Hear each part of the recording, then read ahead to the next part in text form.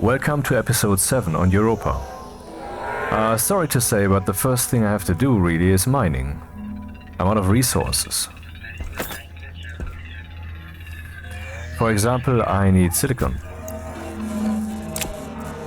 So let's get equipped and get going.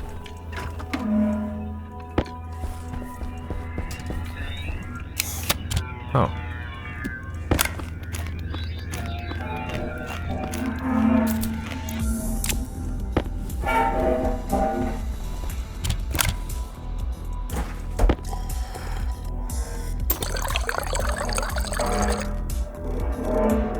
This was suggested to me on YouTube that I should maybe just use a simple cooling system that lets in Europa air and then shuts it out but leaves it in the pipes. I mean, it would warm up quickly when I no longer need cooling. And that seems less complicated than this stuff here with that dude and the pump. So I want to do that, but I lack the silicon to really go through with it. So, yeah.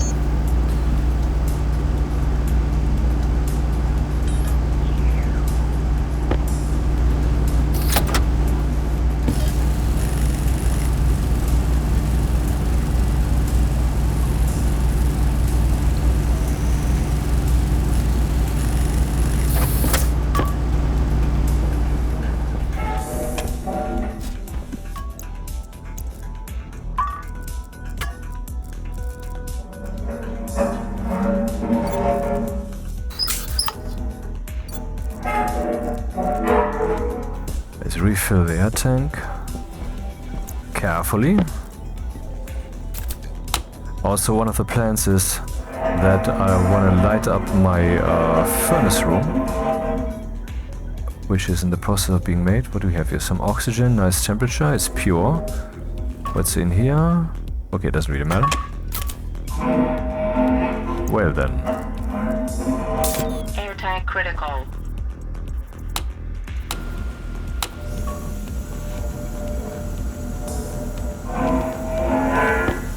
Whoa.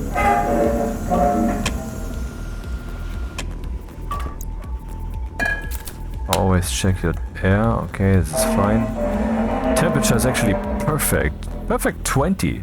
I mean, it's not even showing .0 or whatever. It's just not bad. So let's breathe that before it explodes.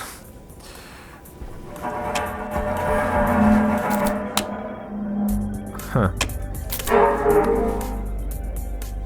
Alright, drinking. Batteries.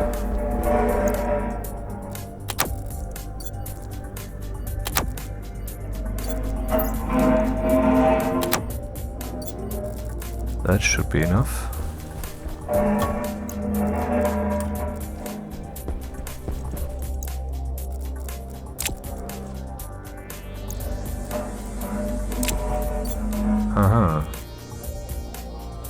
Maybe I should just leave this here. I mean, why carry it around?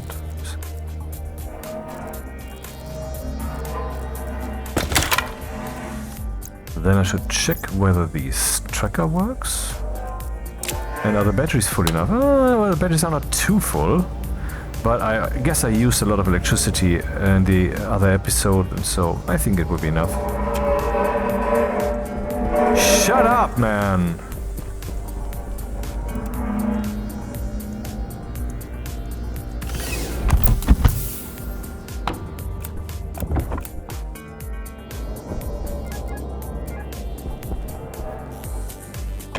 Okay. Bit spooky that everything is dark here. I mean, you can turn on my light, but if I didn't have it...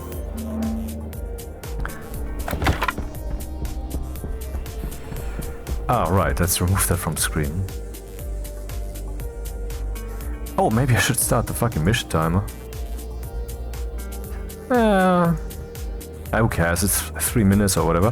How long is the video so far? 4 minutes. Okay, that's 4 minutes missing from the counter. It's not so big a deal, right? I probably paused here and there without stopping the mission timer. Man, I'm really looking forward to the new suits that they already made. I don't know if they're entirely done, but... wait, I have a problem here with my mouse.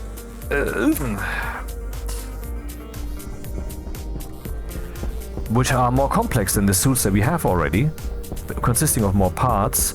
And I believe particularly the cooling system is more modular.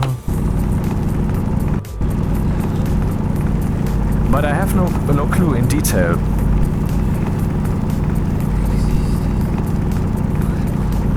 And they want to introduce them, unleash them upon us once they have a gameplay reason, instead of just tossing them in, you know. So, since that is so, and these guys are like the cliche Russians, they don't even go to the toilet without a plan. I mean, taking the meandering path, looking at the meandering path that development has taken so far, or not so far, but in the past, one might think, no, these guys don't really have a plan, but that's not true. They just change their plans as they perceive the game and reality around it to be. But I'm pretty sure that that they have a plan for those suits. For example, I believe that it's just a guess. I believe that it will also be for radiation protection, for example. I mean, right? Or maybe for super high pressure or super high temperatures. I don't know. So really looking forward to that finite landscape, because I will probably get the developers on a path to work on more on some kind of purpose, mission-like situation, because the landscape will inspire that, because they want us to go places instead of everything being uniform. And this then carries the idea constantly in everybody's mind, in their minds and in the minds of the players, in the minds of those who will also create some custom tools, because we will have community-made map generators, for example, that there should be purpose.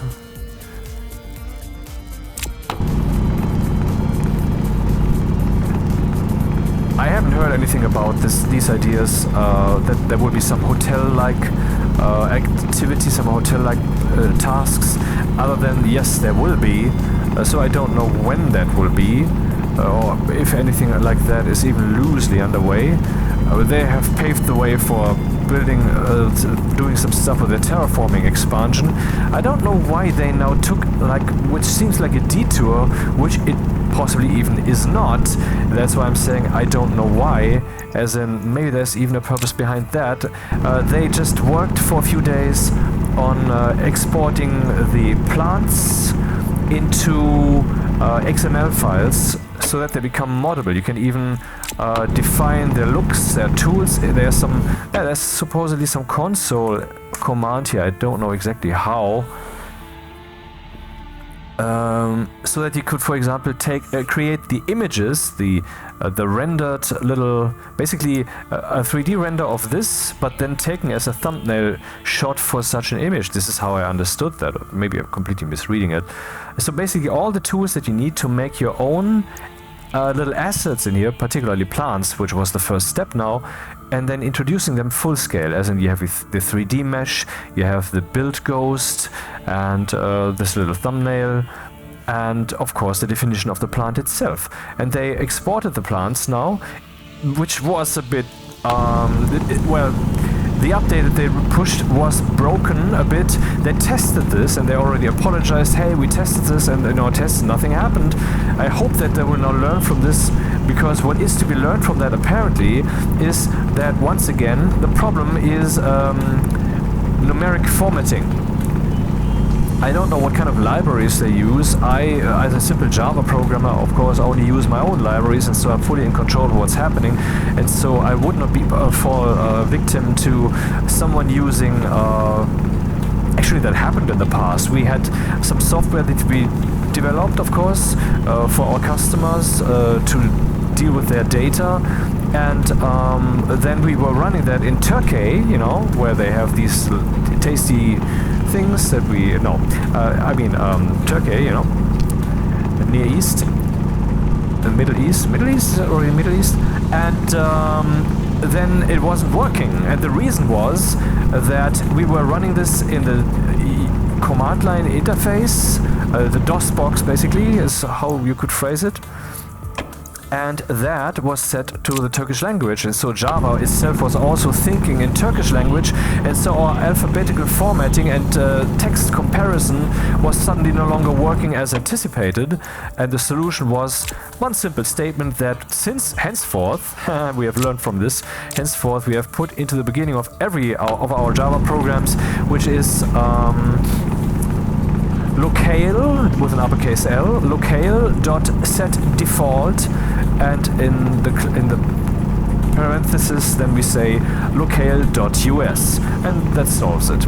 Anyway, so Rocketworks have the problem here that in the countries where numbers are using the comma for the decimal point, for the decimal character, in those countries this new release that they pushed today to the public channel, to everybody, does not work.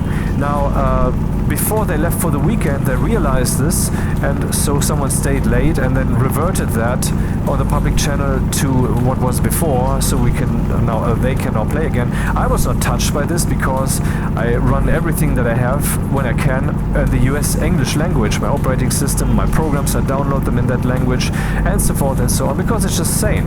I mean, I'm convinced, and I am truly convinced, that English will become the de facto world language. I know there are other contenders like Chinese and Spanish, and why should there be a world language at all? I mean, why there should be is pretty clear, but why should it be a thing that emerges? Because obviously this cannot be forced. Why should it happen that it emerges? And I will not go into that because I have my own views of what will happen with the world very soon. But anyway, the computer world basically began in the English language. I know that Germany contributed significantly contributed to the emergence of the computing machine, but in principle the IT landscape originated in the United States English and British, yes, I know, and so that's at the core of it, and most of the internet is English, and I know that the forces that be work on changing that, that there's much more Chinese and much more Spanish or whatever. I don't care. It will ultimately all collapse back into the English. I know this. This is future that I'm telling you about. Which, how can I know this? And I cannot tell you because it's not the time. It would just cause problems for me if I'd tell you, and so I don't.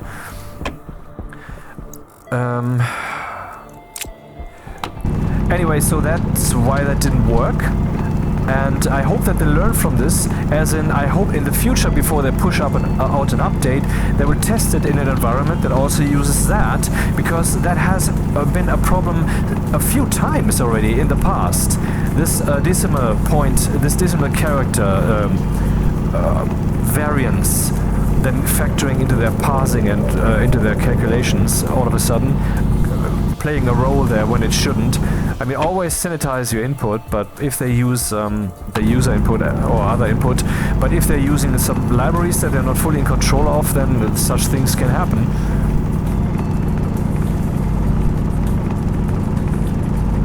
Well, and this with the plants in the XML was only a test. They will keep this, of course, but this was a first step in allowing us to make structures and other items in the world ourselves by modding. So they are opening up the modability of Stationeers much wider. This is the first step in doing that. And so in the future, if someone, maybe the following will be the consequence. In the future, if someone thinks, hey, the volume pump, it should exist also in the mirrored version, maybe Rocketworks will not release such a thing, but maybe then we just do that ourselves. Maybe that's really the consequence emerging there.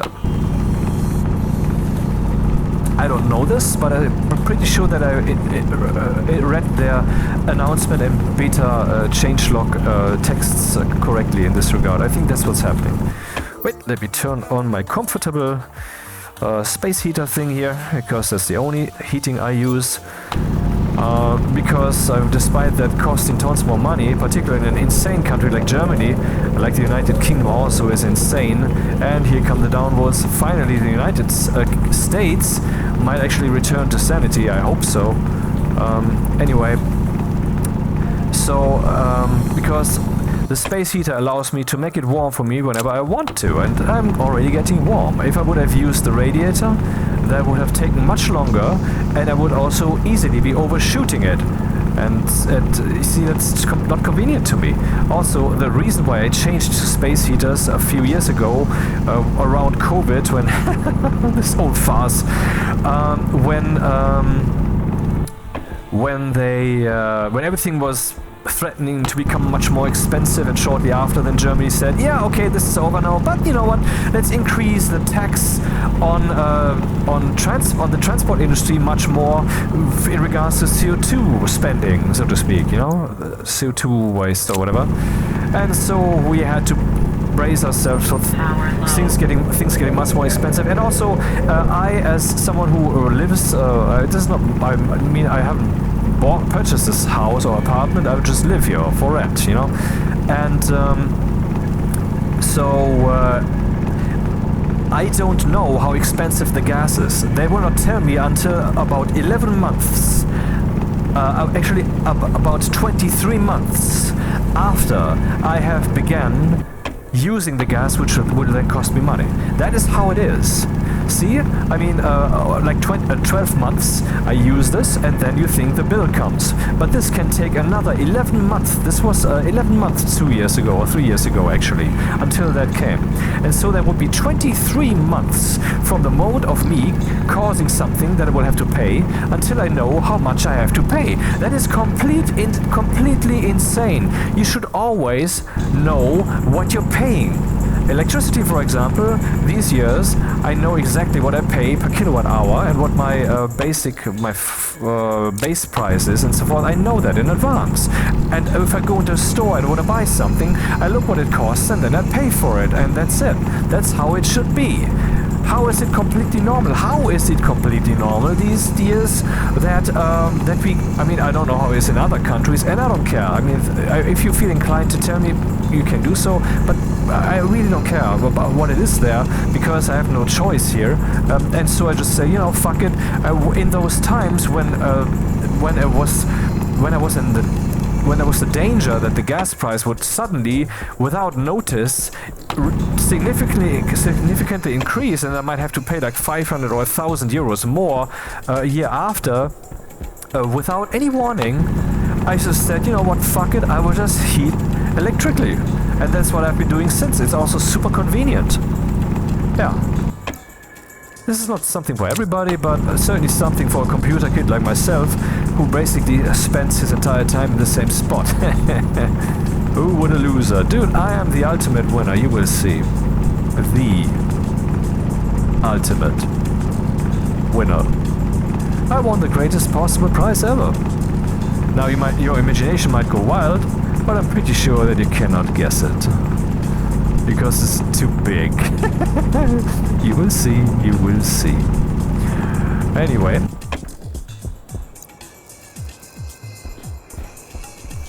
So that's what they did, and then there was on the horizons, of course, the terrain change, then the terraforming expansion. I don't know if they have started any work on that in particular. I don't know. And then there's nuclear power, which will also definitely come. And I still don't understand what the nuclear power would be good for, because, I mean, what do you need that amount of electricity for, if not, for example, for terraforming machinery? But I don't have any rumors, I don't have anything that I know. No. We will see, we will see. So let's change the sound. Yeah, again, the music is not so loud, because I kept it at volume 4 instead of 8. And that's the way it should be. This now is a bit louder, but this is because of, you know, it's a radio, it changes in volume, and the dynamic compression, not to confuse with data compression, okay? I'm talking about dynamic compression. That is when the volume is forced to a certain level by means of, well, just pumping it up and pumping it down.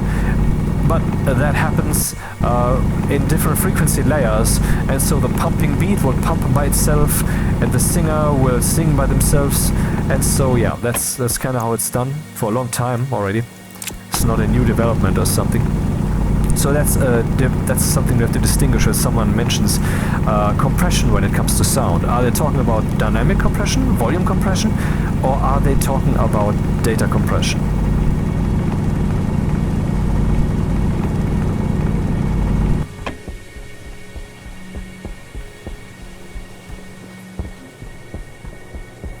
I still don't feel the drive to go work again on some video, so I'm just doing this lazy one. You know, I play through, talk a bit, someone clicks, I'm happy, someone enjoys it, okay, fine. You know, what I've been doing for the longest time, or most of the time when I did this with my channel.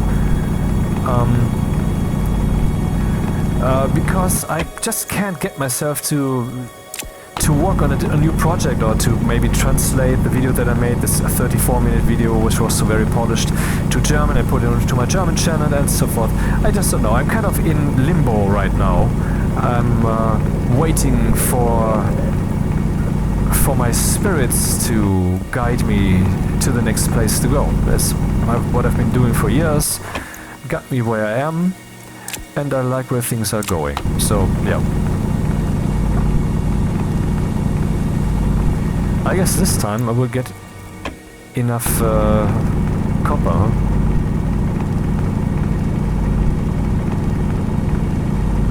Hydration critical. Oh, that again?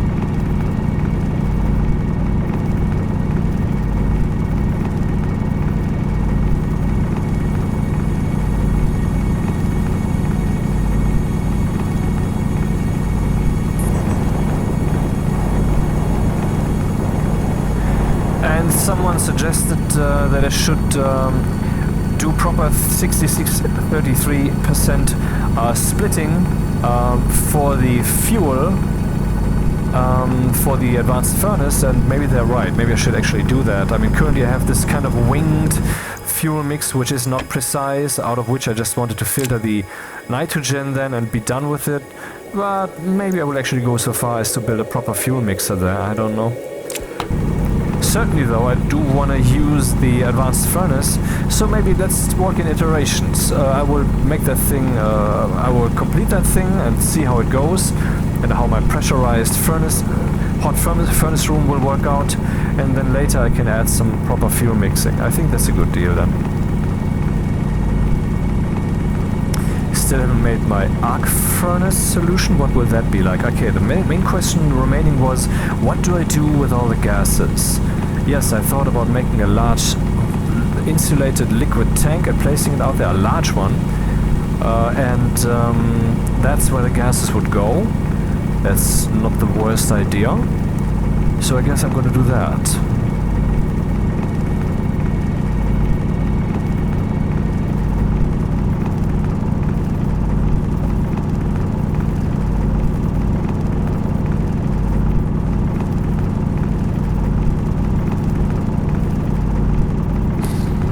I don't get it. I mean, there are people who are protesting with signs saying there's enough for everyone, which is objectively not true. I mean, these people are only used to dealing with everyday terms, you know, everyday terms of certainty, for example. When they, for example, place a glass of water on the table, if they do that 1,000 times, it will work out, but sometimes they might actually fumble it and it falls to the ground. Then they remove the shards, they remove the mess, get a new glass from their locker, and then they move on to the next 1,000 attempts. But I mean, we're talking reality here, politics. Everybody's touched by the things that are happening, and we're talking mathematics. I mean, reality deals in mathematics and logic. And so if someone says, this is what I do now, well, the thing that you do will have consequences. Maybe the consequences will be draining away in entropy, but when it comes to, I need to change my battery here. But when it comes to, for example, the resources that a nation has, I mean, we have learned that recently. I mean, I knew this all along because I am not stupid. But all these, we need to have more immigrants kind of people. They and these, let's shut down the entire economy for COVID and all of that. Instead of locking away in quotation marks the people who are really endangered by it, and just letting the rest run and let it become endemic, which it is now. They, I mean, money is life. I mean, in Germany, for example, a few years ago I had a little accident, and so I was taken to the hospital in an ambulance. And then later I got the bill, a month later or so, and the bill was 10 euros. Yes, I know that Americans hearing this will not understand or will dismiss it as Marxist, communalized, blah blah blah blah blah. But there's it's a question of balance. It's a matter of balance. You cannot just say everybody for themselves. If you find someone sitting on the wayside and they need help, and you can offer help, but you have to make the choice. It will not happen by itself. Obviously, you would have to make the choice, else you will not. I mean, you're not a robot. You would have to do the helping. You would probably choose to help. I mean, it's some simple thing like carry the thing for them, or whatever. Something small, I guess.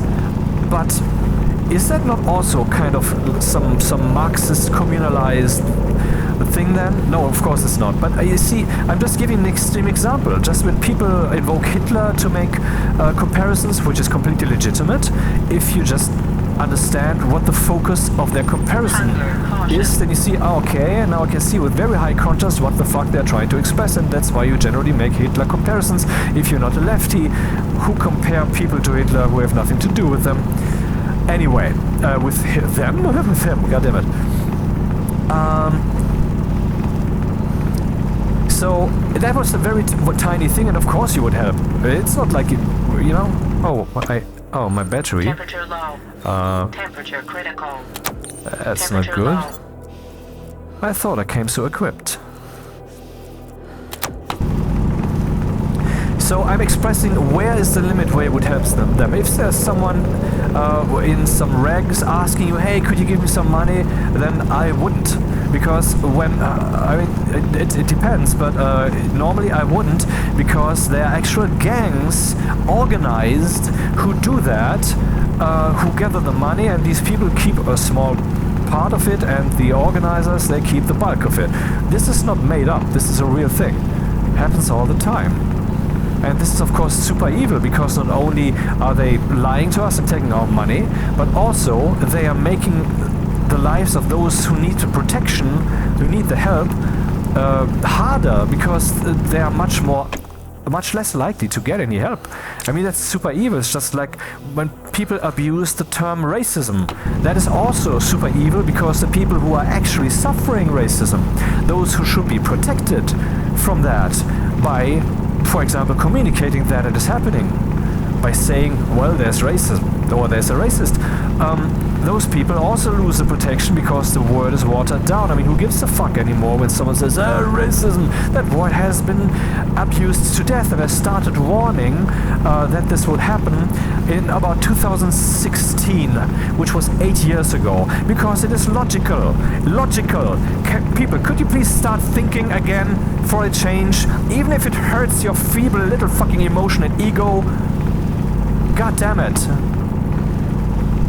But now we have shriveled down the economy to a level that nature itself, reality itself, which is what nature is, right, is now beginning to tell us, see, if you keep printing money, your money will be less worth. And now, even in Germany, if you want to go to a doctor, you will have to pay more, and you will have a harder time to find one.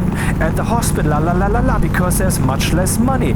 Why? Because the money has been burnt. It has been put on a big fucking pile and set alight, and the people who did that have been re-elected by the people who should have been on the fucking pile, goddammit.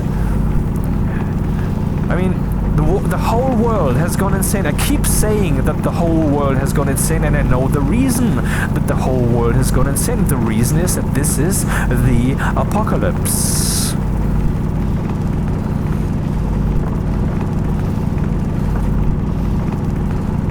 But I'm not talking Christian, and I'm not talking Islam or Muslim or whatever. I'm talking about cosmo-mechanical, information-mechanical effects. I know, sounds interesting, ooh, what a wanker. Or someone else might fall for it and think, oh, that sounds interesting, tell me more. You know, you have to be wary of this kind of shit. When someone throws words at you, this is quantum. It's really, yeah, it's quantum. Oh, it's quantum. Is it Quantum of Solace? That's still quantum, right? No, that film sucked also. So, I mean, every Bond after Casino Royale with Daniel Craig was dog shit. Well, it's just garbage. Incidentally, I'm currently watching all of the classic Bonds again, and I've watched like 6 now, in the right order, so you can guesstimate what that means. And I even, the last one I watched was In Her Majesty's Secret Service, I believe, that's the name, with George Lazenby, and I wished he had made another one, god damn it, that was actually a good Bond. And the ending, great, that was ballsy. I mean, the film was ballsy and daring anyway. And I mean, some people complain about the fighting. The fighting was great. I mean, that guy really could pull it off, and he did many of his stunts himself, actually. I mean, and the guy was not a movie star. This was his first starring role, not even that. It was his first role, period. It was the first time that he ever acted. I mean, he has acted as a hair model, and you can kind of see that because, I mean, when you watch him, his hair perfectly cut, actually too much in my opinion, and when you look at him, you kind of think, look at the hair. I think that's kind of his self-projection, because we do have such a thing, because we are spirits. Yes, we are spirits. Flesh and blood is spirit. The cosmos is mind. You will find out. I'm not kidding. This is real. This is real. Anyway, yeah, the universe is a creation. Did you know? Did you know? But no religion got it right. You know who God is? Everybody. We are the creator. Anyway. So, bonds, quantum... Yeah, cosmomechanical effects, information mechanical effects. Let's reiterate the main thing that possibly many can agree with.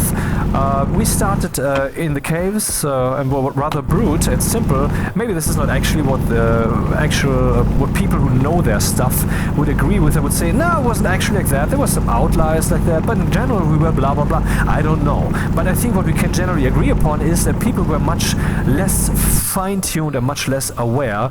So when it comes to what we have, I think, agreed upon is the proper way to coexist, which is the golden rule. Don't do to others what you don't want them to do to you. And then the positive, the optional side, do to others what you want them to do to you. That's the optional side, I repeat. So no one is obliged to do that. I think we can say that this, of course, requires a mind that deals with that, a refined perception, intellect, and I think much what we had in the days past was much less of that, much less awareness, much less of ability to distinguish, which is a key component of intelligence, the ability to distinguish, you know,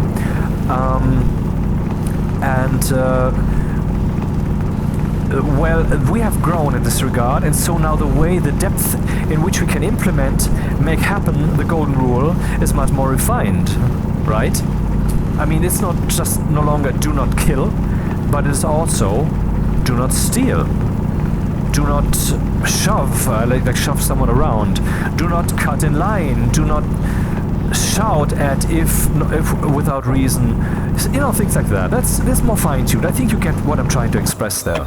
Hunger critical. I should go back because my health is at risk, even though I'm on a roll here, and once I'm constructing I cannot talk, and I fucking hate that. I mean, I would really make some videos where I'm only talking with some preparations and such, which is called blog post in speech, or called what are they called, these things? Podcasts, right? I think, but I think that would be not so welcome, and so I just abuse this captive audience situation. Apparently, I do so. Excuse me. Oh, there it is. I just thought I had possibly left the tablet at home. 700 meters. That figures. That's my life. You know. That's of course it. That's the flow, right? That's what would happen if I go this far out, and I don't think I have anything on me. This is a problem, man. God damn it. But safe anyway. I guess if I die here, I will just cheat. Just fuck it.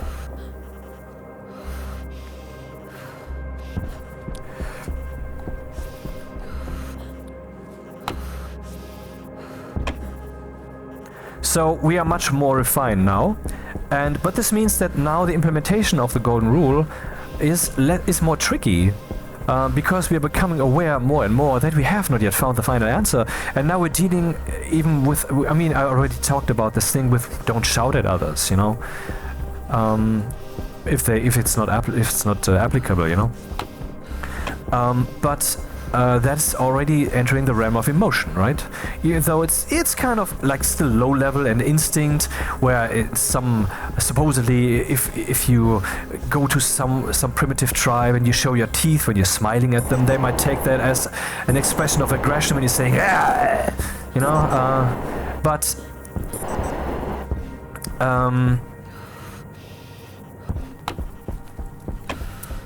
that is very coarse still, very instinct level. But I think we can agree that there are also more fine-tuned interactions, and this thing with don't shout at each other if it doesn't make sense is kind of on the threshold between it just being an instinct and raw body power animalistic thing, and it entering the realm of emotion and refined social interactions. This is an interesting race against the clock, particularly since another problem will now enter my damaged heart, which is my food. Once that is at 0, I will die much more quickly. And I don't know if I can make it. This is gonna be really close. I will have to eat and drink. I have that stuff in the fridge. 200 meters still. If a storm would kick in now, that would so kill me. Day 6, maybe I should make the weather station. Yeah, that should be the first thing, because that's reality level. First you deal with reality. When reality is solved, you deal with your house, which is kind of the argument that the climate protectors use, and I understand they're arguing, of course. See, the problem with their argument is that. Let me pause for a second to take out a bit of the haste that I feel, to relax more. The problem there is that this is an all-beating argument. When you say the entire world is at risk, so why do you want to save your job, your car, your family, when once you have achieved these things, once you have saved them, the world around you within which you are embedded, that you rely on, dies? What good does that do? You have to save the world first. That is the higher level set within which all that is contained, and therefore that's priority, and therefore we all have to glue ourselves to the street. It is justified. That is the kind of thinking that's happening there. And maybe they're even right. However, the problem is that this kind of thinking, if it is not applied correctly, I mean, it's just too absolutist. I mean, if you use that kind of argument, you can also start going around killing people. I'm not saying you should. No, I'm talking concepts here.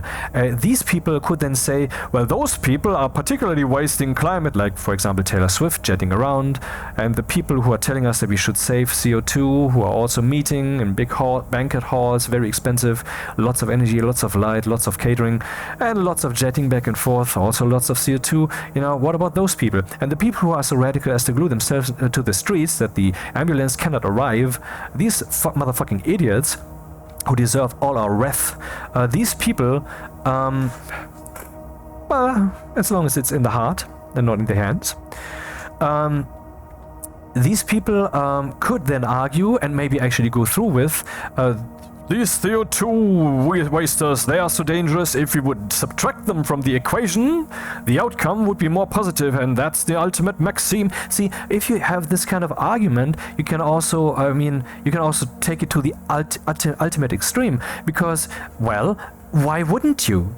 I mean, someone on that side would say, nah, that's taking it too far, but someone else on that side would then say, dude, remember the argument that I put forth? We save the world, else everything else does not matter anymore.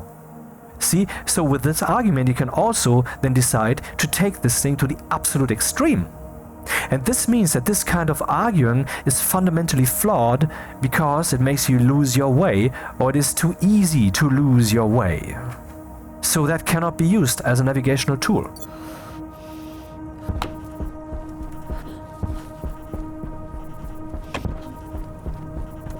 Man, this is going to be very close. If I make it at all. 90 meters. And a mountain ahead.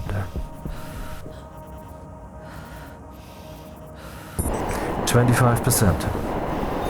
Health critical. Yeah, it is. I'm very aware of that. So there's the entrance. I'm coming from the right side. I think we will make it. If I don't fumble this.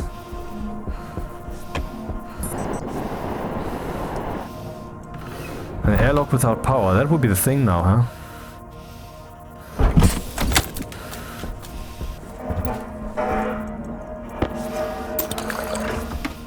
Saved.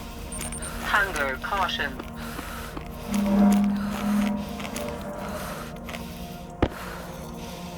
%, health, 21% health. Woo! I didn't expect that to get this close. But anyway, we're fine. And I mined the crap out of this. And I talked your ears off. All is well. We don't have ears anymore. You cannot say that in response to what I just said if you don't have ears. So stop lying. Okay, let's recharge all the batteries.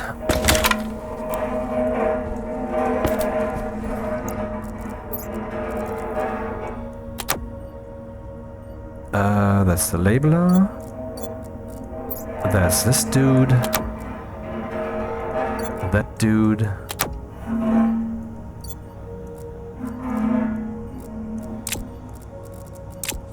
And then, of course, this one. So, step one, after all of this, let's go and melt some silicon, because that's what I am currently... I need it. That is not English. It's English. Beep. Pop. Yeah, let's take a short look at the furnace room. There will be very high pressure in here. And a very high temperature, I guess, at least that's the idea. Maybe I should place something here that will allow me to recharge my oxygen, because I might need it. That, though, should then be an insulated thing, else the oxygen itself will heat up so much I cannot breathe it. So it's an interesting plan, interesting endeavor. Yeah. And there should be some light in here. And I have to take a short break. Nature's calling.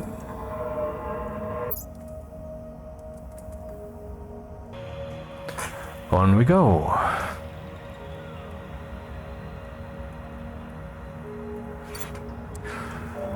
Well, the thing with the climate, now you might say, well, you cannot use an argument like this arguing with a top-level hierarchy, a top-level set. The entire world, if it gets lost, what good is it then if you succeed in business?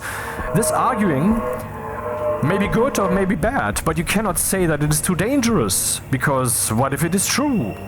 See, the problem is, we're dealing here with a very high energy thing, or very high level, very all-containing.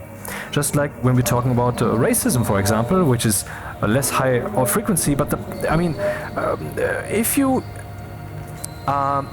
it just needs to be used truthfully. If the term racism and racist is used truthfully, yeah, then go ahead, that's good, that's right, that's the way it should be. And in the same way, this all-containing set concept should be used. But it's no wonder that the world is disagreeing on the matter of climate change, and I'm not stating a position here. My position, I even honestly, personally don't have a position. Because I'm not sure what to think. And so I don't make a choice. And I'm also not an enemy of the idea of, well, better safe than sorry. I'm also not an enemy of that. But I'm not really quite on the side of the climate change people either. Because, I mean, they are a hysterical bunch, aren't they, often? But okay, let's not longer talk about that. I'm saying that, the more important something is, the more truthful it has to be. Let's say you want to cross the street. Now you have to determine with certainty that there's no car coming. You do that, you cross the street, you're fine. Because it's a very high level situation. If you fuck this up, you're dead. Or worse even, you're sitting in a wheelchair. Now if anyone is listening, sitting in a wheelchair, I guess you have accommodated yourself with that, and I'm not shitting on you, obviously. I'm rather doing the opposite. And I know that you hate it, that people pity you the whole time, but that's like, I guess, like when people say hello, good morning, and all the cliches, that also gets on your nerve at some point, right? Just let me live my life and stop with all the hollow shit. I mean, if someone calls me and asks me how do you do, I try to abstain from responding, but usually I respond with the truth. I say, well, not so good because this week started in a bad way, and so forth. I hate that. It's like when I ask Microsoft Copilot, which is, by the way, it's free. It's in Edge. You just have to click the icon at the right top, and you can just ask the things. Pretty good, really. Which is way better than Gemini, which you can use in Chrome. I have tested them back and forth. Oftentimes, it is way better. Not always, but most of the time, it is way better. So when you ask the thing, then it will give you the information. In the end, it will give you some stupid, hollow fucking question like, do you have a general interest in this topic? You know, as if it's some kind of friend that is communicating with you. This is, of course, a generic thing, and of course no real interest there. I don't know what the purpose of that is, but I hate that shit. If someone, I mean, it's also what people do, what YouTubers do, you know? I don't, as you know, I am pure in this regard. I don't ask you, subscribe and like and suck my cock, and you know what to do. And I'm not telling you, and comment, because, you know, when you comment, that helps the, tells the algorithm, people are engaging, so this video is probably interesting or whatever. I don't know how this works. Anyway, but they ask the people then some inane question that they expect them to react to in the comments, and that is such mindless bullshit, dude. You and I and everybody is here to live their lives, of course, but also to spawn or bring forth or support consciousness. You are not to sit down on other people's consciousness for your own convenience. You're only to coexist on the same level or to lift them up. That is the only way. Everything else is a sin, and I mean it is a sin. A crime against God.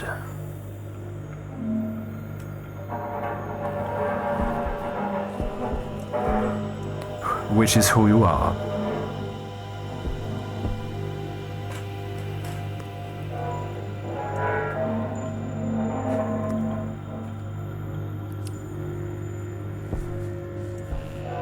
I guess I would start with the... No, well, this is getting on my nerves here so much that maybe I should start with this, huh? So let's make first a big fucking tank. What did I do there? That stuff, okay. Now maybe some more copper.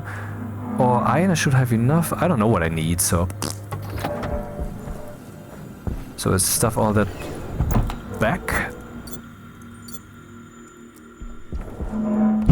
And make the large fucking tank.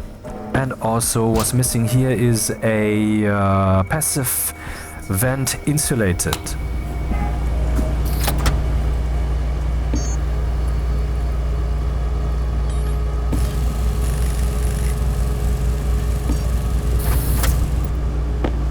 So here we have 2 liquid insulated tanks and no. They are directly adjacent. Hilarious. Okay, I need 3 of these. Can I make 3? No. I need, guess what? Silicon. How silly of me. Okay, cosmomechanical effects. What am I talking about?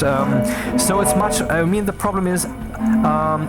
we are faced with the fact that I have to... Tank critical.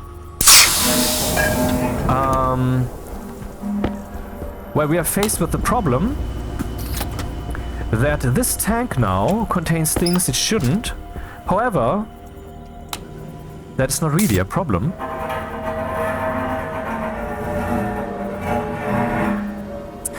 Because I have all the machinery already installed.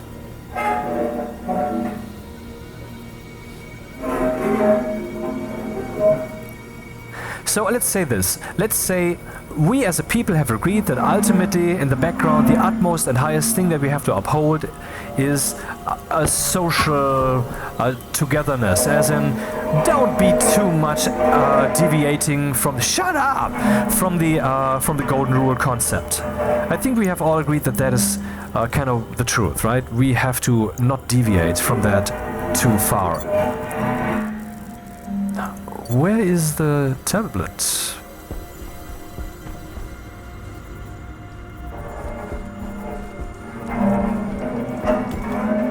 No, that's not it. Where's my tablet? Where did I toss that? I don't get it, man. I put the drill away? Wherever? Oh, wait, is it possibly here somewhere? No.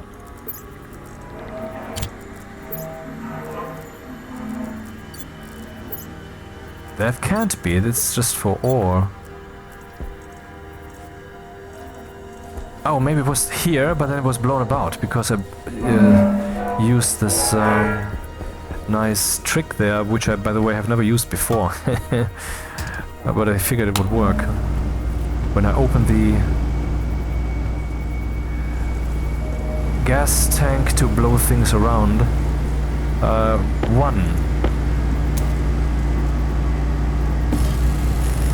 2, 3, perfect! And I realize I need even more silicon. But not now, not now. So where is my tablet? Where is it? Where is it? There it is. So this by now should quite be empty. Oh, it is empty because there's nothing in there. Yep. And then we pump up the jam.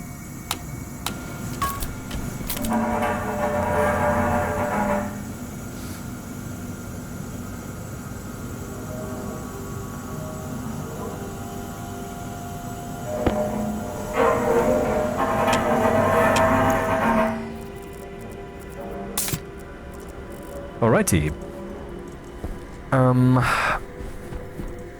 Do I have some more silicon to smelt other than the 6 that I have on me here? No. Yes, I do. Well, don't mind if I do. Turn off space heater. There's a bit of a downside that these things can only turn on and turn off. That's why I have multiple, and I actually did the math. I wrote a little Java program in which I inputted all the different space heaters I have. One with 300 watts, one with 600 watts, one with 400 watts, one with 900 watts, one with 1800 watts, and so forth, so that it gives, so that output to me all the possible combinations that I can achieve. Not that it really helps, but I was curious. Yeah. So, I mean, I would like to scale that. I mean, electric heating is the most efficient way to heat. The problem is, how do you get the electricity? You know, obviously. That's the problem. Okay, let's seed.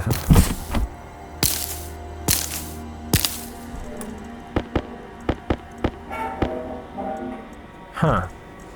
Well then.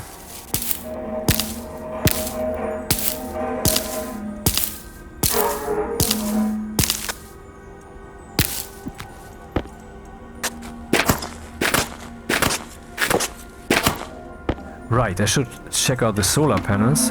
Okay, this is 5 hours, this is 8 hours. Now it's 10 hours. Okay, who cares really? I mean, now they're both 8 hours, that's why I did that.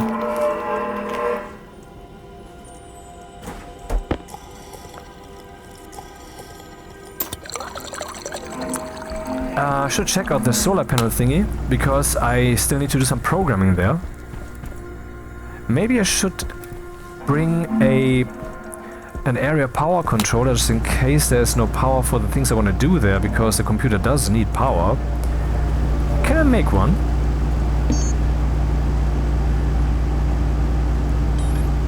Iron, copper, solder. I don't have copper here.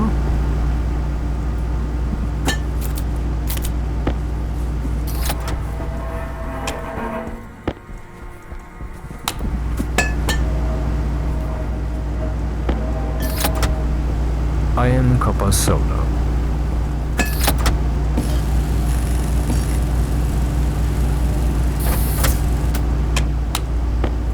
Yeah, I keep forgetting.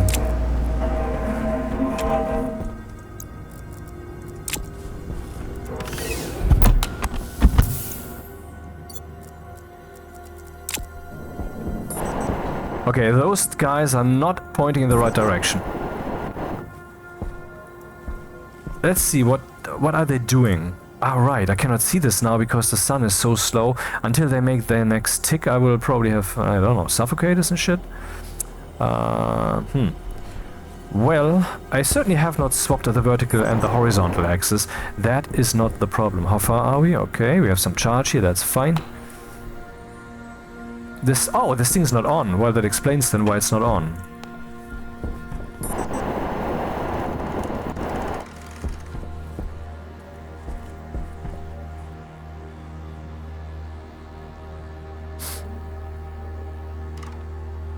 Oh my god. What the fuck? I mean, the flow showing in this video from time to time is ridiculous. Though that spanned 2 videos. I did this in the previous one, or the one before that. Anyway, I accidentally programmed it right. That's completely funny. So, let's, for those who are curious how I placed that and just want to memorize that, it depends on the placement of the daylight sensor. I placed it on the ground and I placed it in a certain orientation. So what I did here, I added 90 to the vertical and I added 90 to the horizontal. Yeah. And I placed it this way. Let's see what direction I'm looking. Let's say the cable has to point a direction. The cable is also pointing to 90 degrees. So I added 90 to both angles. This thing is pointing to 90 degrees. And the solar panel's power is also pointing there. So the power is pointing to 90 degrees. The daylight sensor's cable is pointing to 90 degrees, and I added 90 degrees to both axes. So maybe that's not really what you want to follow, but if you want to get this set up blindly, this should work every time, at least on Europa, but I guess other worlds are the same. Well, I'm done here. Now it should be charging that with how much power? Well, I don't know, I didn't put the thing in yet. But this should charge nicely. Yeah. I am in charge now.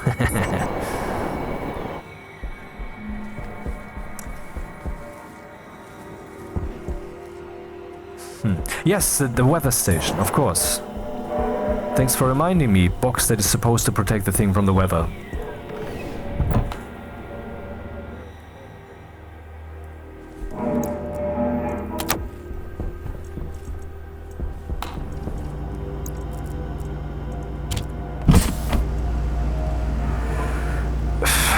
So the tank could be built.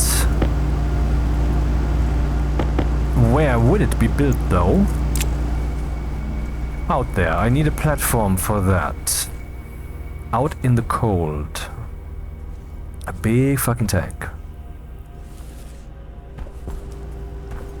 Not directly here, because maybe I will expand that even further. This, though, seems like a good place. Do I have some frames on me? 24. Yeah, I could do that right away. What about the battery here? Oh, it's full. Good.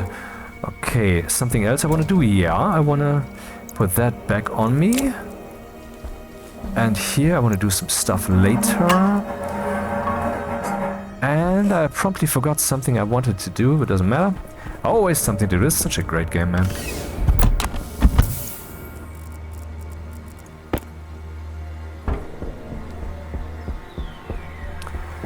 So, the apocalypse. What am I talking about? I'm talking about that we will all basically have no choice but to eventually be ruled by demons. Maybe that is already maybe that has already happened, and now we're beginning to see the turning into the right direction. I don't know, but it would ultimately be what happens, and that's logical. It's inevitable logic. I don't know if you would agree, but in my opinion, it is just logical, and therefore it cannot be escaped. But let me first put this up here.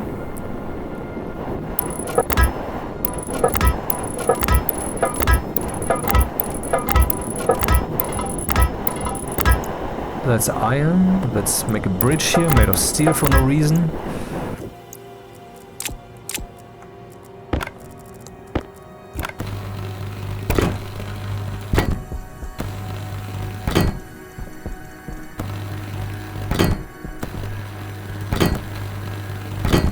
It was rather easy to judge what would be right and what would be wrong in regards to the golden rule, but it became more complicated because we have to consider emotion. We have to consider the will itself. We are no longer just surviving. We are now individuals which can decide what they want. We have our own lives. We are now, well, our own little god who can live whatever life they choose, like the one we were before. Now we're doing that together, and that's really what heaven is. And but will itself is not just because the universe is actually will, you know, it consists of it, or was made by will, or whatever.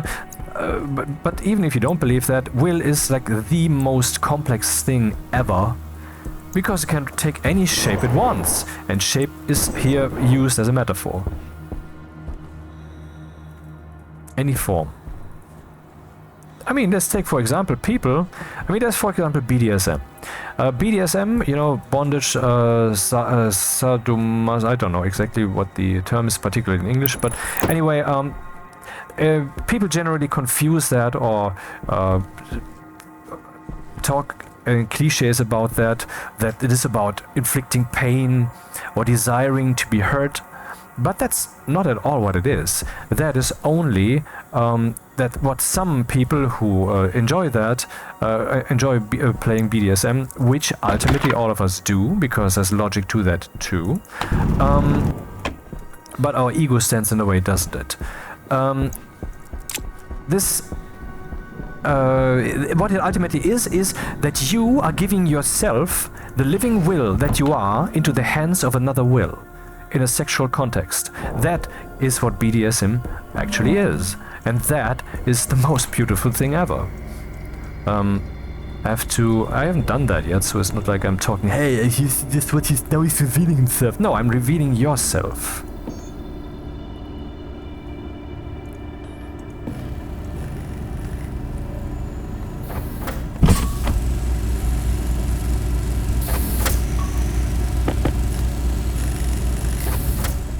So the conversion to liquid, that would have to happen here, in this corner, I guess. Oh, the suit is not so very powered. And guess what? No more silicon, silly me. But I got some reserve. Not again. Dude, I can't do this all the time. Waste tank critical. Yeah, it's fine.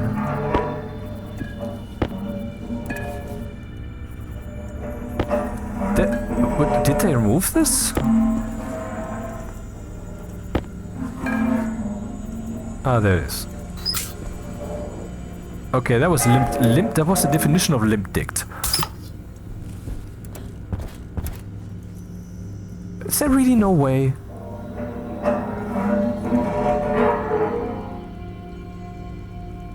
And it landed exactly on that fucking spot. No fun. Oh. What did I want to make? These guys. And let's smelt some more.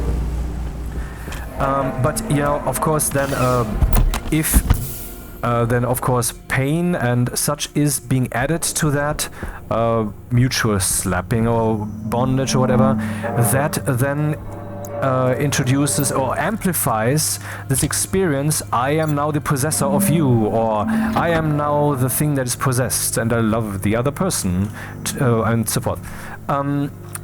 But how did I get there in the first place?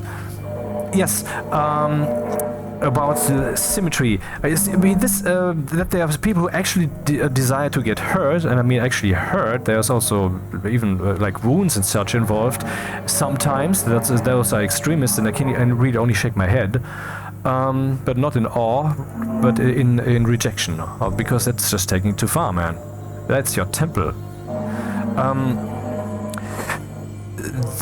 That is an extreme thing. Now, if you would say we apply the golden rule, obviously in this case we have an example where applying the golden rule is tricky. Just because someone would like such a thing to be done to them, does this mean they can now expect to treat others alike? When I sit in the office and some stupid asshole motherfucker comes in and says, "Hey everybody," and then insists on shaking everybody's hands with their unwashed fucking paw, which I try to refuse, but then they will instead go for my shoulder and hit it. Not just tap it, but hit it. Like, I am not that guy, and that is a violation of the symmetry. This is a violation of the golden rule. Now you might say, how should the other person know? Maybe that's even a good example. But I don't want to. But in this case, I mean, the person could know if the person would want to know, because I would certainly make the person know. But I do know that the person does not want to know, because the person does not want to be disturbed in their stupid animalistic routine low-life flow. They don't want their will violated, and that brings us to the ultimate climax of the golden rule problem, which is that ultimately what we have to do is we have to satisfy each other's will. I mean, not necessarily give yourself up because the other person decided so. No, that's taking it too far. I mean, we have over history developed some kind of core understanding. This is what we are, who we are, and this is upheld. Well-being, physical well-being, for example. But the periphery is very much in motion, very much unclear. For example, can someone prohibit you from speaking on the internet about other people in a way that is not ill, but is using the wrong pronouns? I mean, this kind of bullshit is happening. And now if someone is listening who is of the colorful persuasion, I am not your enemy. And I'm also not entirely on your side. I'm on my side. I'm nuanced. You don't know what side I'm on, no matter who you are, no matter what topic I speak of. I can only slowly, bring you up to speed to where I stand by making you understand the world more. That spawned you. Or that you spawned, who knows? Come on! Must this be so hard? Oh, here we go. There was something. Living on the edge. Ah, there it was. Ah, okay, I have to look straight down, and then I get it. Nice. Oh, look at that, we have pipes. Wonder which resource ran out, huh? Silicon. Silly silicon, always you must run out. On me. Have I not done so much for you? Why do you leave me?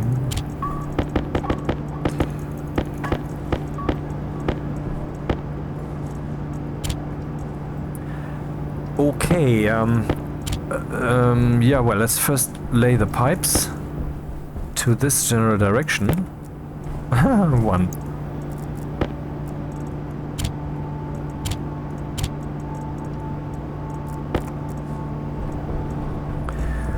So it's getting harder to really know what is right and what is wrong in regards to another. But the the goal still is, and people insist on this even more these days, don't they? Because that is, of course, part of their will. They insist on being loved, which is an extreme version of phrasing what we all know, this golden rule thing. Because, of course, it's love. That's what it is. Because love is thy will be done. Temperature low.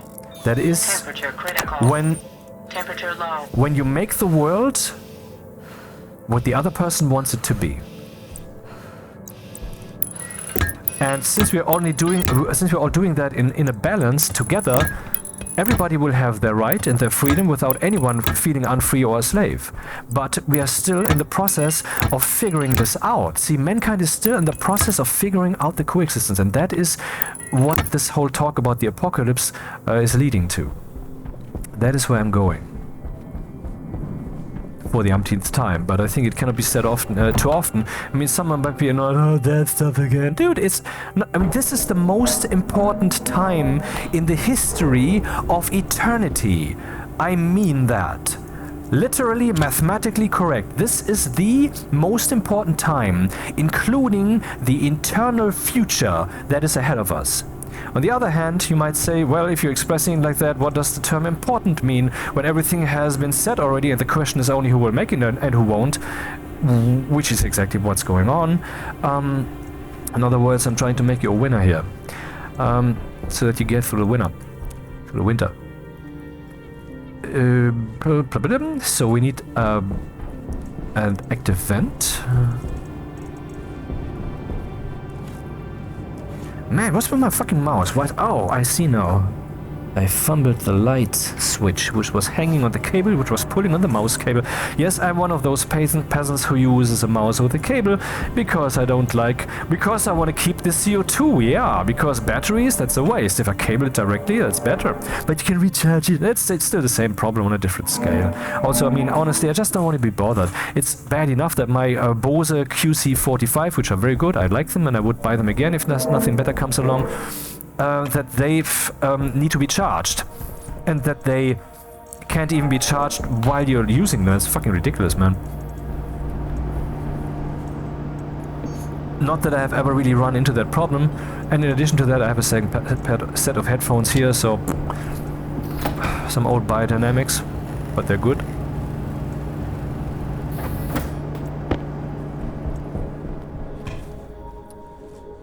Alright, so there's the cable here, then let's put this guy here, like that, so the amount of cables to be laid is minimal.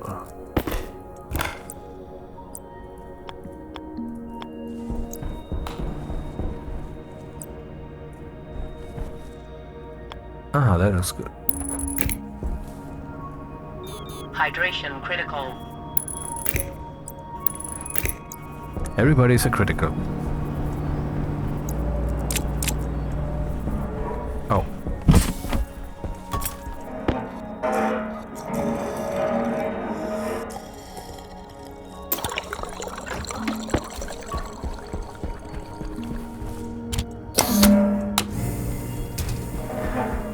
So, the problem of figuring out how to implement the golden rule.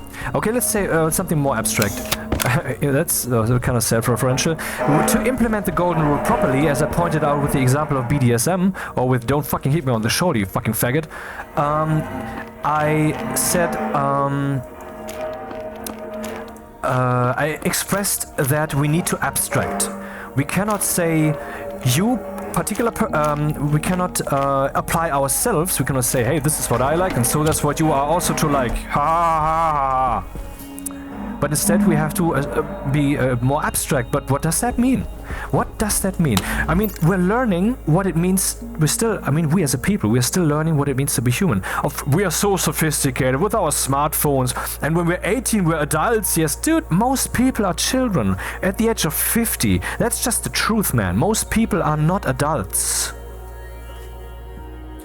We're still figuring out what it means to be human, to be a person, and equally, we are also still figuring out what it means, what the other means. The you. What does the word you means? As long as we're still trying to figure out what I means, we're implicitly also trying to figure out what you means. And so we're still trying to figure out how to implement the golden rule, how to properly coexist. This is the one greatest project, so to speak, of mankind. How can we properly coexist? That is what has been with us from the start, and it's not optional. That's why we're even pursuing it. Stupid lazy bunch that we are, or rather you. And And we are now basically accelerating this to infinity, so to speak. Let's talk about abstractions for a moment. When a company implements something that works well for them, they might do the thing more.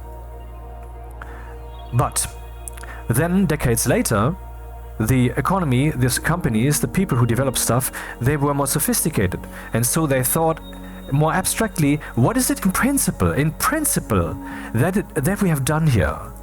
Could we not do that more? Because it seems to be a good thing. And that's this abstraction, that is something that's happening so massively in these years on all fronts. Also when it comes to coexistence, also when people throw arguments at each other, when they say this is right because then they always climb to the highest possible abstraction. What they're ultimately doing there, I mean, if the other person does the same, they might come. Oops, sorry, I'm entangled with the cable. Yes, my mic too has a cable. They can also invoke the highest level abstractions, like we need to save the world, and therefore what other examples could I bring? For example, biology, or what have we learned about the human mind, or what have we learned about locations where we grow up, whatever. So people would throw that at each other, and both would be contradicting each other, but they would both claim on the highest level. What does that mean? That means that what we're experiencing there is just a collision of will. It is no longer reasoning, it's no longer logic that is meeting on the battlefield of arguments. What's meeting here is energy. And energy, will itself, cannot be, defined. It defines itself. Or let's say it like this: if you want to do right by someone else and you don't know them, well, then maybe you want to be careful with them until you know them better, and then you can do right by them, which you did before also, only less interactively.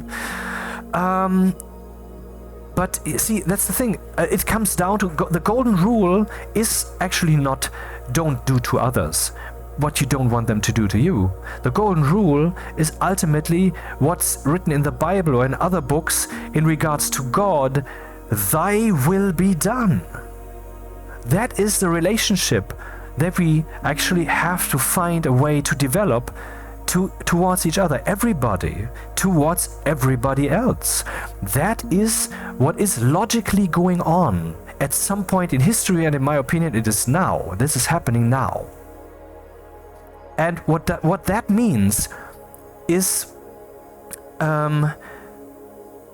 that we can ultimately, if the highest rule, if the highest goal really of us is not to violate the will of the other, which it will become, I can promise you that. It will become that. And then there will no longer be spam mail, and no longer 1,000 passwords. You only need one password. It can be 1, 2, 3, 4, 5. If there's a password, someone will see, okay, I'm not supposed to get in there.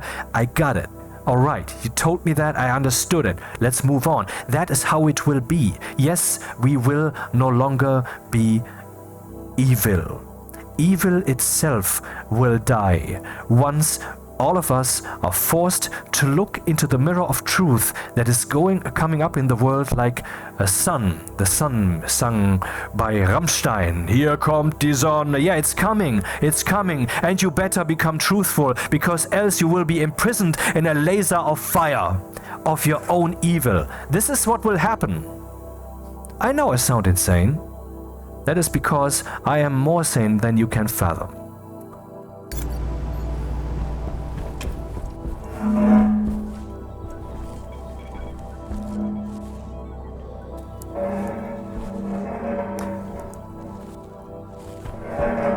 Maybe I can build this in parallel without removing the old thing.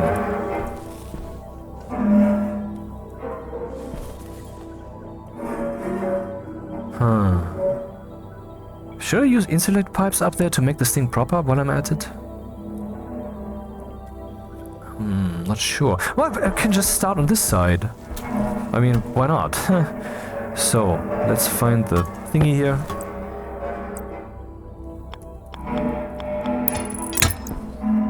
Do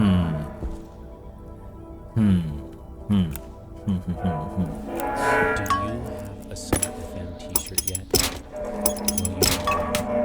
So go to summitfm.com/t-shirts. They're available to our supporters at the $50 support level. You can see some pictures of some of the other people we work with and their Summit FM t-shirts as well. Oh, it's a one-way valve! No, it's not one way. It's just the arrows are stupid. Okay.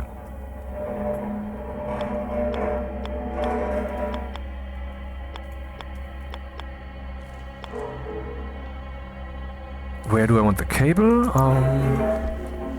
On this side. So let's rotate that once more. And then use insulated gas pipes. Which I don't have.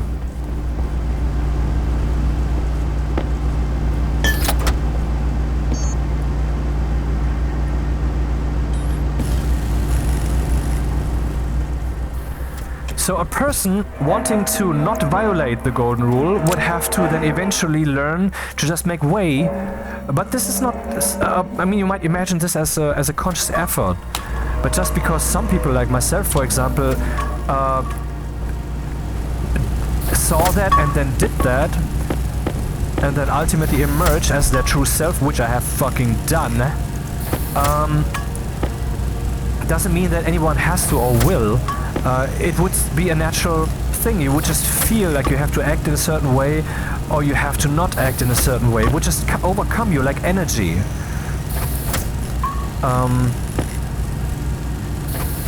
Like sometimes the feeling of awkwardness might overcome you. I'm not saying that's a sign of truth, not at all. This might be indeed a sign of someone else abusing their will in your vicinity and you're just feeling that physically, which might be a thing. Because this is the spirit world and will is all that is. Yep.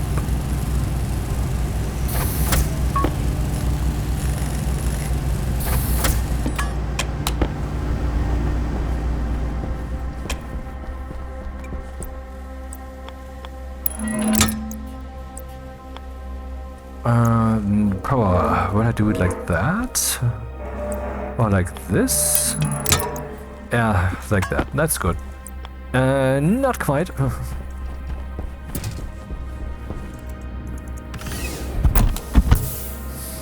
I wonder how good this cooling will be.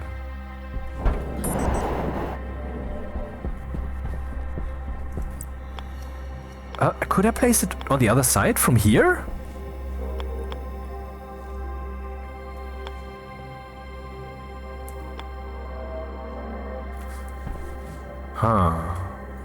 I don't know, but there was something, wasn't there? Okay, valve is closed.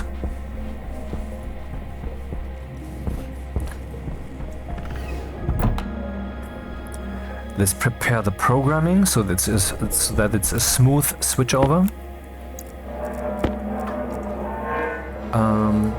And first connect the cable.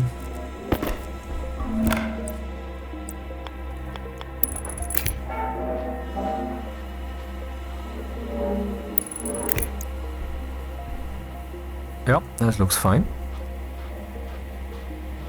So this dude must now be auto-switched by the computer. So let's copy... Oh, I don't have a battery in there.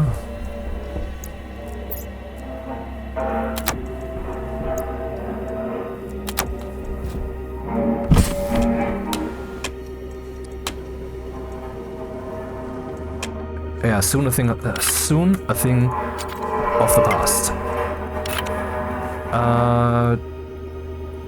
That would be, or just valve. I mean, what other valves are there that are digitally controllable? Valve cooling, and then I would just make sure that this valve is never on and see then whether that's actually effective. Digital valve. I would assume structure digital valve. Yep, okay. Edit. Cooling, cooling, cooling. Here we go. Define valve. 5 valve. Hash. Not quite.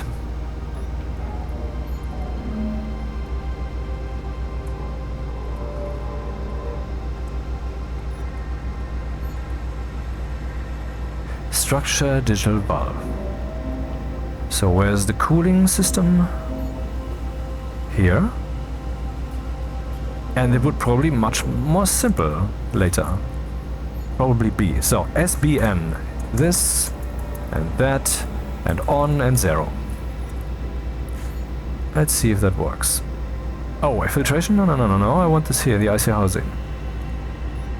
Okay. No bugs apparently, and it works. And that is interesting. Then it pumps the... Funny, it pumps that into the room here. Hey, that's a way to cool it.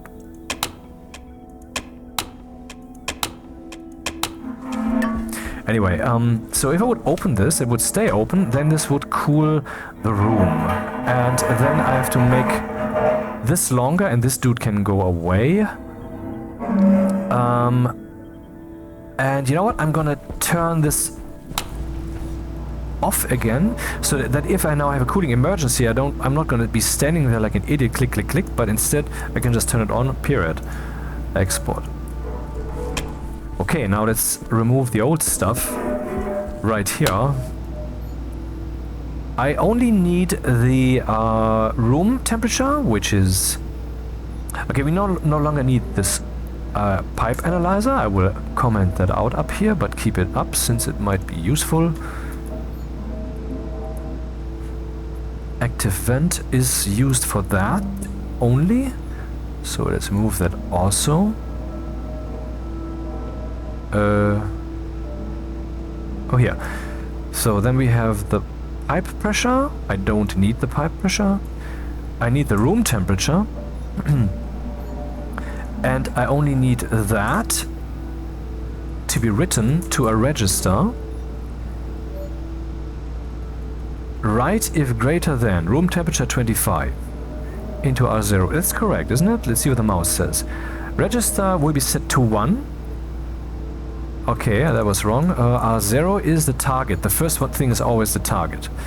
So, if A is greater than B, so this then. I hoped they had removed that editor bug by now, but no, they have not.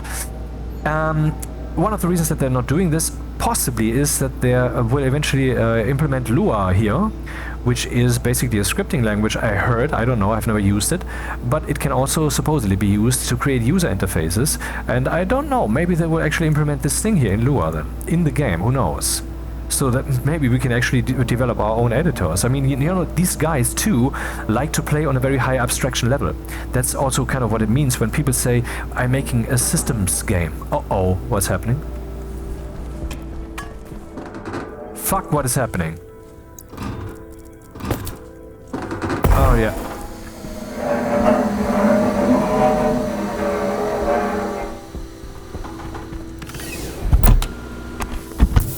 That was quick. I guess stuff is freezing, huh?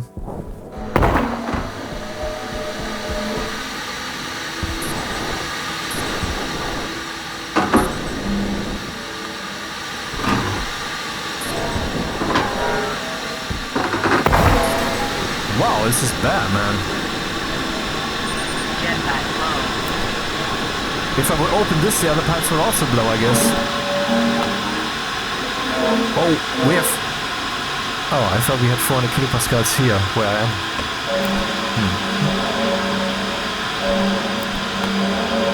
Oh, 5.4 megapascals, the pressure has indeed increased. And we have 200 liters in there. I think this is more than we had before.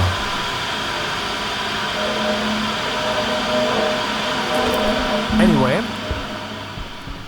as I was... Interesting, huh? I'm trying to fiddle with the cooling up there. Now things are beginning to become a bit time pressure, you know, 24 degrees and rising, I guess.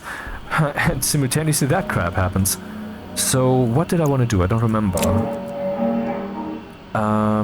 Yes, I was on the computer when the pipe made this sound. So do I need the... So if... Hello? Yeah.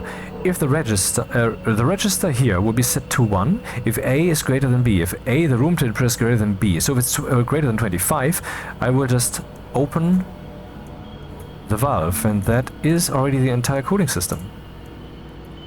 Which is a bit more simple, I would say. So, very nice tip, I would say.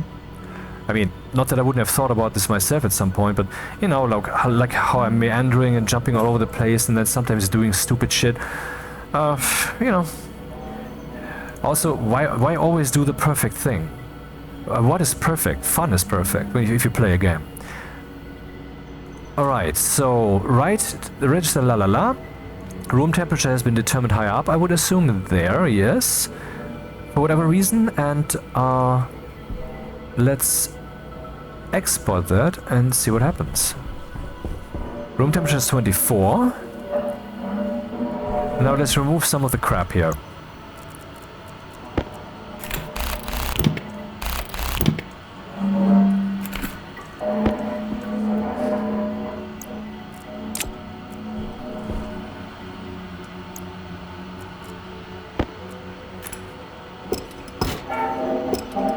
Yeah, it's actually pretty vital that I disconnect that up there, because once there's gas in the pipe, the old construction would equalize the temperature between the room and EUROPA, and the gas would not get out. The gas would stay in there. This valve only serves to refresh the temperature situation.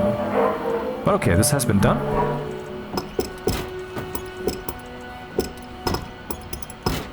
I would probably put more of these guys here, but let's first deconstruct what we have there.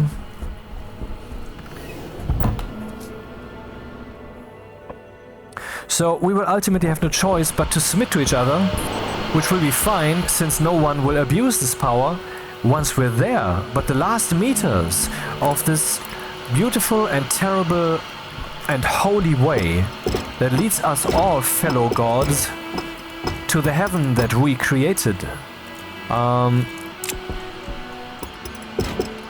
will probably be beset by the iniquities and foolishness of evil men of both sides, blah blah blah. You know, that stuff.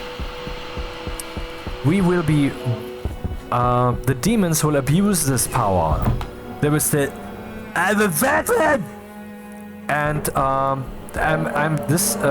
there are people who sound like that, and the people on that general side of the aisle know whom I'm talking about, and that I'm not talking about them. Okay, so these people who then want to sue the shit out of you, particularly in Canada and other completely retarded asshole shit countries, at least when it comes to laws and such, these people, they are the demons. But there's also the politicians who will just lie their socks off, like Kamala Harris, obviously. I mean, she was telling you all the things that she will do once she's in office, while she's in office, which she was. I mean, what the fuck? Are you kidding me? I mean, how did anyone buy that? That's what I'm saying. Mankind is insane. The people do not... people, we are gods. We are the rulers of existence. We are the rulers of reality. We have acquired stewardship of this holy blue marble, the only place in the cosmos that has intelligent life, mark my words. We are the result of the cosmic process of evolution. And we are responsible. And this means that when we vote in an election, we must do that correctly. Instead of like, well, I like her face and she's black and she's a veteran. That's also, which is important. Dude, I get the sentiment, but I don't get the prioritization.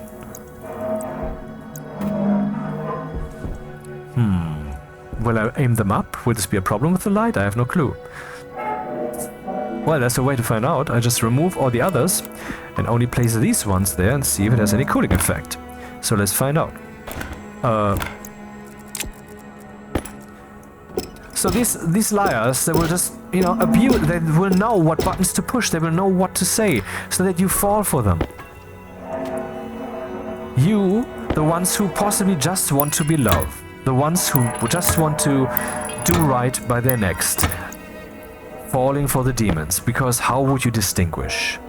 And that is why you have to be skeptical. That is why you have to not accept information that is given to you, particularly when it's given to you by news organizations. Why? Because these guys get paid to deliver 24/7. They get paid not by you appreciating the news.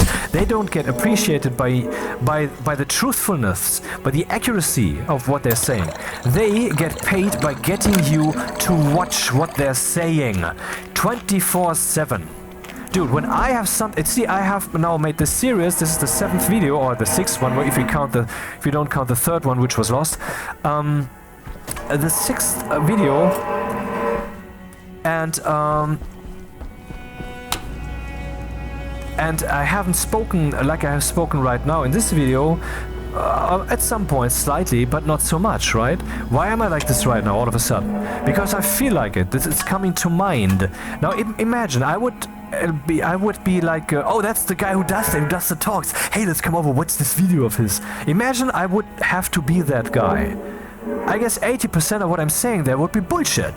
Like 80% of what they're telling you is bullshit. You cannot tell the news accurately, perfectly, and also in a balanced way, as in, what are you talking about in the first place? 24/7 on 20,000 fucking competing stations. That doesn't work. Is that really too high for your concept to grasp? You fucking idiots! In other news, let's see if the cooling works. The pipe, I presume, is now cold. Where is it? There it is. Minus 140 degrees, and it is exchanging. Well, it's getting, you can see here, when you look at this number or that number, there's no number there I see, but I'm just explaining abstracts. If this number is positive and or that number is positive, this means that that energy is being lost, heat is being lost.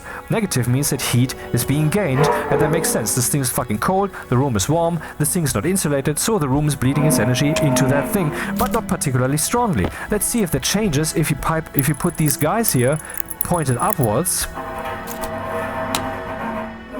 And apparently yes. So that means that even though there's still some space arguably, but you don't know how they actually programmed this. Now we know there's no worry. You can just use it like this. Oh, didn't I have more? I thought I had more. I'm pretty sure I had more. Oh, I do have more.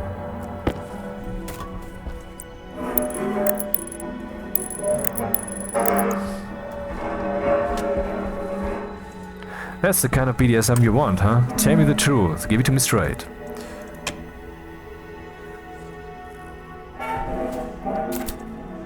$23. So that's a relatively powerful cooling, I must say. Now let's stop that. And let it rise again, which it does, because there are other rooms here. I want to make that thing even more powerful, even though that may not be wise. Let's first see if I could have placed that right there. I can. Huh. Peculiar, funny, and thirsty.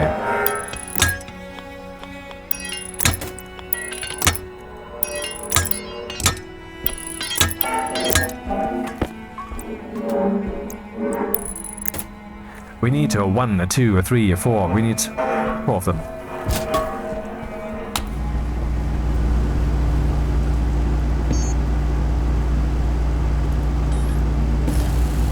Maybe this thing will then even be strong enough to counteract this intense power of the furnace.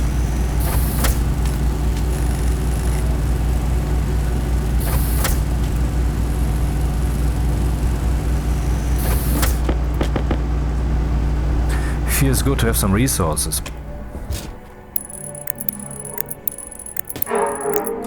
Okay.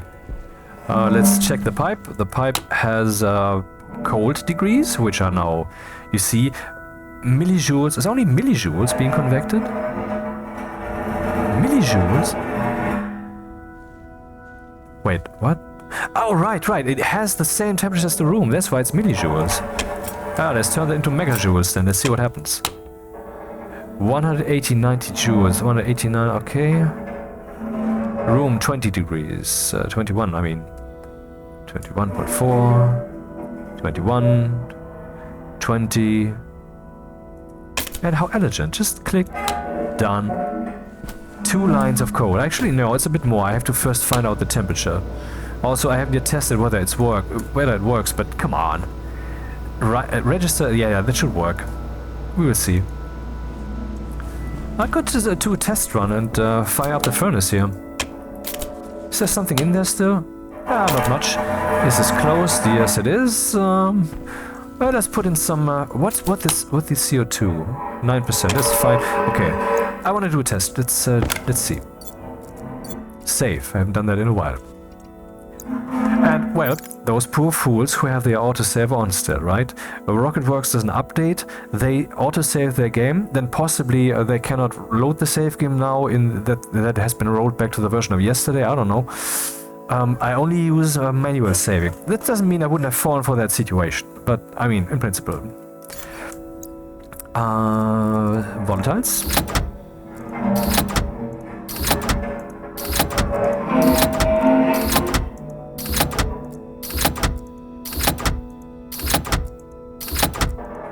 So, 4 fuel units and go. Just to make it hot.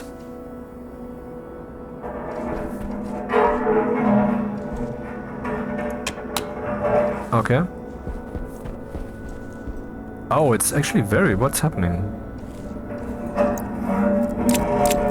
For reasons unknown, it is not working. Right, BatchNet. I don't know why it's not working. But I will just turn the thing on manually and then try to figure out the problem. 48 degrees already. The plants are not fine. It's not growing, we'll never see. Yeah, it's too hot in here. Temperature high. Huh.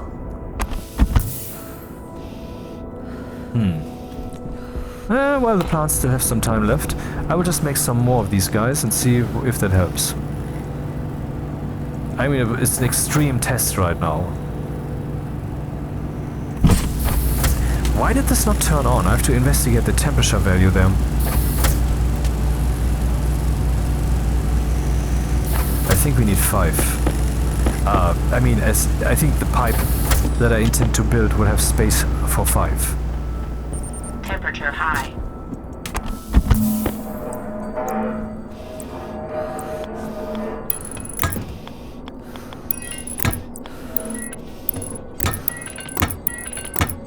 Does this even work?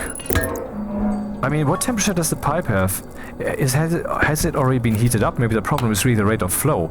8 degrees. Oh, that is not really the problem. Okay, what I'm doing, it doesn't work, actually. This is not the answer to the problem. Crap. Now what? Well, for the time being, I could watch the plants die, I guess?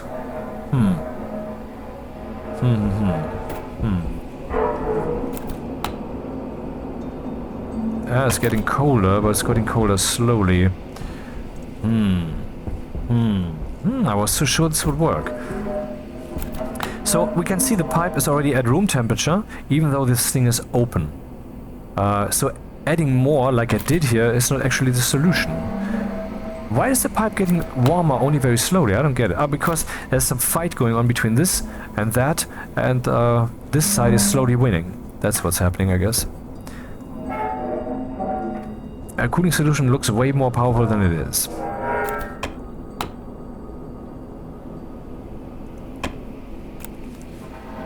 $87 degrees, man. Yeah, well, they're not yet taking damage, but there's only a short ways off. Where is... There is a passive vent. I will just open the pipe manually on the other side also, then we have 2 points of connection. But not only that, but it will be the same pipe network. See, this valve is a new pipe network. But the passive vent is not a new pipe network. And so connecting that should have an intense effect on the cooling in the pipe. And thus on the room, I guess.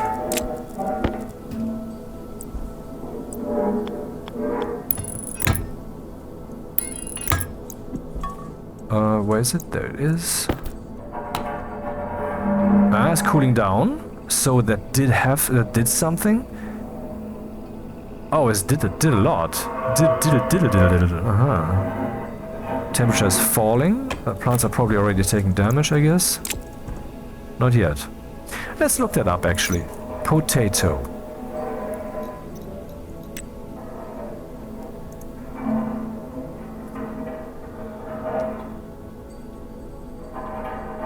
Time until overheat damage. 5 minutes. So 5 minutes these guys can be in a too hot environment before the progress bar starts ticking down. And it has been like 3 minutes now, I guess, or 4 maybe. It's still falling, so if this would have been there the whole time, but that's really not the answer, is it? I mean, if I would have a Counterflow Heat Exchanger here, I have one, I know, but I haven't installed it. That would be really the most powerful cooling. Because it just screams cold into the room. That's what it does. Maybe I should install that. Now that we're dealing with cooling solutions, now that's the topic, why not, you know?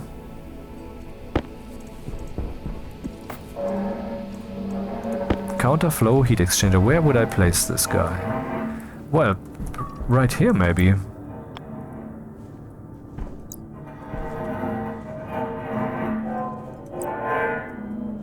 $53. It's already falling. Extremely. So that did quite the trick, didn't it? But is this really the best place? Man, what an engineering nightmare this room has become.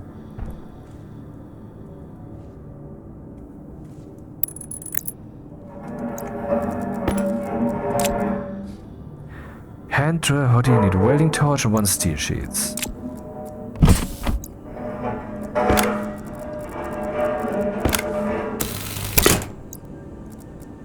Is it done? Is it finished? Great. When will they fix this? Wrench record deconstruct. Okay, it is constructed. So let's see. This is output 2 and this is input 1. That should definitely come from the roof. And I would have to put an active vent there on the outside. And a passive vent of the insulated type.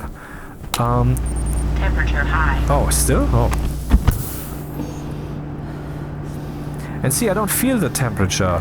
Obviously I don't, it's a game, but you know what I'm saying. There should be more expression of these things in the game.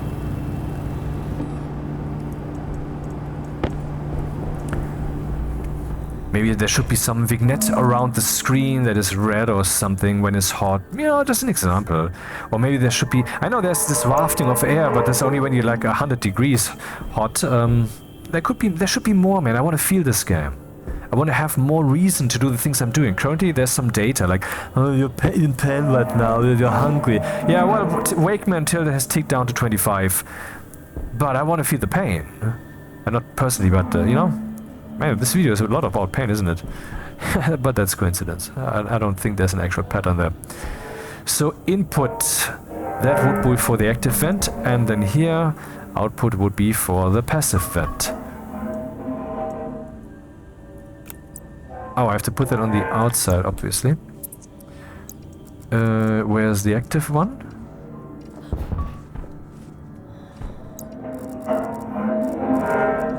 Oh, there. 22 degrees. Oh, which means that Pressure critical. which means that I have to turn Oxygen critical. off my extra powerful cooling emergency measure thing now. Let's do that. Dude.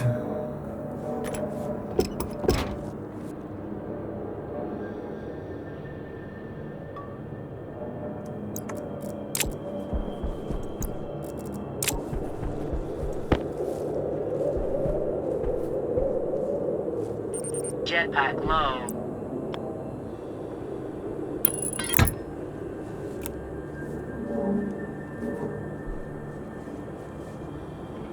Well, it's in a different grid slot. This is one slot, this is one slot, this can be sucked dry. They should be a bit further apart for optimal cooling effect, I think.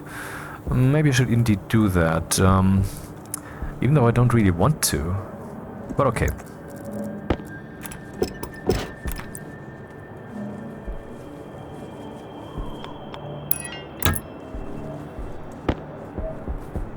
Huh. What a monstrous construct.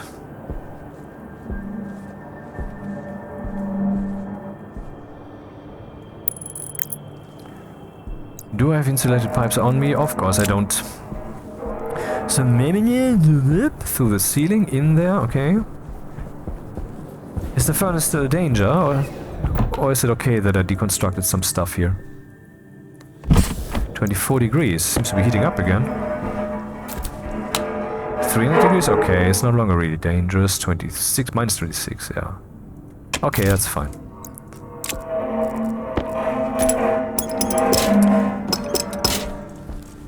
I don't really know what to tell you about this whole apocalypse thing. It is happening, it is true, this is really so, and you will see, or maybe not. Maybe it takes a few more decades, maybe you will not survive it either way, who knows. But it is fucking happening. This is true, this is the real deal. And I don't know actually why that would help you to know.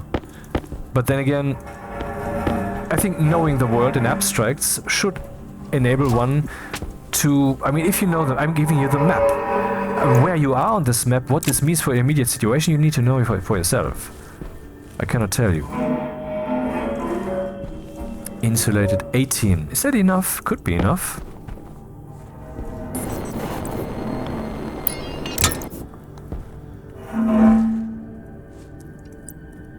That is the input.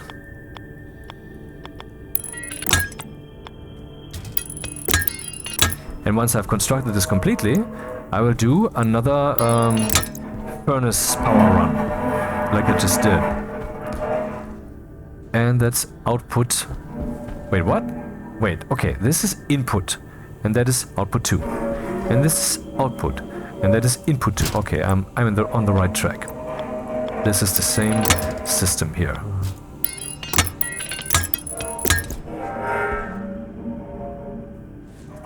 Nine is enough. What? Where am I going?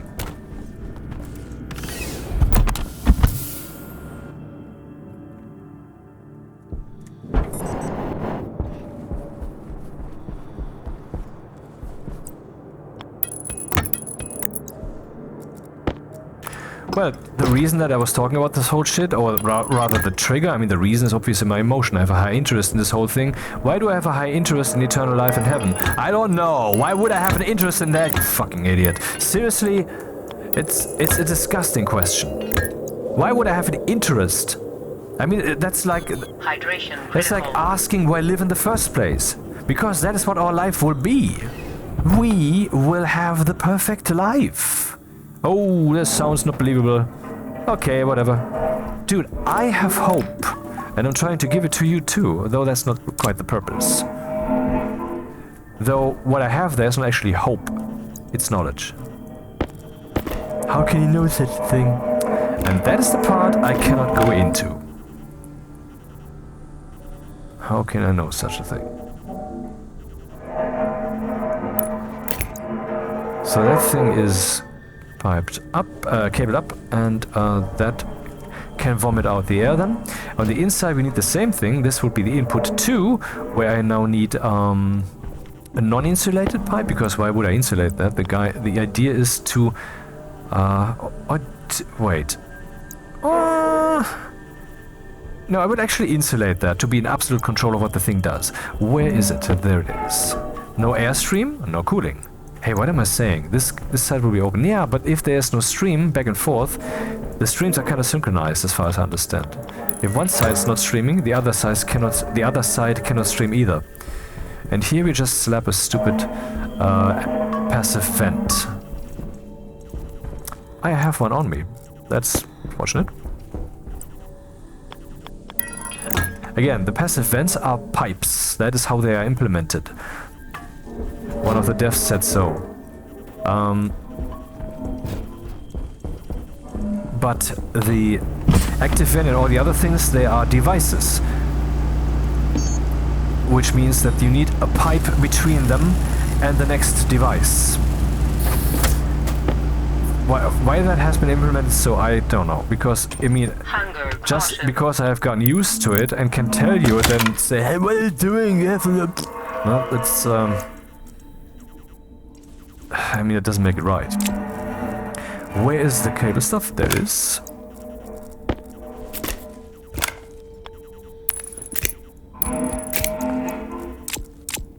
Uh, 14 degrees. Maybe I want to shut this guy up. But why did it not cool?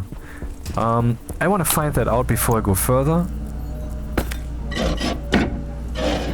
This thing is on. Now I need... What is this here? What value is it showing? 207, 206. That's the day-night counter for the plants, which has shown its worth. Where is the temperature?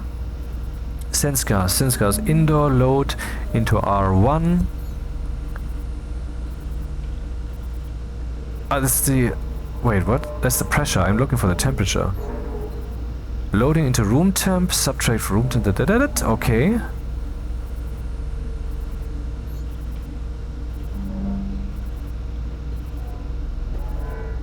I don't know.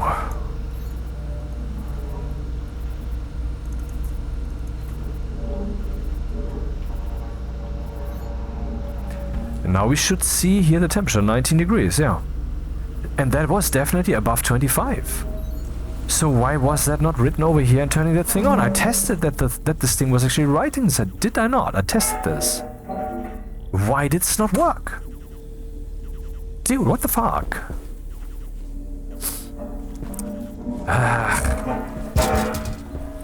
I want to find out. I need to find out where that is. Probably gonna learn something about future such blunders.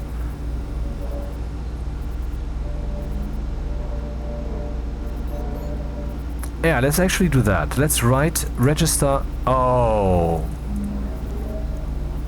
Fuck my life. I didn't write R0 here, but 0. So it was just off the whole time.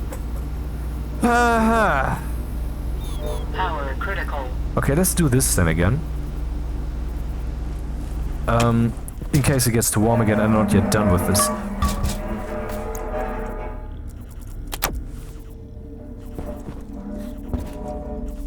Oh, I see that the frame rate is low. Why is that?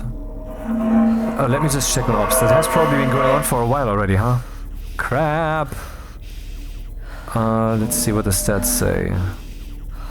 Okay, frames missed due to rendering lag 2000. 0.5% rendering lag, so this means basically compression. But I turned all the compression crap down already, so that it's less performance heavy. And these settings are now lower than the settings that I had used before for a long time successfully. What's going on? And I have not updated my ops either. 30,000 kilobits per second, constant bitrate, fast, preset, low quality, tuning, high quality, multipass mode, full resolution, profile high. Maybe profile was main and not high. I'm not sure. Look ahead cycle visual tuning is on, which is of course taxing, I know. Let's see. I will just pause the recording for a moment, so that possibly the compression can catch up again, but it doesn't. Damn. Okay, I mean, I have tested this, of course, but I guess I need to do longer tests. I will... Okay, after this video I will do a test that will be long enough for me to see the problem, and then I will change it, and I will do a similar test again. What is happening? Why is this so?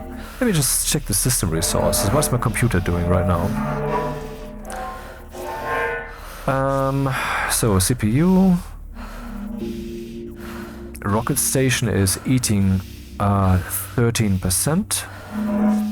No, wait. Now it's 28%? 30%. 30. It was 13 before. 30%, 31%, but that's fine. because I have 100%, obviously. Now let's look for performance, GPU. 3D is kind of maxed out. Copy, video encode has some time. Video encode. Is it a memory issue? Ah, crap, I didn't want to close that.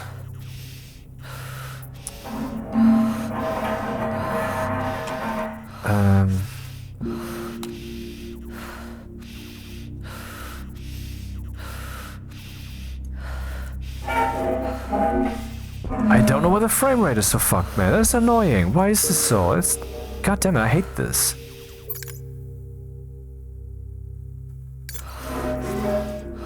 What? Well, this is kind of a botched recording, even though this video is otherwise pretty great. Well, what can you do?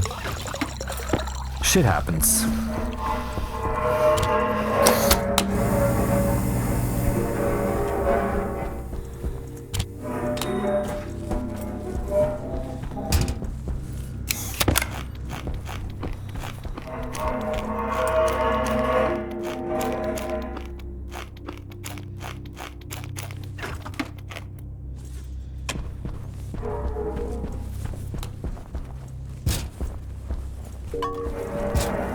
Let me just check if I have some layers on that I maybe shouldn't have on. We have the mission timer, we have Soma FM, and we have the game. Let's just turn off Soma FM and the mission timer for a moment and see if that does something. Oh. Oh, that is faster. Now it's okay. Let's see what that is. Let's see, turn on the mission timer. That makes it slow, okay. So my stupid mission timer causes this? Huh. And what about Soma FM then? That doesn't have that problem. Why does Java cause this problem? I have to look into that. But no, we'll just leave the mission timer off for now. Ah, good thing. At least we have kind of fixed that. So that has been cabled up, that has been cabled up. Now we basically only need to program the dude. Yep. And I also want to be able to do that manually for testing purposes. So let's also place a switch here.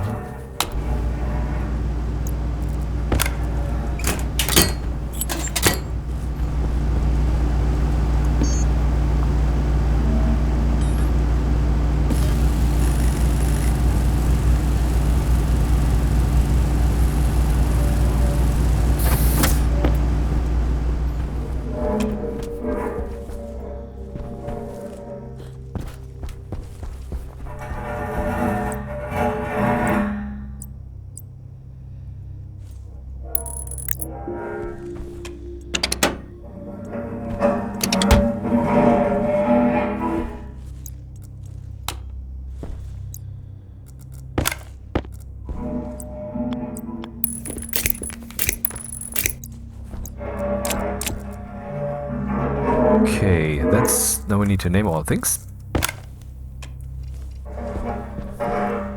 Oh, look at that. The cooling kicked in and it cooled. That's cool. Valve cooling. Then we have here the lever cooling.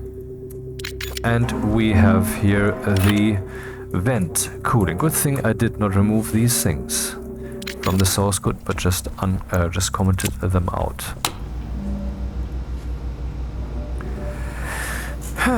Okay, so we need the structure active vent. Vent cooling is already there. Digital valve, we leave that in for now.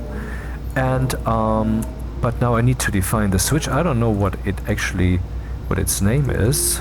Lever, structure.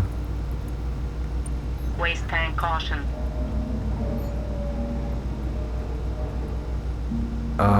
Cooling. No, lever cooling. Come on, lever cooling. Structure logic switch. Okay. Ah, right. There was something else. I have an active vent here that also needs to be named. I would just give it the same name. I mean, as the other vent. I mean, why not? They need to be controlled. Wait, they need to suck into. This guy needs to suck into, and this guy needs to suck into. That's completely simple, goddammit. Vent cooling, and this guy will just be the same guy. I mean, we don't need to distinguish even. That's cool.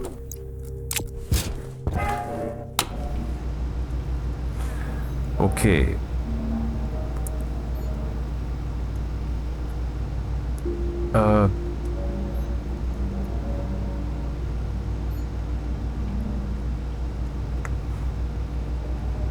That we no longer need.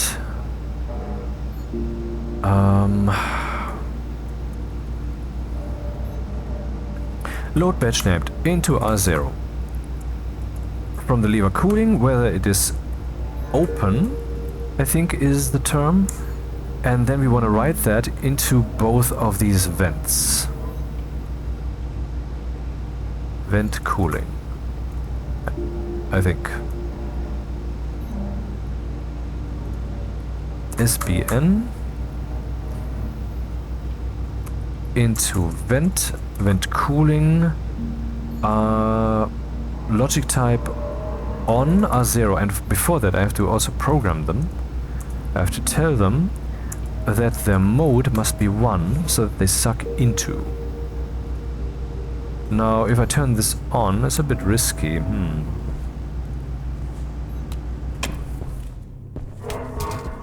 Nothing happened. Okay.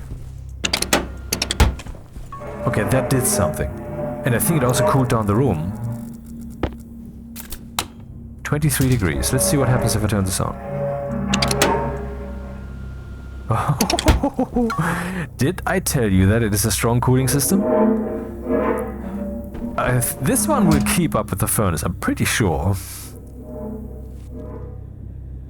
Okay. Well, let's automate it then.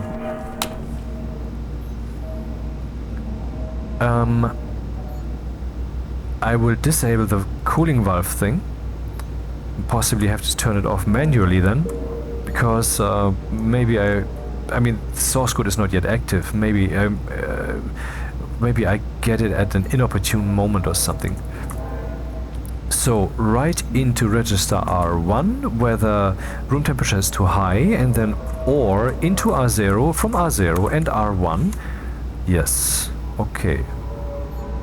And that can also be removed. So now the cooling has been changed. I have not yet exported, I know.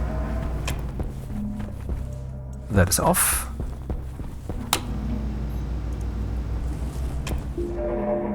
Okay, now we are on Counterflow Heat Exchanger cooling system. So, let's empty this dude.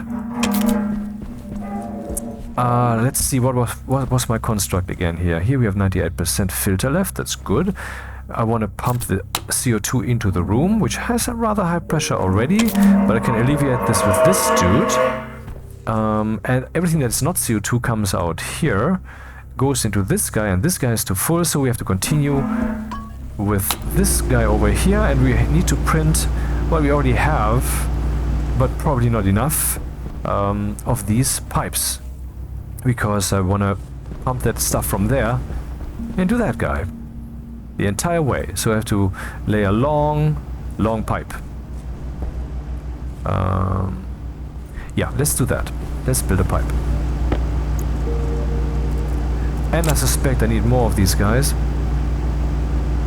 How much silicon is in there? 25. Let's make some insulated pipes.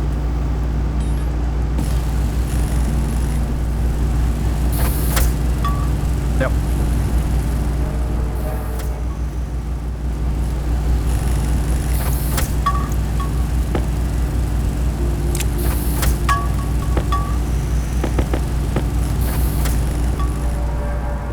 Waste tank. Didn't it complain about that recently? I have a replacement. Okay, let's go.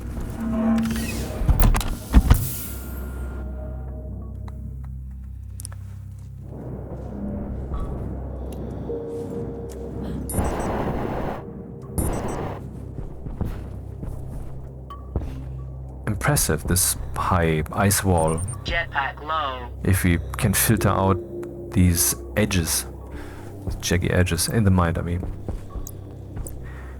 And the mind is a filter, it's a very automatic filter, and much of that is not...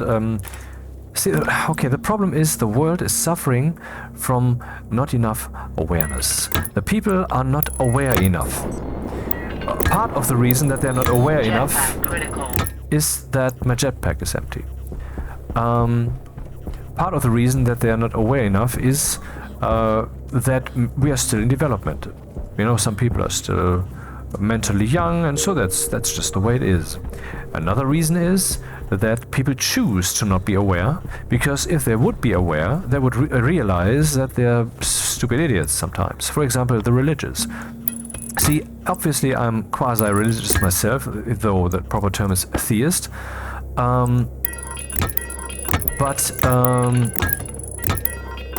I have my own hypothesis, you know, my own model that I, in quotation marks, believe in.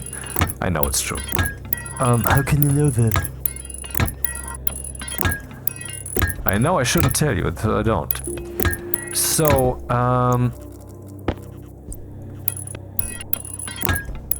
but, I mean, I have talked about religion at length, and most people who are Christian or Muslim, for example, are following that respective religion of where they grew up.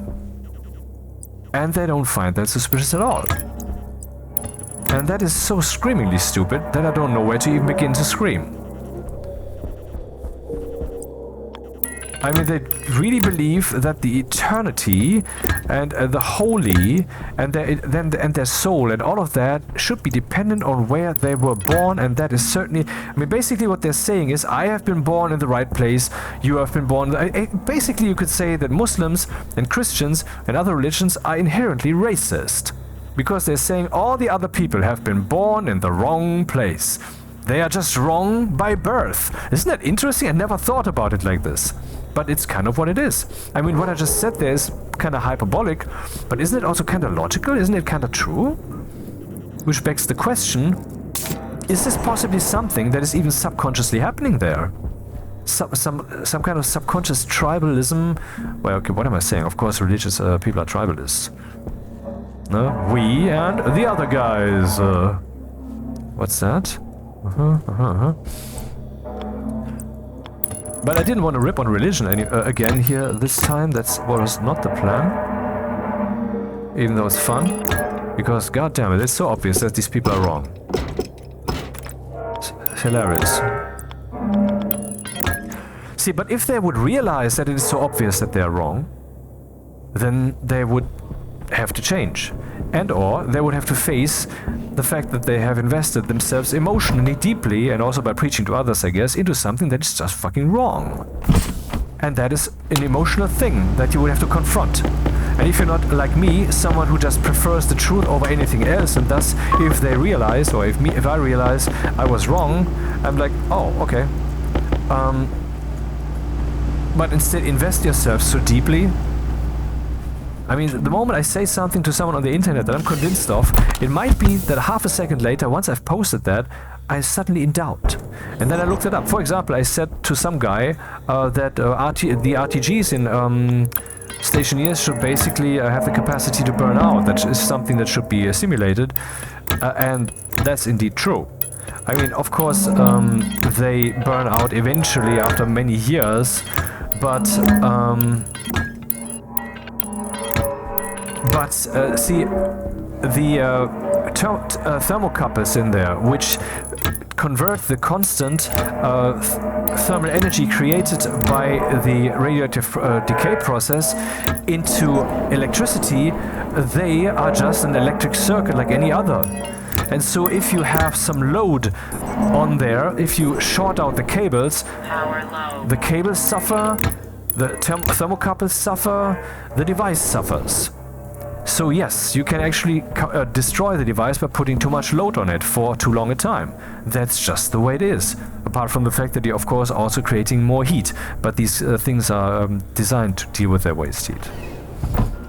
Anyway, so, but then right after I looked it up. To be sure. Because I don't just lean myself into that and scream for 3 weeks and eventually it turns out I was wrong and then I'm like, oh, and I feel that and I'm just not that guy. I'm just so 100% thought driven or logic or data driven or I don't know what it is. And so that kind of doesn't happen to me.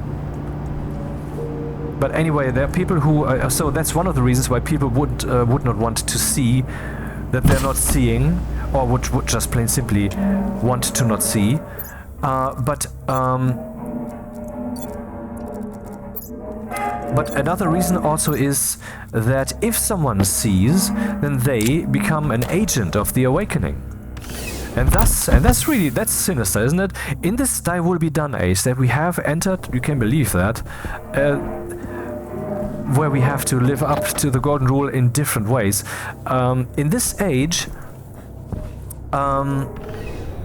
it might even be a violation of someone else's will that you wake up to the truth of the universe, because that would make you an agent of the awakening, but they don't want to wake up, and thus your own personal waking up would be something that they prefer not to happen.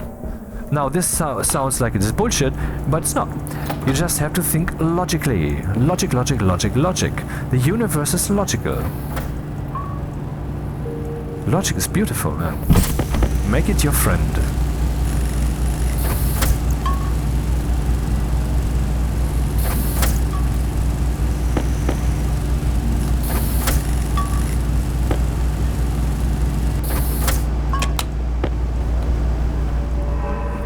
I bet that is exactly one pipe too few, or something like this.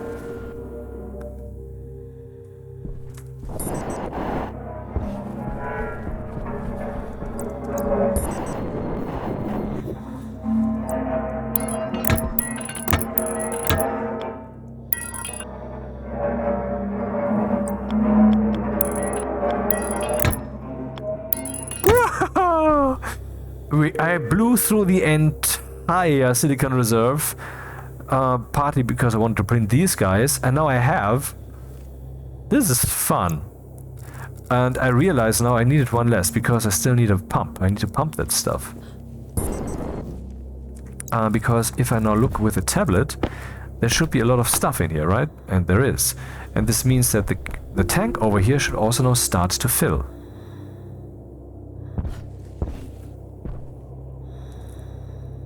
I think it would make sense to place a pump here to make sure that these pipes are as empty as they can be, because this is a large volume from which the volume pump can, well, it's a volume from which the volume pump can take in, so it will be fast. Therefore, I think I will actually go so far as to create the turbo pump, the liquid turbo pump.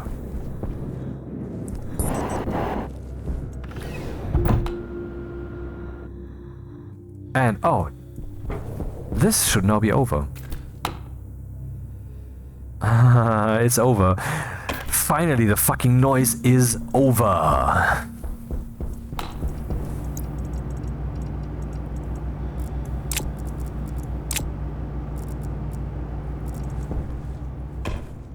Hydration critical.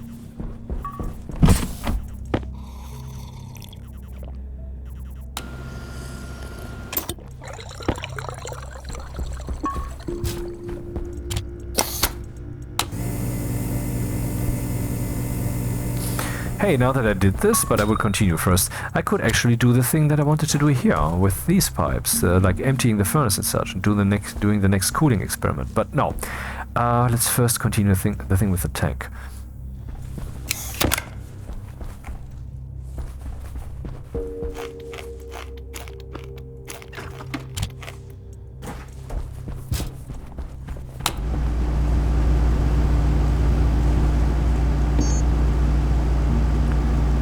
Steel, electro.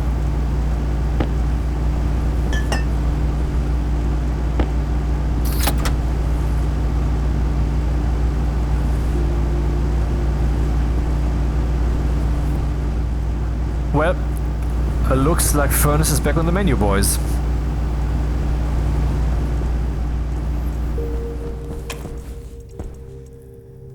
Okay, then let's make some more steel. let's prepare a big motherfucking smelt that I would do in here. Which means that first I want to empty out this guy, so this then indeed now comes first. This is closed, that will also stay closed. That thing I will turn on, and this also. So that everything that comes into this pipe can end up here on the liquid side. Okay. That is still open, and go. Now this heats the room because hot CO2 is coming into the room.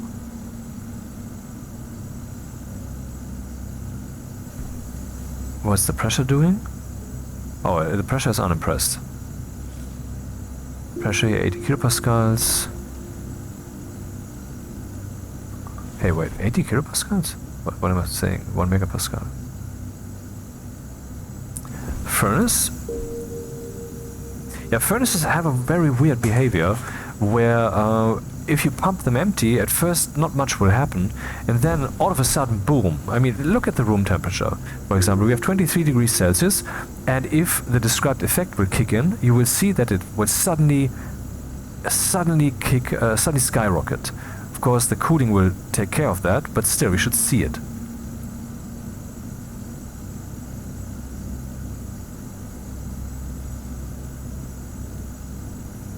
Or the furnace has cooled down too much already for that. That may also be the case. How cool is it then? Oh, the furnace is already at 25 degrees. Never mind then. That obviously can't happen then. Okay, all of this is working. And this tank, well, can I somehow pump it empty? Yeah, of course. I can place a pump there. And one pipe length will then be lost. That's okay though.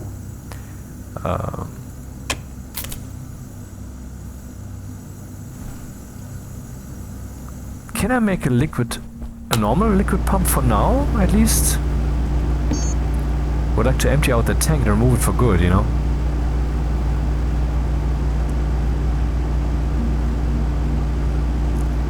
Liquid volume pump.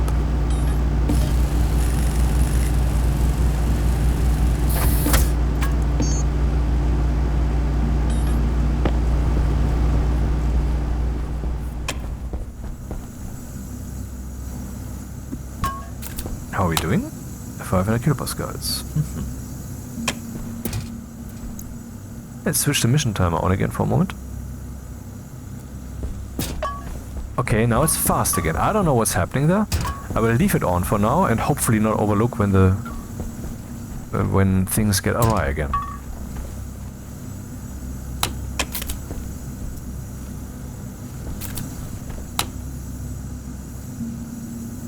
Yeah, let's install that pump.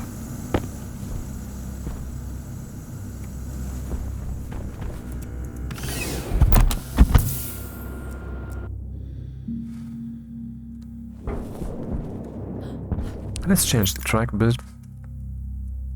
I guess the music has been boring for a while, but since it's so in the background, no one notices anyway.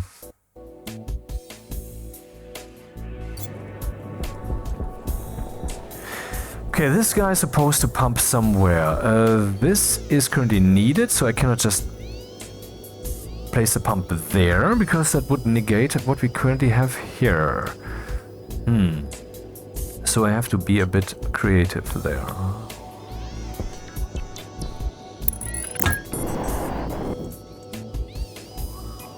Do I have... Oh, right. I don't have the respective pipes.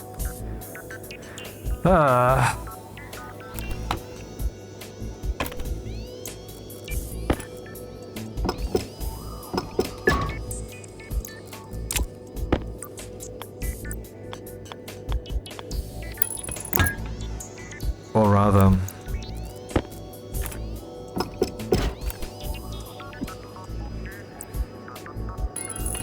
Oh, that didn't... Okay.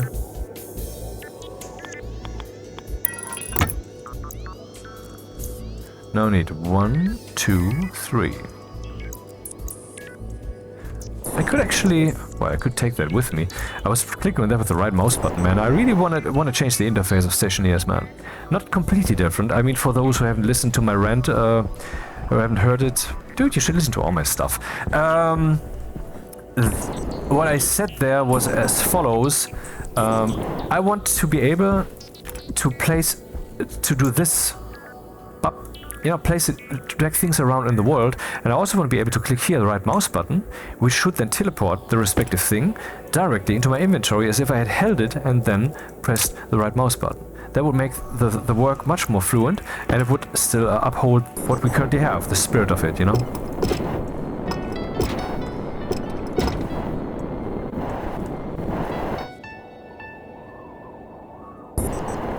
How full are the batteries over here? I guess they are... Oh, not entirely full. Yeah, the 50 watts of the chip, I guess. Huh. And the batteries over here? Fine. We're doing fine. We're doing fine. We're doing very fine.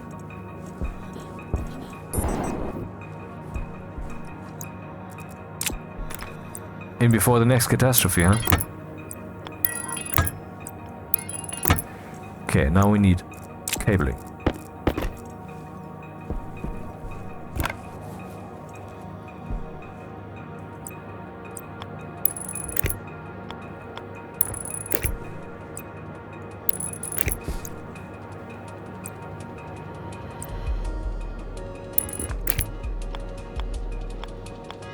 Ah, crap, the tank's in the way.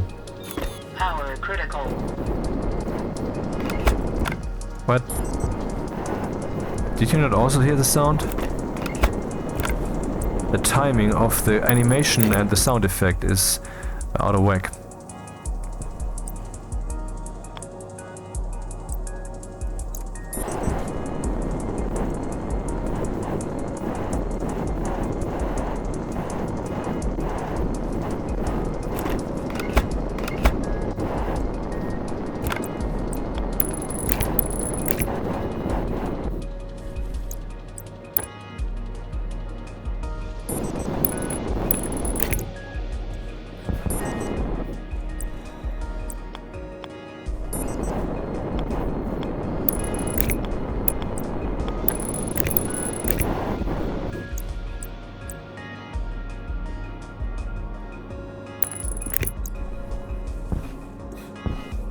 That should take care of it.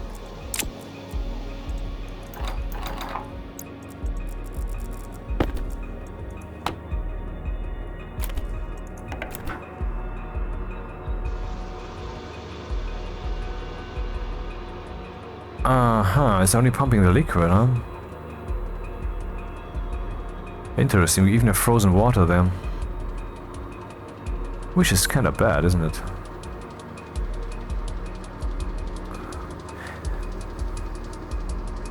Why are the pipes not dying? Because it's so little, huh?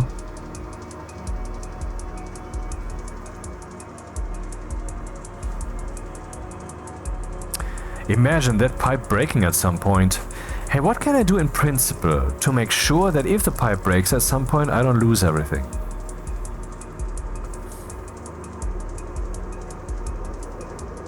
There's not such a thing as pipe surveillance.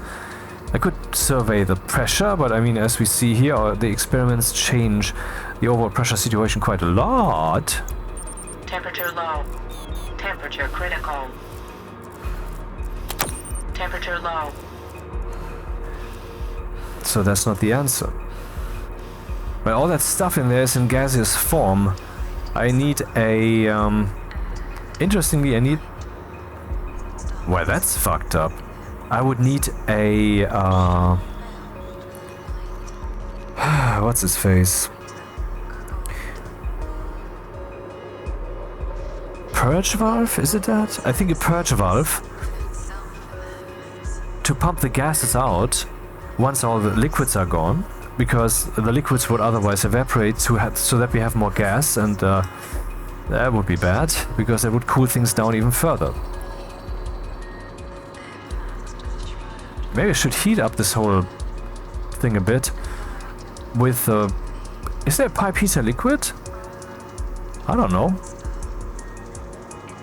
Need to find one then.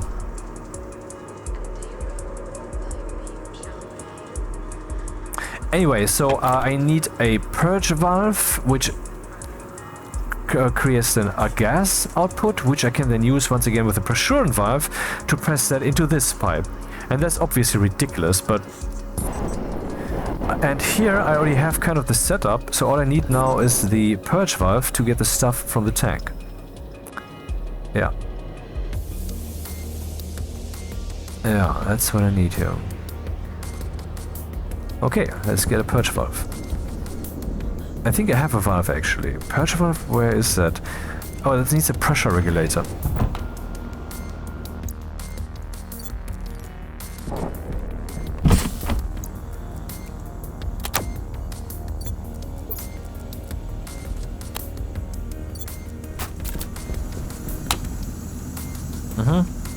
And the pressure in here is 84 kilopascals and we have 14% CO2. Very good. And what about the plants? Well, they're ready. Even though I kind of set the room on fire, these plants turned out well. Have they though? What about the double harvest? 1, 2, 1, 2, 1, 2, 1, 2. Yeah. Nice.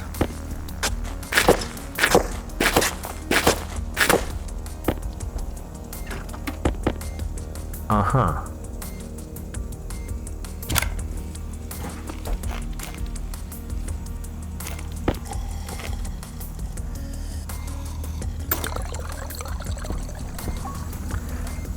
Purge valve.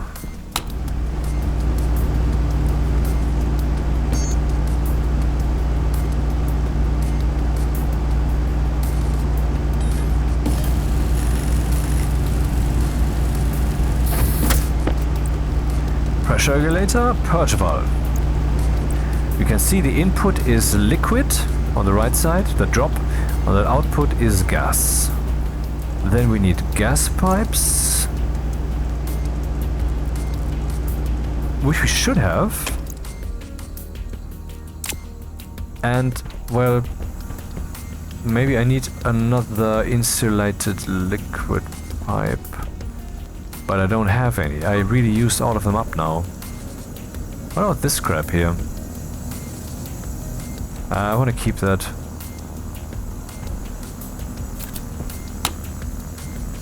Yeah, it's pretty empty, isn't it?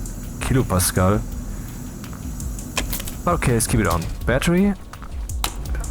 Batteries are well.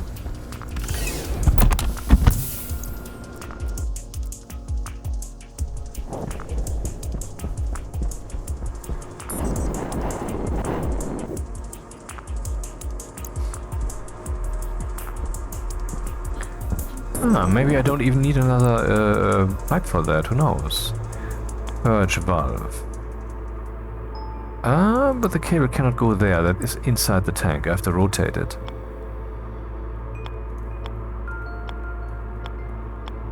That should work. No idea if I can use it from here. Man, what the fuck?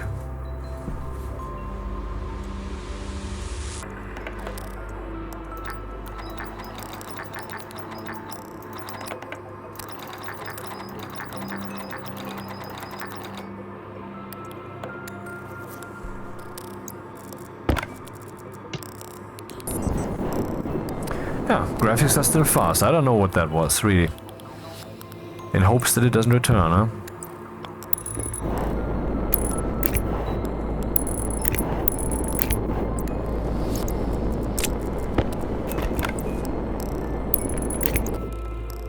Okay, now to connect this dude.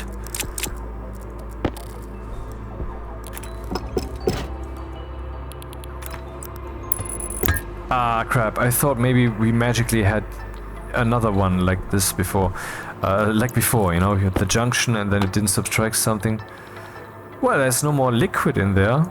So I guess we're done anyway with this dude. Well, let's leave it like this for now. And connect the gas pipes. If that's possible, because it seems pretty busy here. Ah, goddammit, I cannot do it like this? Okay, I did it wrong. I did it wrong. Let's remove the wiring. Excuse me? Oh, come on, why would you put it there?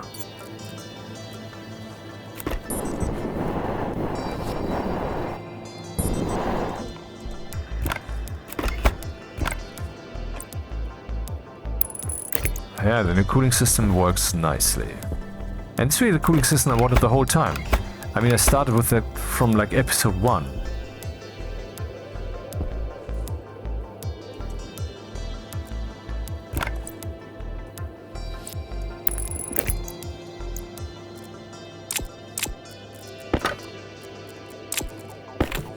Yeah, now let's not do that.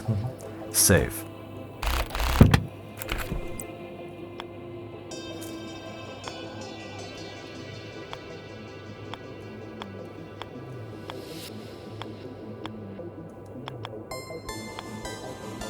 Exactly as planned.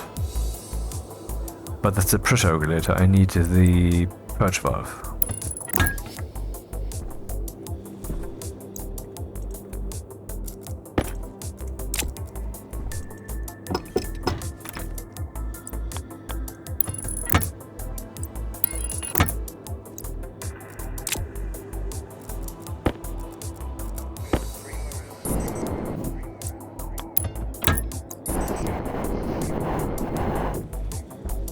That's exactly right. Nice.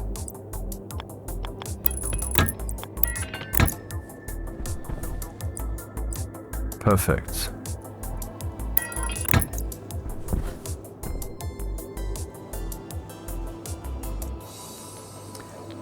So wait, the purge valve defines how much pressure shall remain, and the amount of pressure that I want there to remain is 0. And yes, the pressure is descending. And this pipe is filling with cold gas. Pressure is increasing. I have to consider that this is probably a very powerful pump, and so the pipes might overpressurize, but I mean, how much do we have here? 1,000, 2,000. Yeah, like 2,000 moles, a bit less.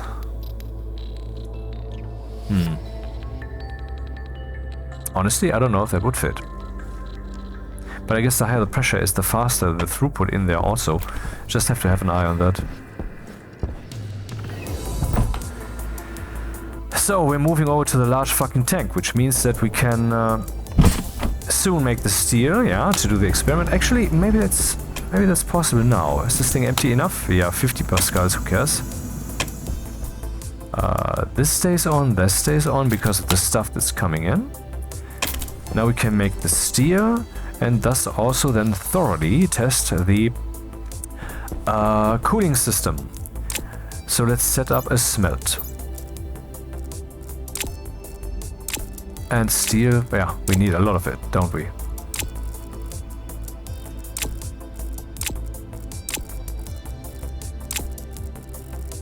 Do I have some coal here? Yeah, I should keep that around. Emergency reserves are always a good thing. That's enough steel for now. The copper. Some copper I want to leave here, because that's actually part of some of the recipes. And why should I smelt this then? Yeah, it's so that it's degassed, huh? I don't wanna. I don't wanna.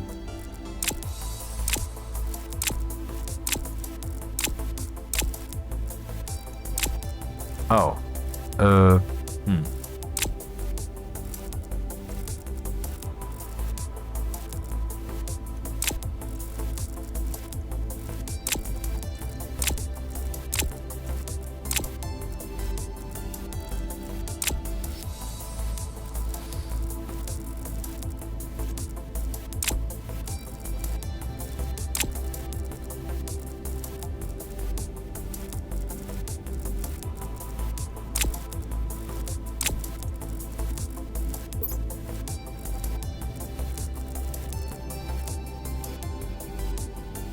Do I have any more volatiles somewhere? Is that all the volatiles I have? Okay. Not good. I need reserves.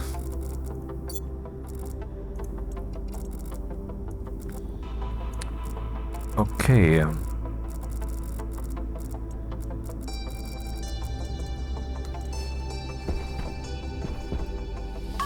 Let's do it then. And you know what?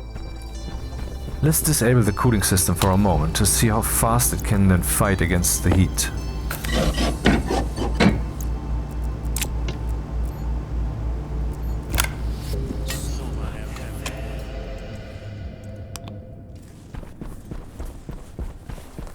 Once more, save. And whip out the big one. Put stuff in the hands.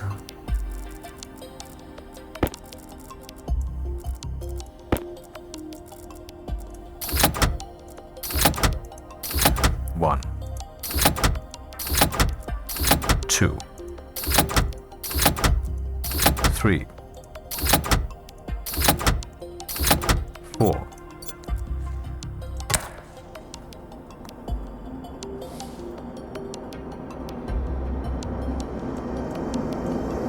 Just the same as before.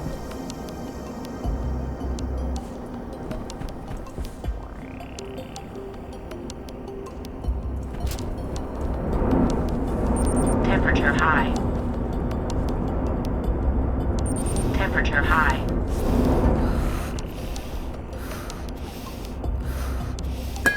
Temperature high. Okay, that's hot enough. I would say let's turn on the cooling system. Temperature high.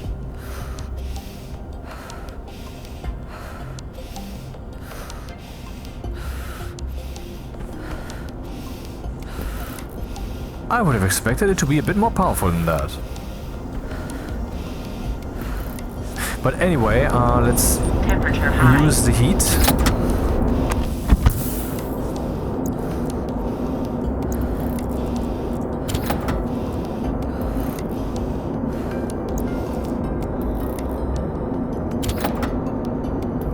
.48 degrees, 47 degrees. I mean, I let it rise quite high before I turned it on, right? Temperature high. So directly with the furnaces, it's still too hot.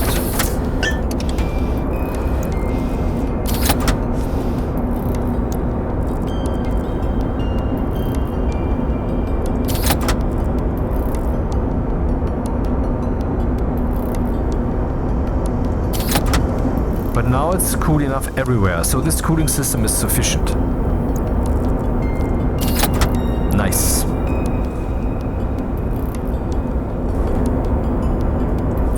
Power low. So let's throw the other crap through.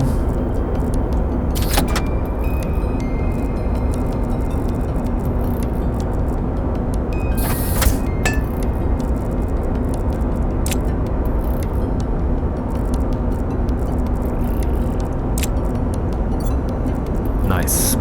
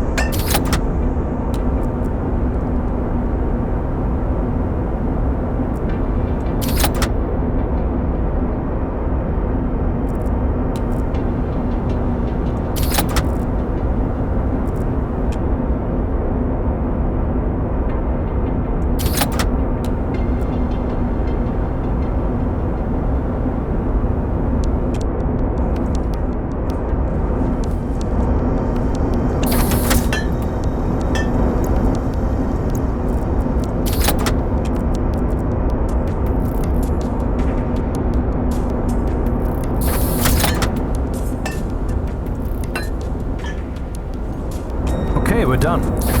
Success. Now let's take some steel. And whatever else crap.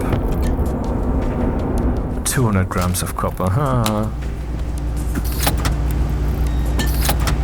and make the turbo liquid pump. And yeah, I just realized, why liquid pump? Just because it's a liquid pipe? Is that really the answer? Damn.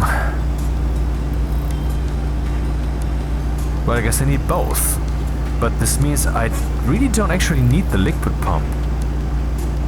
And this one I also don't need because it's not for liquid pipes. I don't know. Let's resurvey the situation first.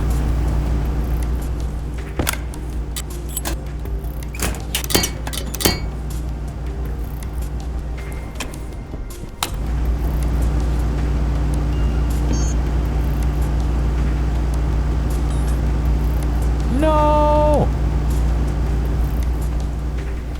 Once again, I don't have any silicon. But guess what? I have a deep miner. Huh.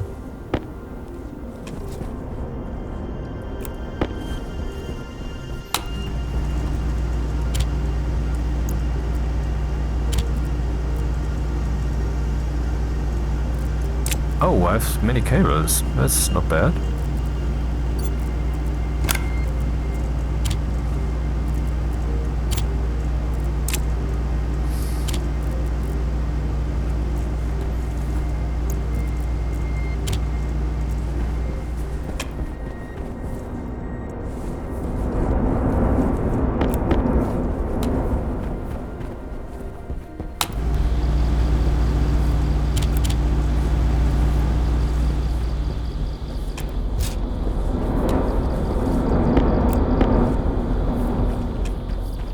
Guess I have to do all my furnacing back here too in the future.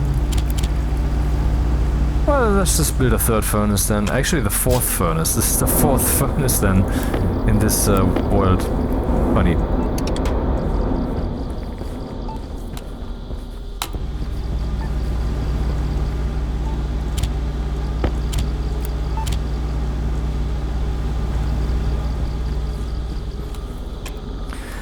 I will take another short break.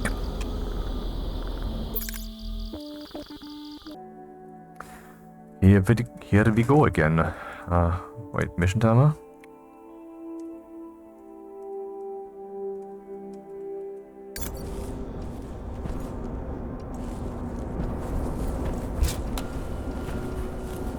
Okay, seems to be fast. Where were we? So that's done. Stuff's being pumped over there. That tank should be kind of empty now, let's see. I don't know how I came to this topic again, that mankind is currently insane, but that's really what's going on. See, one of the problems that we have as a people is also, we're not living in reality. We are living instead, I mean, of course we're living in reality. It's one of those video types. So we are not living in reality. Clickbait here. No, what I'm saying is, I mean, reality, that would be, there's a river, there's a mountain, it is cold, there's a lion, I have no more food, I have some pollution, I have some, whatever. But what we're instead living in is this tight network of the people's wills, of the people's fantasies, of made-up situations that people created. This now is, of course, also reality, and that's a paradoxical, weird thing, right? I mean, someone... Let's just say you walk somewhere and someone else walks there too, and their spontaneous decision to step out of your way in exactly the same direction that you want to step out of their way, that's a manifestation, that's a reality that you now have to live with, just as real as the tiger that would have ripped you to shreds. But it is very arbitrary. I mean, you know what the tiger will do if it's not currently very peaceful, like, oh, I've eaten, never mind. Hydration critical. Then it will try to feast on you, and is this happening or not? It's happening, but very slowly.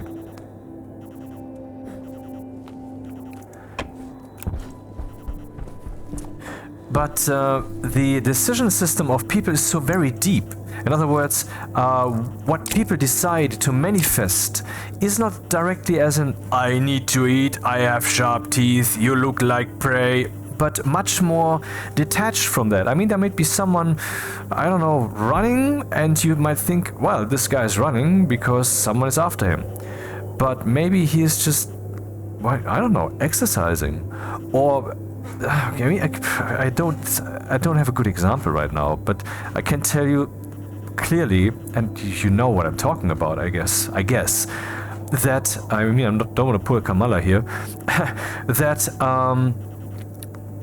a lot of the situations we are in a very deep weave of, for example, news. We know that they're lying, or at least that what they're telling us is not proper quality fact. I mean, what we assume the news to be, stupidly, and I hope you stopped with that by now, is that they're kind of a telescope.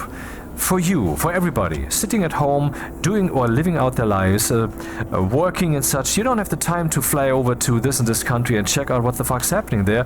You need a telescope, and they are that telescope. But are they? Do you really believe that that's what they're doing? That that's really the quality that you get there? Come on. Really, that's not what's happening. Anyway, and that is a ginormous example of people living in fantasy, because that certainly contributes ginormously to the people's beliefs and therefore to their actions. You know, but that's just one of many examples. What if there's suddenly the convention of wearing certain things and not wearing certain other things, which it happens all the time, only it's not sudden. This country has this, that country has that, and depends on which city you live in and so forth. And that's very, very arbitrary, isn't it? It's not objective like reality. I mean, seriously, if you imagine someone living in hunger, it's such a terrible thing if you imagine what hunger is. I mean, you need to eat not just because it tastes good and it's like it's 3 o'clock again, and now let's have the 5th meal of the day, where I think that 3 meals is already a bit much. But you eat because you are, as the being in this universe, basically a chemical machine, and you have to keep your system running. And there are many processes that depend on that, and these processes will make known to the rest of your body that they are undersupplied with stuff. And so some stuff will be converted and transferred there if possible, because that's how flexible that system is to some degree. And but ultimately, your body is then kind of screaming in a chemical way for chemistry, for chemical stuff to be put in there. And once that chemical voice actually gets to a level that is really hard hunger, then you're suffering the physical reality of the cosmos in your body. That's what hunger is, really extreme hunger. We're not talking about, I feel peckish, you know, that's... I mean, I have never experienced that, but I'm only imagining it. I have never experienced that. But I assume that's what this is, because it seems logical. That is an extremely painful form of existence. And that's an objective reality then, if you're in such a situation. But we're living in such a made-up situation here. Now you might say, well, if it's made up, then it doesn't really matter what we decide. Yeah, that's the thing. The objective things about our reality, for example, the amount of money that we have available, or rather the amount of value, because money is representative of value. It is not value, but it's representative of it. And if you just print more money so that we have more value, that's bullshit, of course, because then the overall value doesn't increase. It's just thinned out and, of course, transported, where it's always transported to the top echelons of the world. That's where it always ends up being.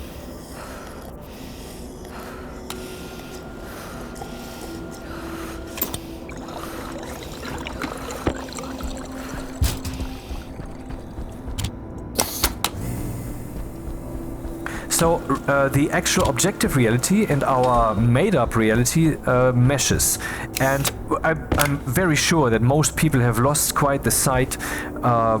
Where is that boundary?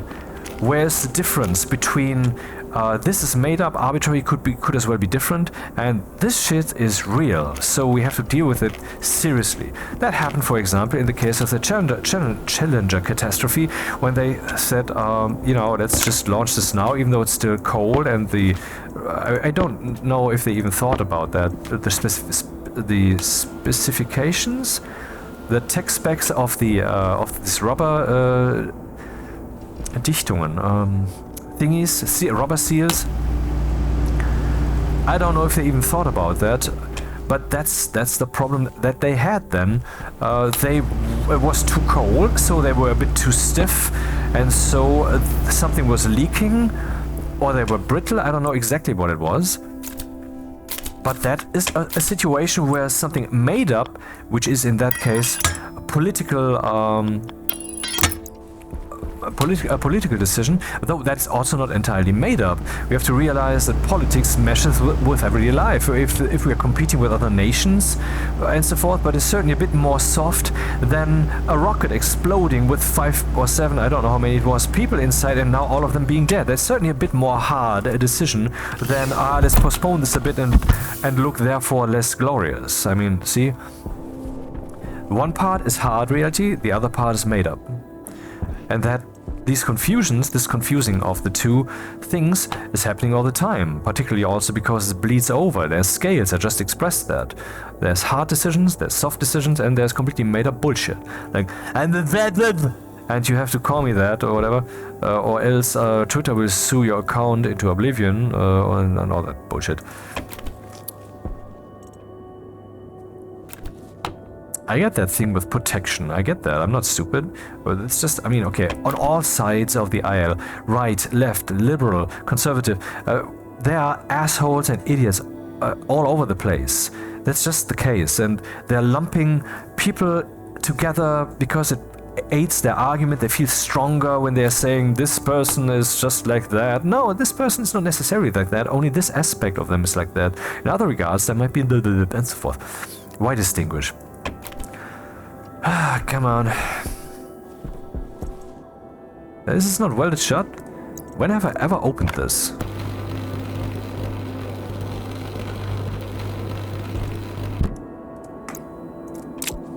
Okay. And this? Oh, this closes automatically. Oh, the weather station! The weather station.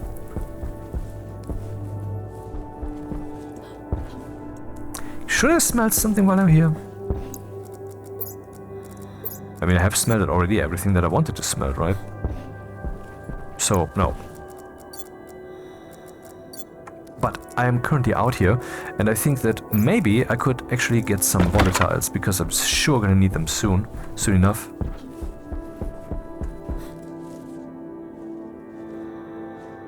But not too far.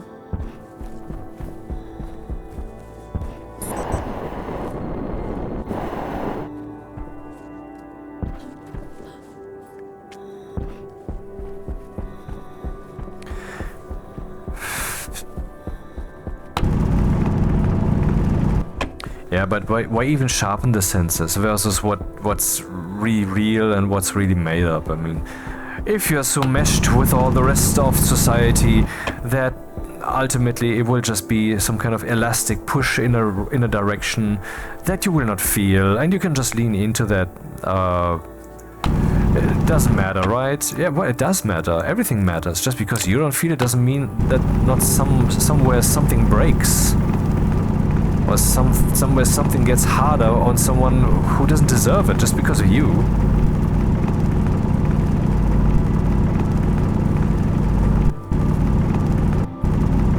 If suffering can be avoided, it should be avoided. I'm sure you agree. The point is, I'm currently talking about other people's suffering. Do you still agree?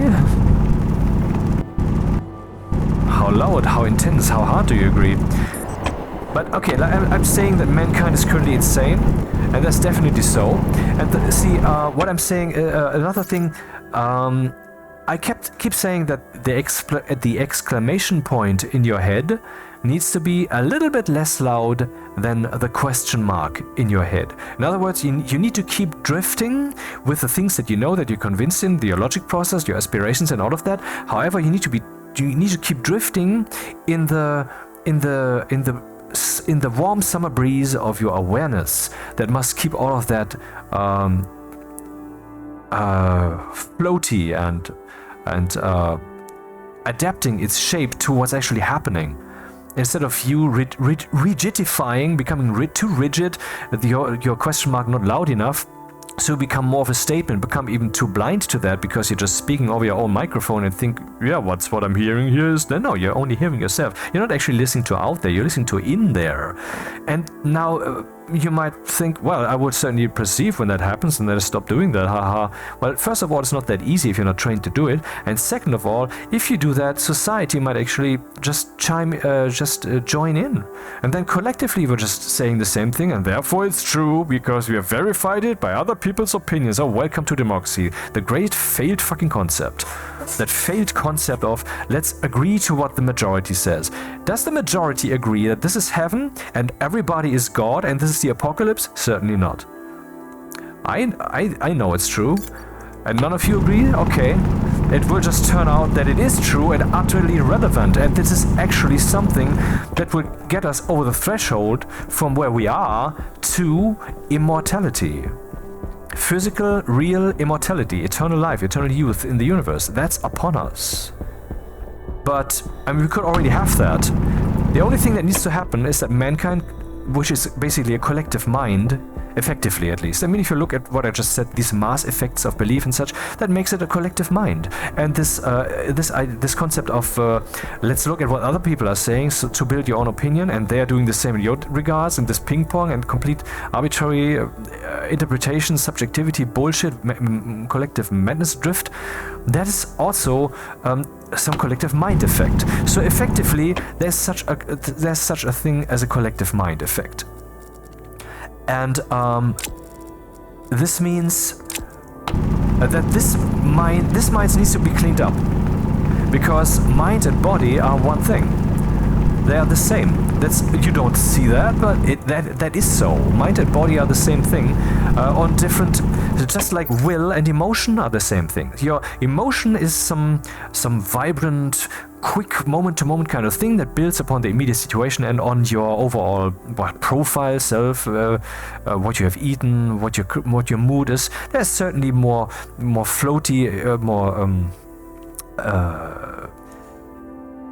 more faster emotion from moment to moment. There's slightly inert emotion, maybe your mood in this hour, and then there's also intention, will, that emerges mostly from your emotion.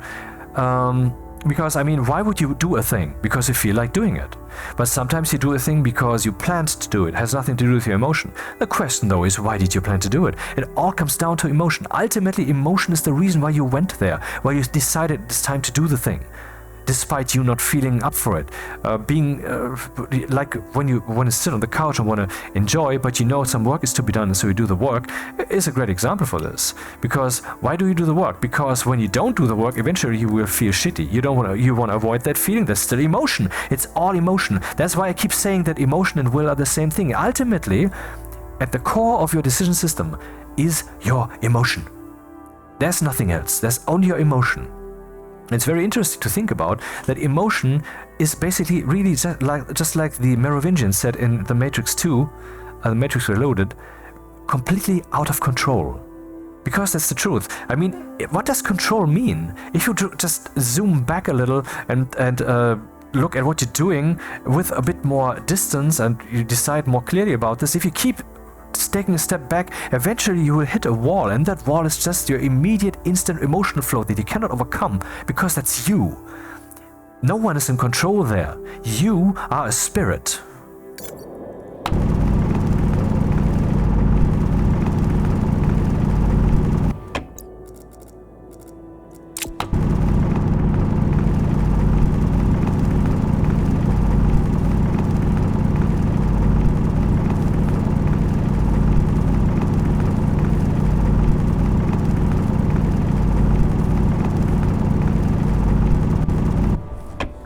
I wanted to get volatiles, but where the fuck are they?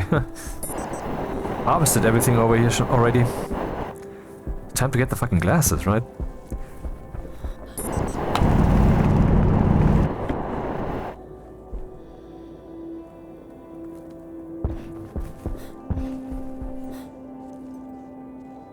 Come on, give me some pink.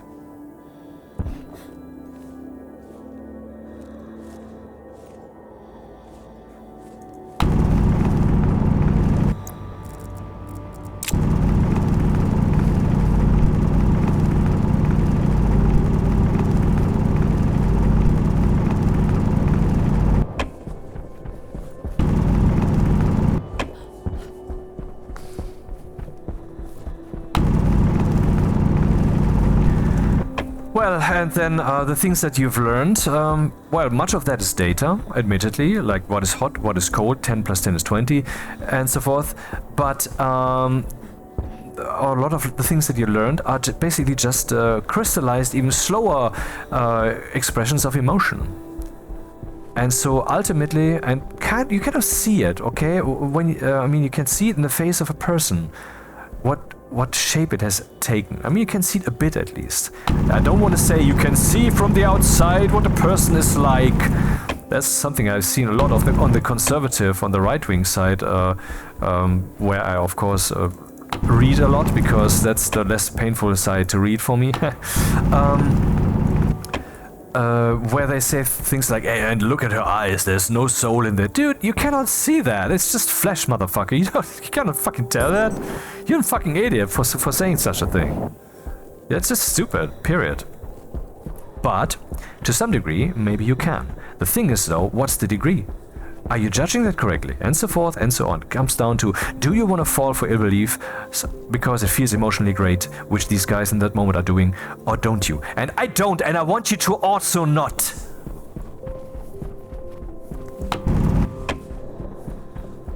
I need fucking volatiles. Or just volatiles, if that's only available, I'll take those too. Should I take some gold?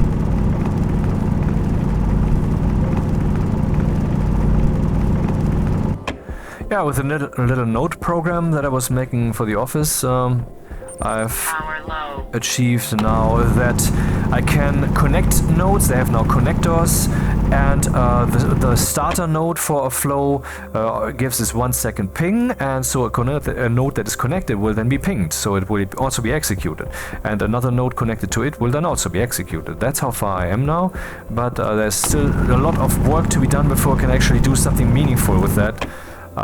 Yeah.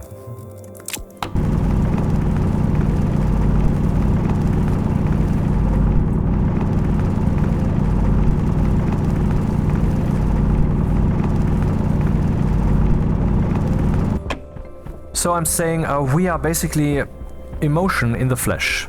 Yeah, that's what we are. Emotion in the flesh. And now what would happen if you would purify your mind, if you would purify your emotion? Do you not think that would have a positive effect on your health? Dude, science agrees. Science agrees. Because science does not doubt, as far as I've understood, I'm pretty sure I'm not misrepresenting that, that if you are very stressed, or, you know, otherwise mentally very burdened, that this has a negative physical health effect on your body.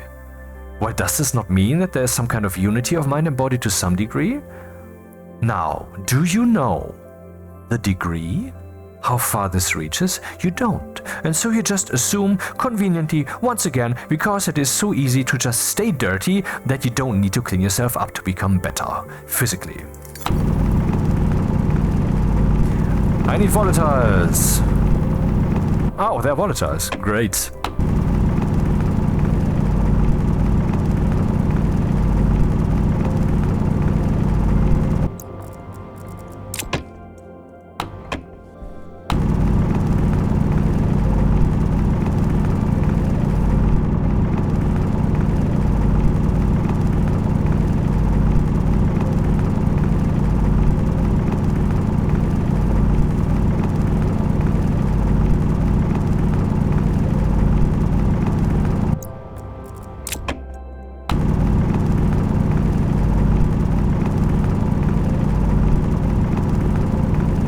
So once mankind has cleaned up its collective mind, and that's happening, that is happening. You can bet your ass that is happening because, well, I mean, seriously, just like we are now more sensitive, we'll bring the chopper. Get in the chopper. More like we're more sensitive now to well, to things that would require other people to be a bit more sophisticated when it comes to the implementation of the golden rule.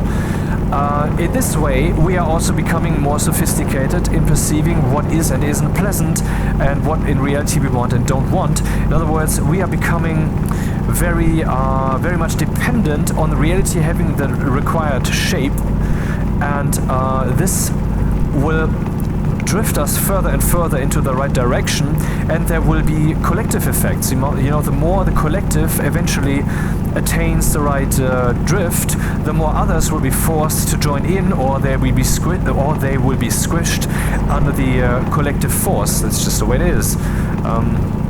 And eventually it will all be cleaned up, and then once we are all in the... there will be... then we will eventually, once religion has been finally killed, which it will be, we will realize that theism is true, particularly mine, because yes, everybody is God. The one dude turned himself into the many. I can even explain how this works, but this is getting too far right now. If I would like try to play this game and then hand-wavingly try to explain to you the geometry of emotion and the yin-yang and the dream that turns in blah blah blah blah blah. I tried that a few times. I mean, it's not like I didn't try a bit. So the one became the many. And so you are God, the creator. I am God, the creator. Everybody is God, the creator of the universe. You shouldn't fear to believe that. You should... it's great. It's a great belief to have, because this means you need to do better. You need to live up to who you are, and you need to live up to what others are. You need to treat them better. Isn't that the best religion to have? The best religion to have is to believe that you yourself are God, and everybody else is also. If you want to call that a religion. Ultimately it will turn out this is even the truth. Yeah. Okay.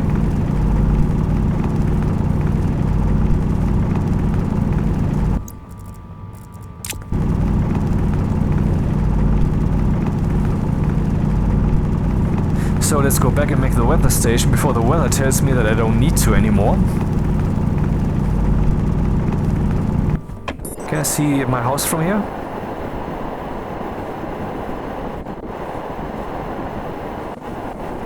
Jetpack low. Oh, my filters are also low. Oh, some volatiles.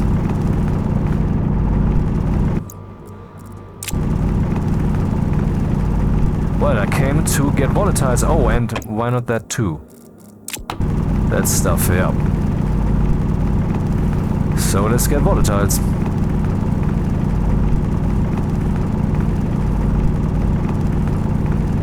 So, religion is one of the reasons that we are having a problem to wake up. I also pointed out other reasons, but ultimately you can just abstract that. You can say you are living emotion. So you must ask yourself, how do you want to feel?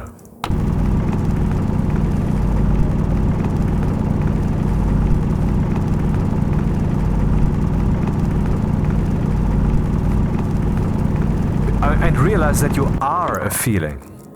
So what feeling do you want to be?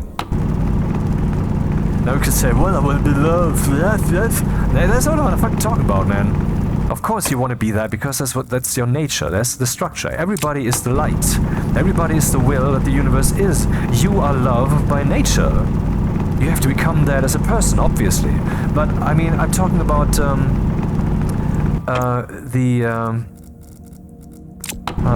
I kind of lost track a bit.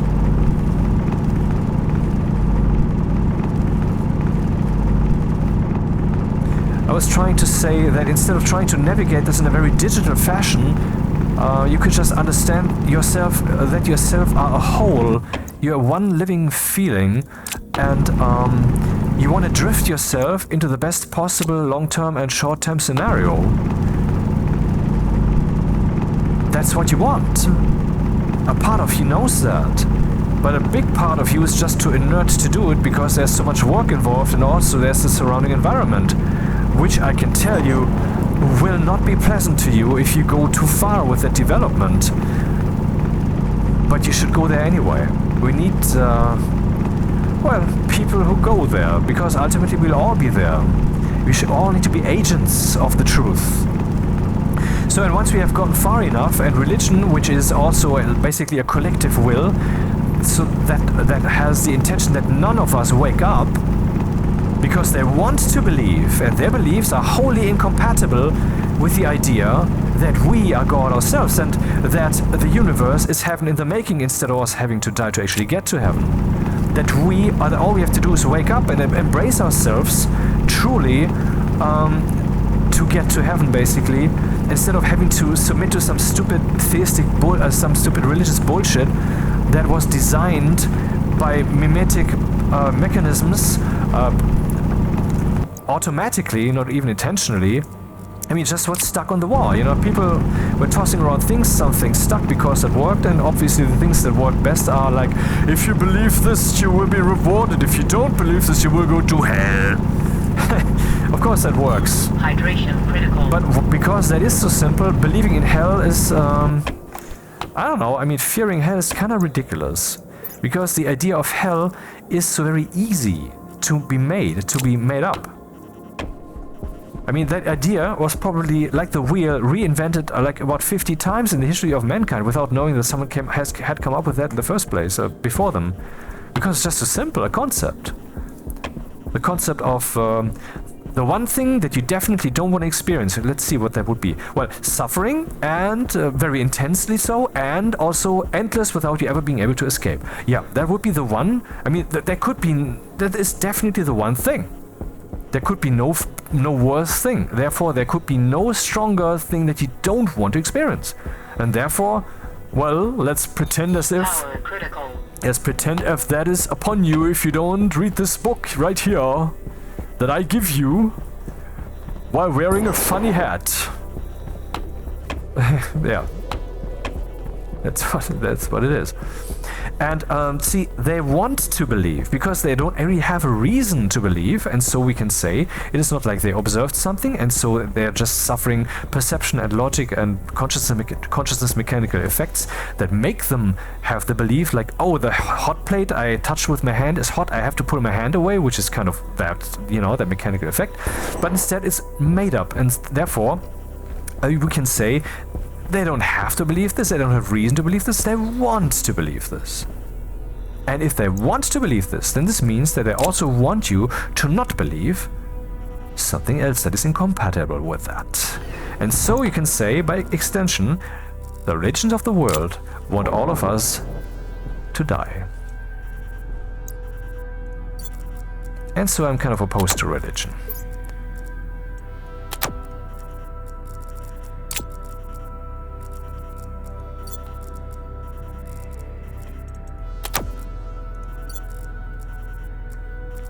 So, I mean, before we can really see holy effects and really see that this world that we're in is indeed heaven itself. This is not hyperbole, you know. It's not like, well, heaven is the term for something that doesn't really exist.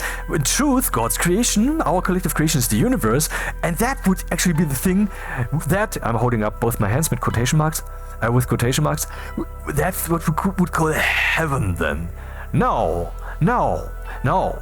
The universe is literally the heaven in the making, the thing, the real thing. This is not a test, man. This is not hyperbole. It's real. And before we can actually see that, like I've seen it, we have to overcome a lot of mankind's collective stupidity. This stupidity that wants us all to die. For example, the religious people, you know, implicitly they want us all to die, like I pointed out. Because, I mean, let's say this. Even if my, worldview is wrong, there's still the fact that the religious definitely, and you must agree, want to believe what they're believing. But what they're believing implies that we all have to die to go to the actual real world. Well, so they want all of us to die, eventually. How is that not logical, man? Why do we consort with people who want all of us to die? Can someone explain that to me?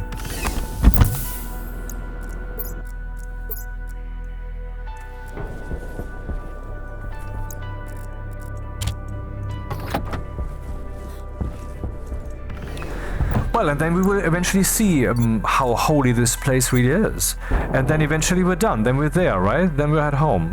Yeah, but it's like this. Let's say in the Western world, let's say in Germany, for example, you have to make like 1,500 to 2,000, or maybe 2,500 bucks a month net. So that's what you then keep, you know? You have to kind of make that amount of money to have an okay, proper life with apartment heating and some luxury and such. If you have much less than that, let's say you have like 1,000 only, then you will be poor and you will have trouble. But if you have like... you can also hypothetically have millions. Then you will still have this threshold of 2,000 or so, which gets you into an okay position, but then you will have almost 1 million extra to play with. That is how heaven will be.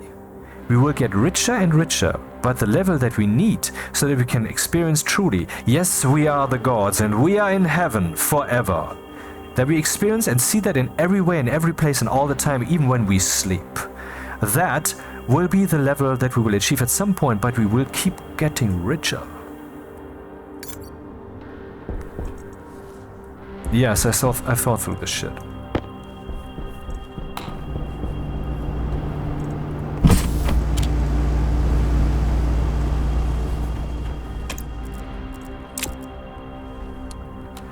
Alrighty, so why did I go out? For volatiles, yes, and I wanted to make the weather station. Which is probably electro, I guess? Weather station. Steel. Do I have steel?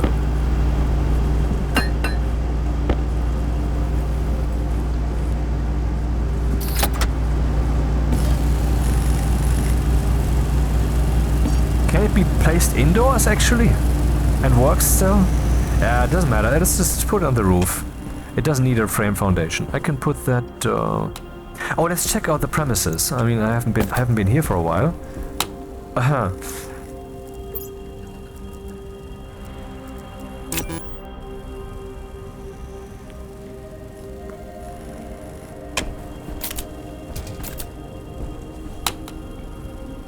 So, well, I mean, and the people who are so much Twitter fans. I'm personally not quite a Twitter fan because I think the platform is, to some good degree, quite shit. It has its upsides. Yeah, I see the instant news that it's ridiculously, extremely good for networking information. It really is. But you know, they talk about the mass media as the legacy media. And by now I have come to the conviction that they are right. These mass media, the newspapers and the TV news and so forth that we're looking at, that will fade, that will leave us. That is going away. And, well, Satan doesn't die quietly. He dies as slowly as possible and as ugly as possible. So, I'm not saying get ready for a fight. I'm saying get ready to witness a war. You don't have to participate. You have seen the film Contact, right? Beautiful film, really. Even though I must say, this whole God talk in that film really ground my gears. That was annoying. I found it fucking annoying. I just wanted the science fiction shit, man. Truly. Anyway, but I made my peace with that. Anyway, there was a scene where I think whatever her name was, Ellie, was in this capsule on the journey, on this dimensional journey, and she was in that seat, and everything was shaking and rattling, and then she was seeing something was levitating in front of her that has loosened itself. I don't know, equipment, whatever. It was just drifting, empty. And the seat was actually not meant to be installed there. They just did that because they thought it would make sense or whatever. And then she eventually just loosened herself from that. You know, she opened her safety belt. And then she was levitating freely, and she was looking at this seat, you know, the seat in front of the television, that was shaking so violently until it eventually even broke away from its where it was affixed to the capsule, while she was just levitating freely, calmly. And that's all you have to do. I mean, all you have to do is be. We are already in heaven. We just have to wait for the world to wake up and let us be in peace. That's the situation that we're in. The fight is over. Except if you choose to fight, you can fight if you want. It's just useless. You will just make waves. Maybe you can be good enough and actually create the exact counter wave to an existing wave and cancel it out. That is really what that is, you know? When someone's doing this and you're doing, okay, whatever, let's not go into all that shit. Weather station. Where should that be? Somewhere where I can wire it up. I guess just here. Let's just put it here.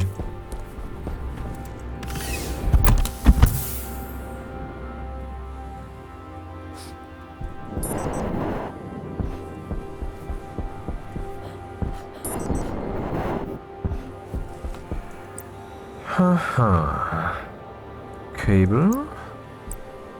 Oh, there's room here. Nice. Let's put it here then. But I need connections on both sides.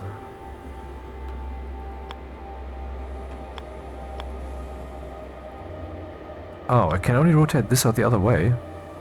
Should be working though. What do I need to complete this? Plastic sheets.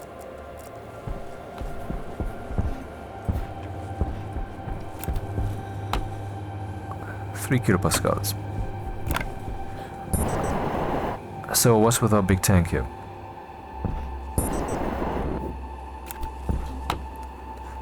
$800 kilopascals, 3 liters, 4 liters. Okay, it's getting more for whatever reason. I don't know. And it's pretty cold. Maybe we should heat it up a bit.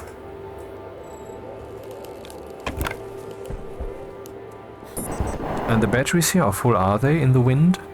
Probably just at 4, because the wind keeps blowing them all on high full, I mean, and the chip consumes 50, look at that, consumes 50 watts and then they fall back to 4 points again, I guess. Come on, you have to accompany my speech with your actions, reality. Jetpack critical. That makes it more impactful. Or entertaining, or things like that.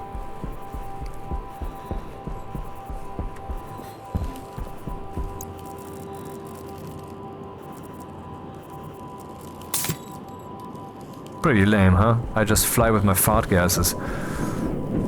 Plastic. So is there such a thing as a heater for liquid pipes? Or doesn't it matter? Oh, there is a liquid pipe heater. Let's do that then. I guess I have to heat for 10,000 years to heat that up significantly. So let's start early. Only one. One's enough. Don't want to waste much electricity on that.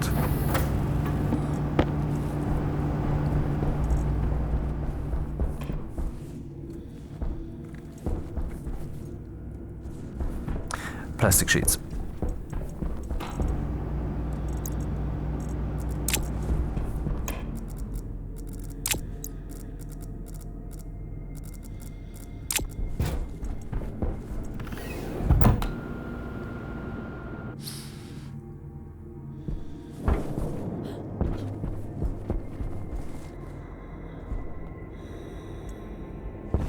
Yeah, it's all one volume, and so it should affect the entire volume.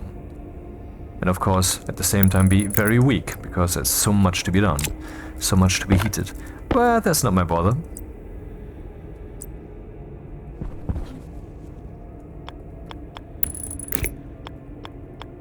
The question is, will I possibly burn through too much electricity? Or will I make it too hot?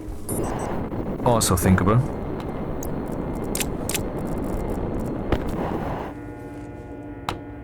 $17 degrees. With a volume of 18,000 liters, and that's just the pipes.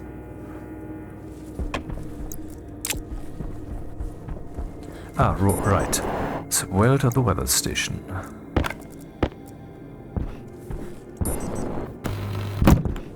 Is it done? Yeah, it's done. So that's the weather station. Now we need to cable it up.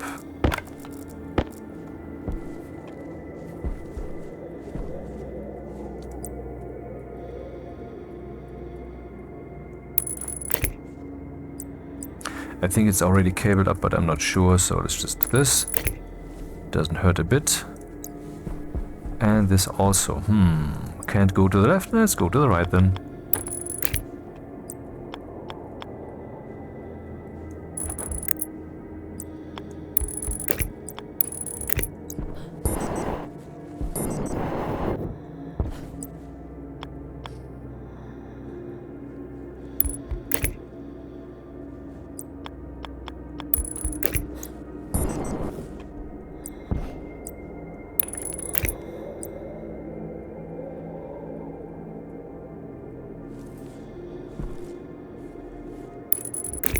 Okay, weather station is ready. Let's turn it on. Not yellow. Good.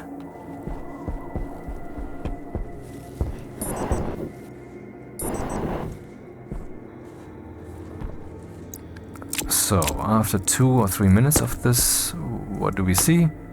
What? Oh, right, minus 16. I was saying, oh, how is it colder now? No, it's negative. It's less negative than it was. This guy is giving out positive energy. Well, when I get home it is cold here and I turn on my space heater, I sometimes wonder whether thermal energy and positive energy can be aligned sometimes. Anyway, maybe I should have smelted something. Didn't. Good thing I have a fast airlock.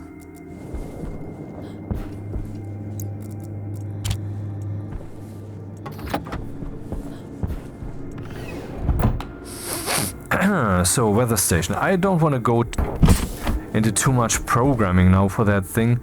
I will just put up a flashing light and that's it for now.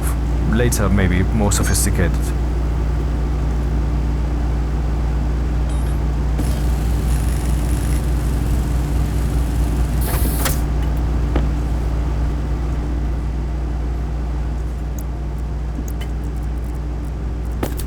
There's absolutely no pollutant in here. That's very cool. And it's very annoying that I need to change this now.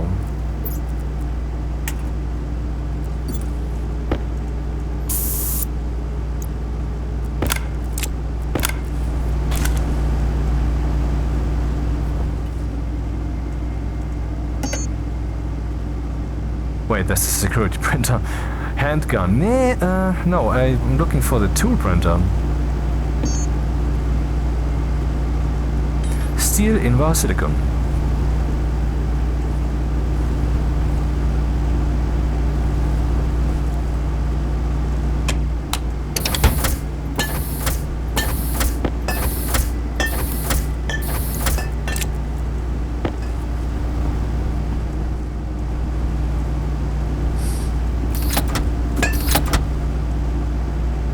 Oh, I need to make more Invar. Okay, that's not for now. Damn.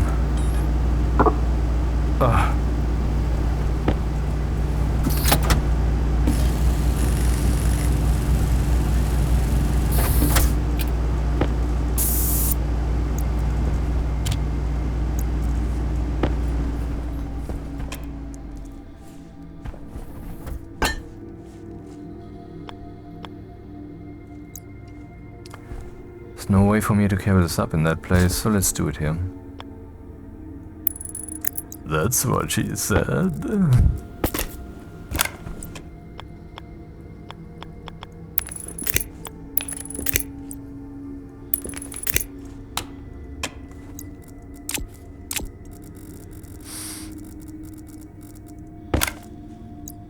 Music change. Oh, okay, never mind. It changed by itself.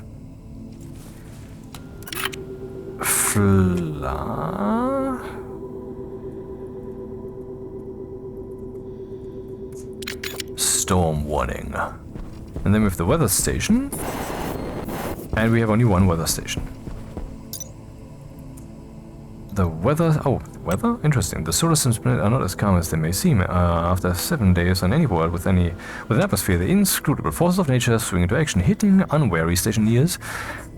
That should be a small s, I believe, because astronauts is also not capitalized, with blizzards, dust storms and volcanic events. As such, the ODA command recommends that freshly deployed Stationeers create an airtight base within 7 days of landing. Any dynamic objects left outside in a storm on Mars, Lulan, Lulan still listed here, Vulcan or Europa risks being blown far, far away, including your lander. Likewise, be aware that solar panels are fragile and may have their glass shattered or occasionally even be destroyed by a sufficiently ferocious storm. During storms, their output is also drastically reduced. But I'm in the weather station. Structure weather station. Okay, who would have thunk that?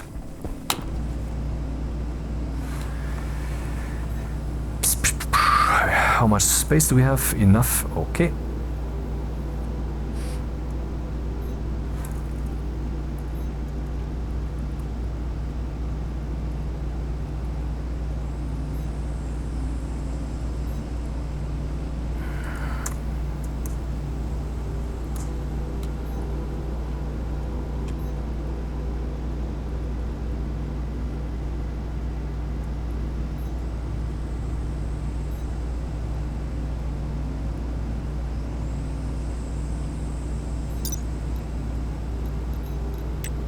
Structure, flashing light.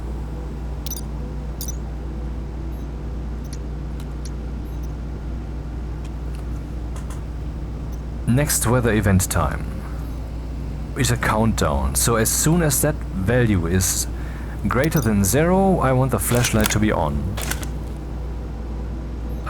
In other words,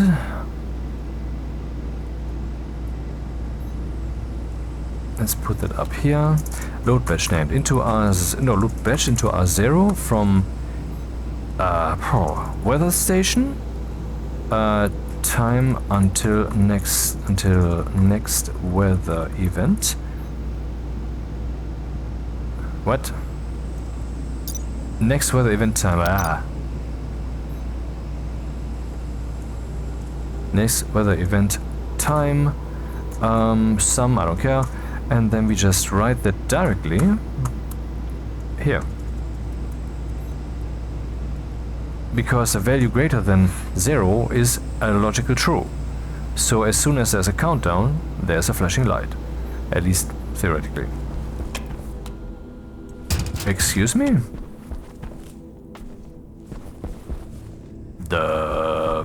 What is the current value then?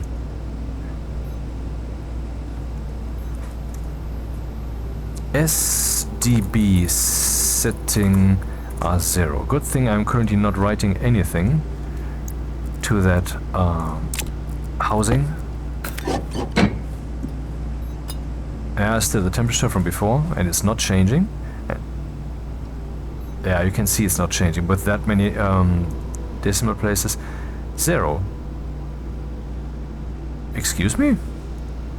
How is the value 0 turning the flashlight on? Oh, come on.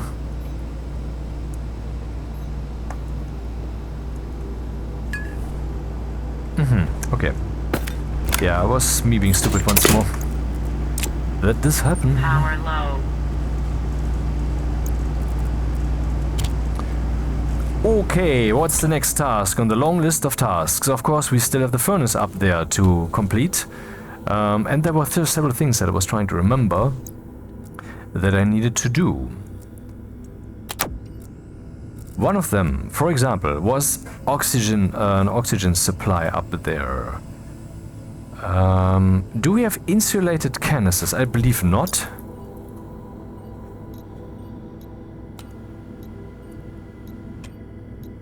Yeah, we have a package, but no.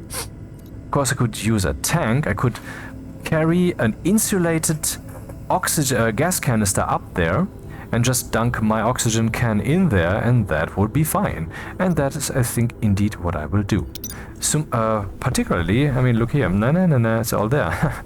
So, not this one. This one is not insulated. I need one that can withstand the temperatures up there, the pressure. And so let's print one. We need a tank, Mark II. Okay. Portable gas tank. Oh, right, a Mark II. Portable gas tank Mark II. No idea why this one is called oxygen. Aha, that's a proper search, you know. It separates it into the space, with space into the elements, then it looks all elements need to be present. That's proper search. I mean, In most cases I would just hit the spot. Gas tank Mark II, portable gas tank Mark II oxygen, very superfluous that we have 2 of these. 20 megapascals, 20 megapascals. This one takes kit portable gas tank Mark II, and this one takes... Oh, nothing, you cannot make that. Okay. Pit kit portable takes iron, copper, steel, silicon. From the Tier 2 hydraulic pipe bender. Okay.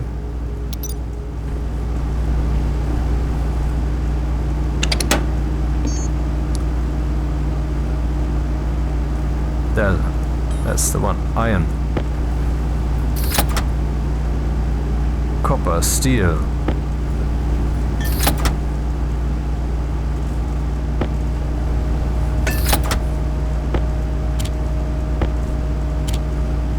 Steel, silicon. I had 2 large steel bricks here. One is in here, and the other one? Oh, the other one is here, okay.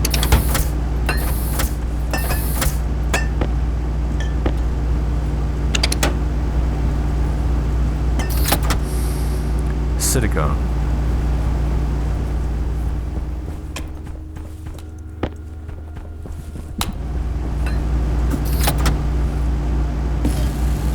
Hydration critical.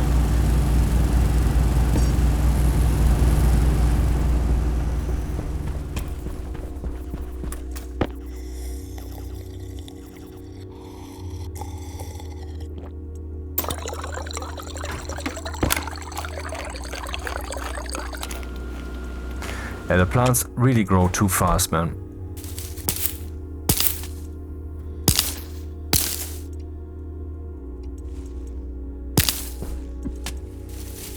I know there are mods, but I mean, every time someone appraises a mod to me saying, hey, this is possible with this mod, I think half the reason they're doing that is that they are themselves a mod enthusiasts, and so they're looking for people who would benefit from that. That the other half of that only is really to like solve your problem. And I think that... Oh, is this... I want to play vanilla. I want to watch that show that everybody sees instead of having a blue filter on my screen.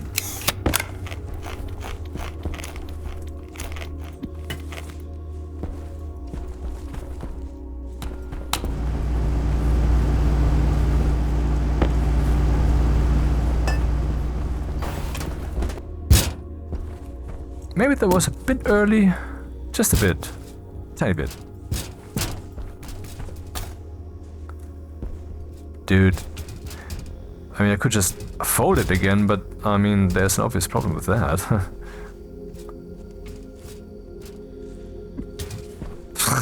Don't tell anyone I did this.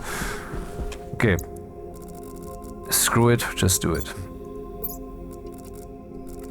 Let me just fix this situation.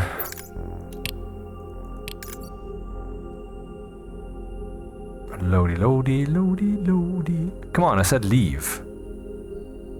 That was intended to be an instantaneous thing, man. Here we go. Somehow it's kind of hanging right now.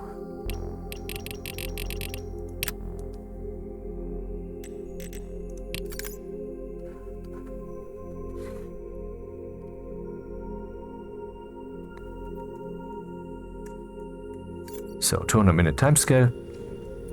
And where is the thing? There it is. So now I can fill this with a lot of oxygen, which means the oxygen will be taken from the room, so it's no longer in the room. The pressure will decrease, and I have to consider all that. Let's see what happens.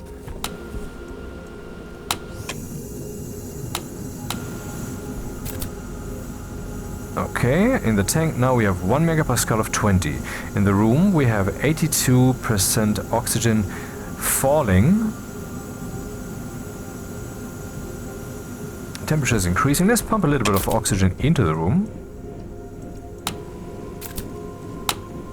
which cools the room down also.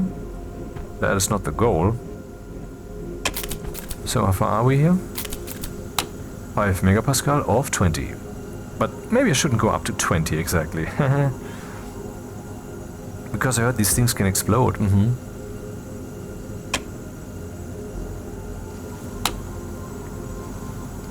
Room pressure falling quite rapidly.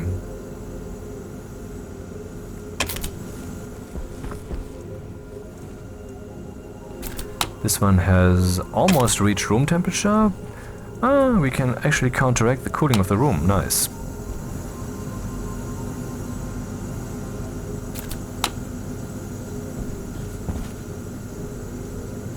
I mean, we're still on, right? This is 20 megapascals, or am I mistaken? Yeah, it is.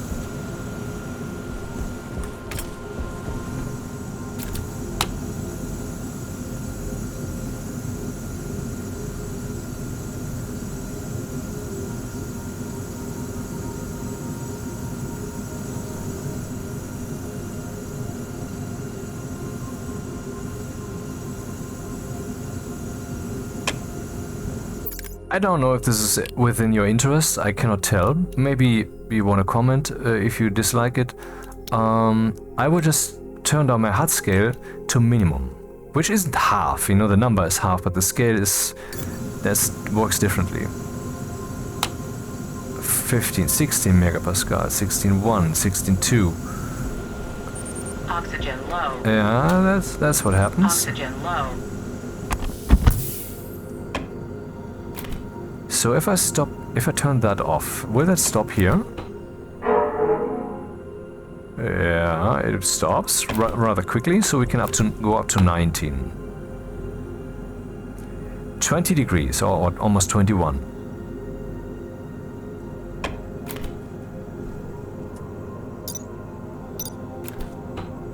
Okay, stop.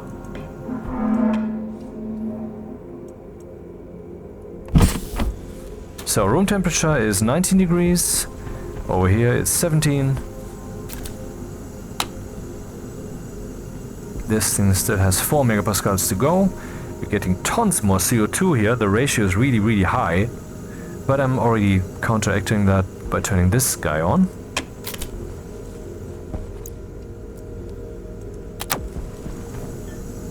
And now we have oxygen that we can transport into our little smelty den. If we can, that is.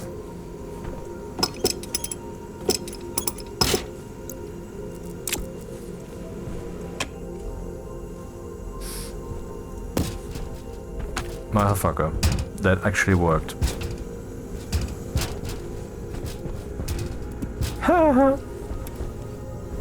Nice. I shouldn't leave this without oversight.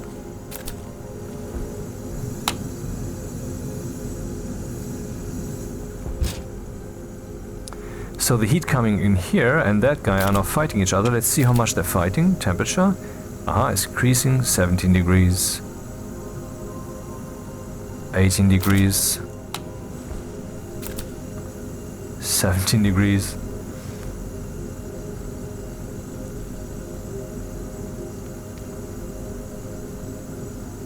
Yeah, it's funny to live on this moon where everything out there is pure oxygen. It's just fucking cold. Man, what a great game we have here. I mean, I wish I could start over. I'm so used to all of this. But there's also one thing about happiness and also about this heaven problem, right? I mean, can we experience something like this fresh? Can we really look at it and realize how great this is? You know, can we reacquire that feeling? Is that possible? The answer is, of course, yes. The other question is, how? Just be patient, it will come. I mean, the bathtub of bliss is only half full. When it's full, then we are at like 2,000, 2,500 euros monthly income. And then we flood the room. Will the amount increase for eternity? Yes. Will some of the people who listen to this still be around in forever? Probably. They might even remember this very sentence. You might say, no, human storage capacity, mental storage capacity is limited. That's hilarious. Science has found that, yeah? Maybe? Okay, I think so, but it's just dumb. I mean, if we don't know how exactly information is encoded in the brain, we cannot derive how much information can be stored. What the fuck, man?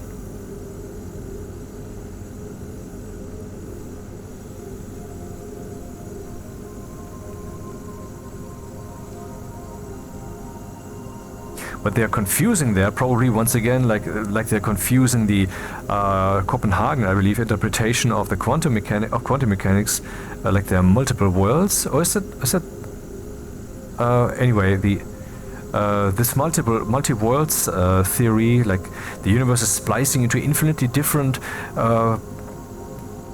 parallel possibilities, because every moment could have been this like this instead, and we're experiencing only this one. But that's bullshit. What's happening there instead is that we are observing the properties of the universe that are mind-like, because the universe is a mind.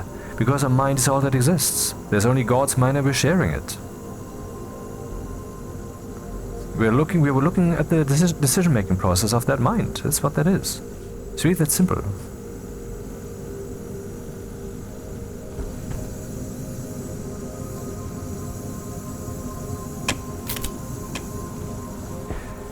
Where was I? Okay, we have the room. Why, yeah, I wanted to carry this over there and see what would the next steps be. I guess I should already carry some lights over there.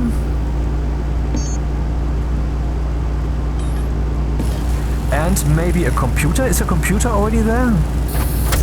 I mean, a computer in the hot room is not realistic, and the devs will definitely eventually throw chips at us that will be sensitive to pressure and heat and atmosphere and all that shit. And it depends, and they will also have different amounts of line numbers, and some commands might not be available, stuff like that, you know, limitations like that.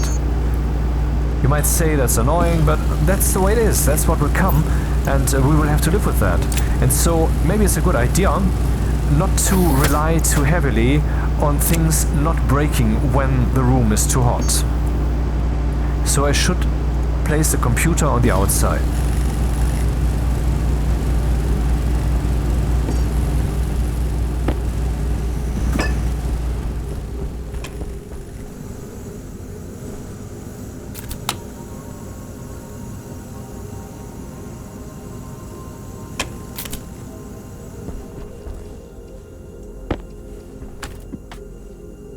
So what science is misinterpreting there is probably that just one will is pushing aside another, which is just incompatible. When you, for example, hey, I would like to stop smoking, but I feel the cravings again, and so I leave the house and stand out there in the cold and smoke a cigarette.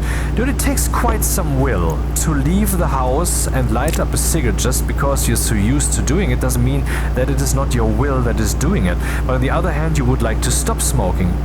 So we have two contradicting wills, and this is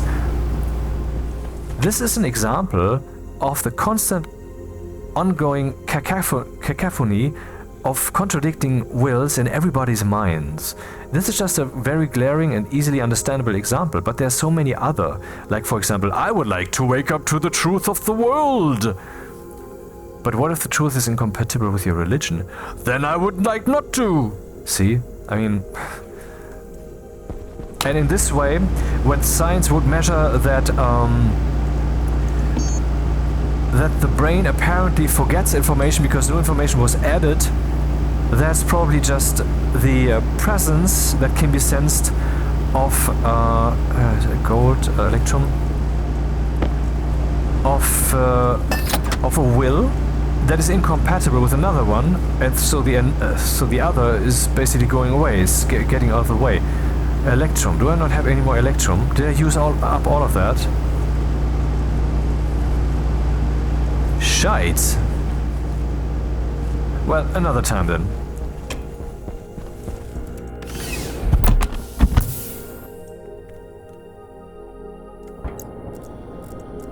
Jetpack low. Oh, right, that was wrong.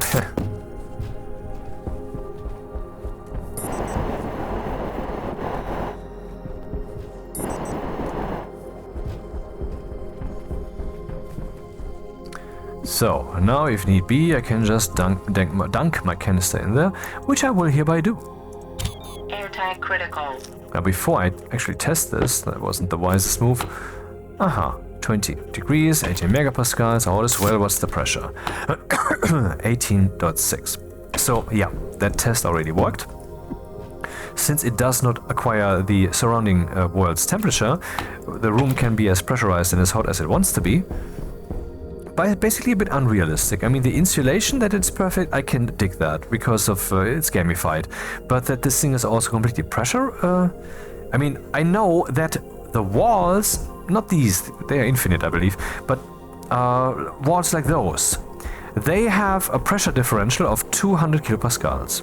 And this means that when out here we have 200 and in there we have 200, then they're currently stressing 0.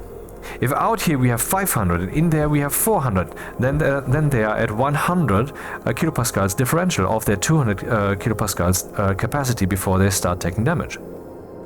In other words, how does it behave with tanks? If this tank has a pressure differential capacity of 20 megapascals, is this differential or is this inside pressure? Does someone know? Huh. Questions. Batteries, how are we doing? This much charged, and only with 2 stupid wind turbines.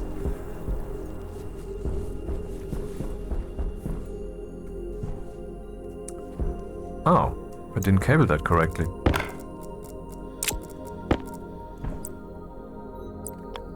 Really exciting time. I mean, really looking forward to it. Because I believe this is really the time. I know people have said that throughout history so often, so why take this seriously? Well, I mean, that's a good question because, I mean, how far can this show still go? But I'm pretty sure that what we're looking at, I mean, is a worldwide... civilization have risen and fallen many times throughout history. But currently, we're looking at the global phenomenon, at least in the Western world. Everything is one. And this one thing is kind of trying to destroy itself, while other parts are trying to say, no, don't do that. And these two fronts are worldwide. They're clashing. All of it is puddling, and also topics are flowing together. I keep saying that basically don't belong together. How is the Catholic Church fighting for Islam in Germany? When they are effectively their enemies, at least they are the competition when it comes to beliefs. That's completely ridiculous, isn't it? But that's what's happening. And that's just one example off the top of my head, where things are, where the topics, where the interests are pulling together. And that's happening on so many fronts. It's all becoming one collective decision. And that decision is how to coexist and how not to coexist.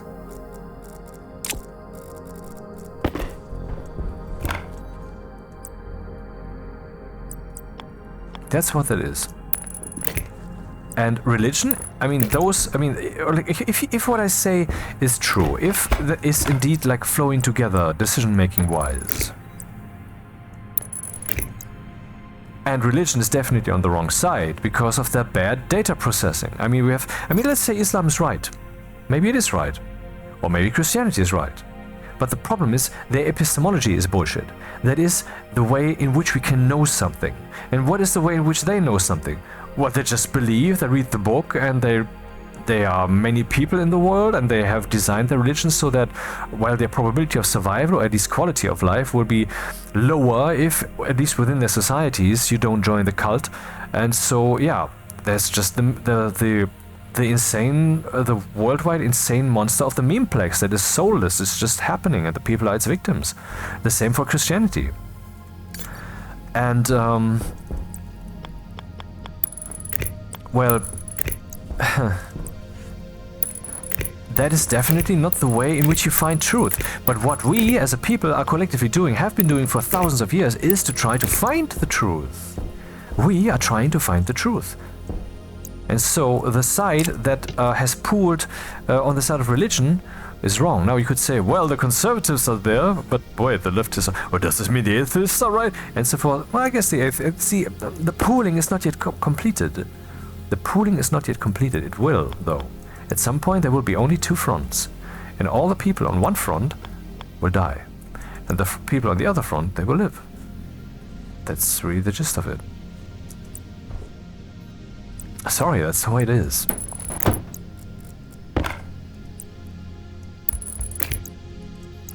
In a way, in a way, it may even come down to at some point to, do you believe in God?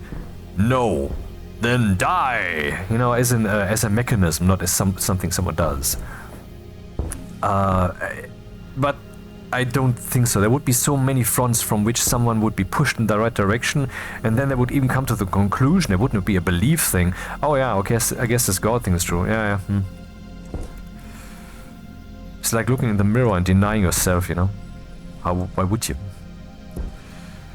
Okay, that sensor is here. Now we need a computer. That should be on the outside.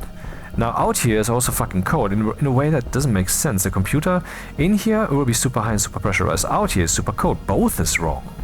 There should be a room for the computer here.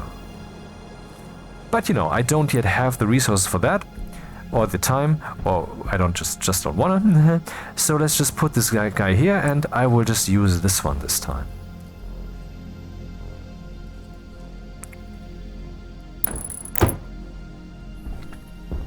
If I place a little plate there and here, that might actually look neat. I think it does. I did this Hydration critical. in a moon base, didn't I? So, cables, we have them. Oh, I don't have cables yet. Shameful. Cable. Do I have an APC here? I don't. Even though I have an extra APC. I only have one cable. Okay, we need to print some more cables. I need to bring an APC. 1,000 things. Oh, how hot is this thing with the... I would guess -4. -2, -2 degrees Celsius. Still minus, so that's a minus. And how are the batteries doing? I mean, they're quite under stress because of this, huh? Oh, indeed they are. Power low. Let's just do this then. Because we still have the Black Reserve.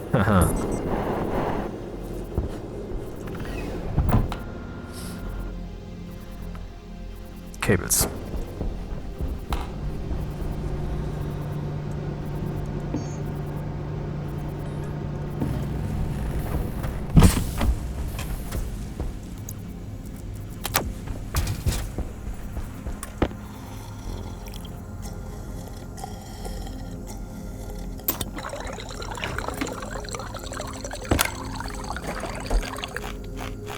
Yeah, I should look into my filters, man.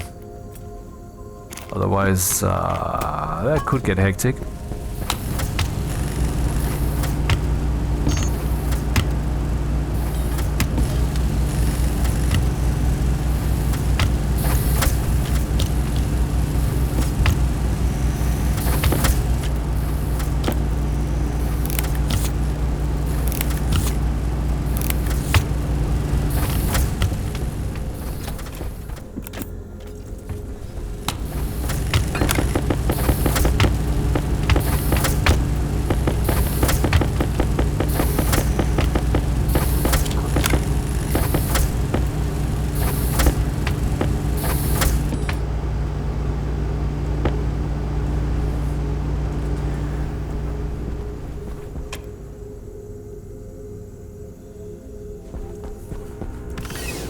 So, what was INVA again? Oxygen critical. I believe it was this stuff, nickel, of which I have a few stacks, and, well,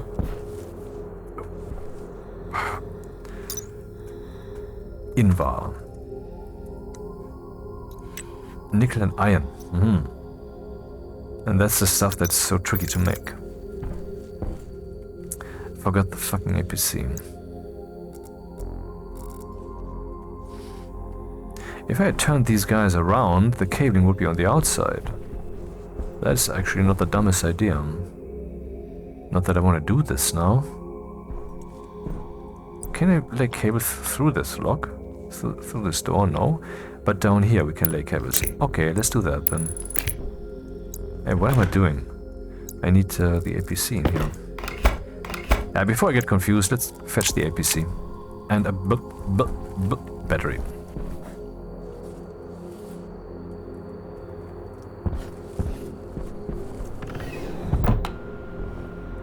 The world as one big puzzle.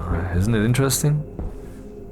How the dude puzzled himself so much that he lost the ability to wake up to I am, resorbing the entire cosmos, instead waking up to being us, and so that wake up means we are instead of I am. That's a fucking ridiculous trick.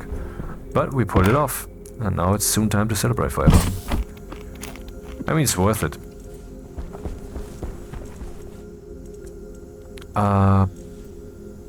APC. APC, APC. And maybe a battery.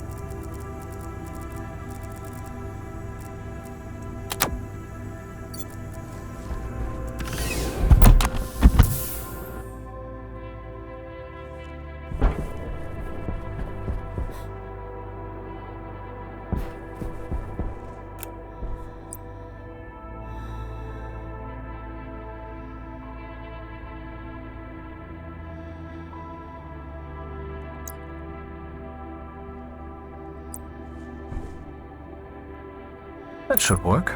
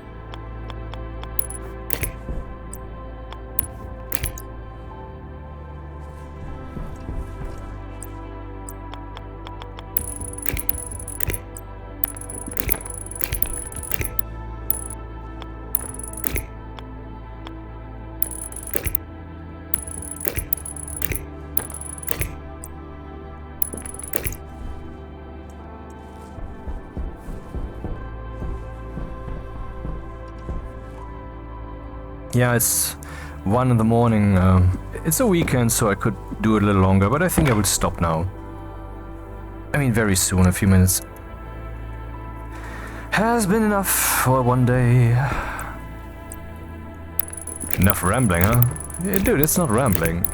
I'm just giving you the actual news. You will see. That's all I can say. And it's not one of those cases where I say, "See, I told you, if you would have believed, you wouldn't be in hell now." No, it's not what it is. It's just be one of the wise ones who know it already and understand therefore what's happening in the world, because it's also simple and clear. It is. Or, well, accept it later and think, dude, it was so obvious. Why didn't I Well, yeah, good thing it didn't matter. Yeah, it didn't matter. I guess it didn't really matter, but, well, you know. And this sounds pretty preachy now, doesn't it? I don't care.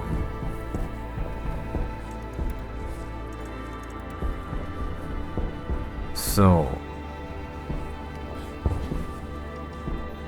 yeah, but dirty. The rest goes back into... oh, it goes back into what? It is not yet completed.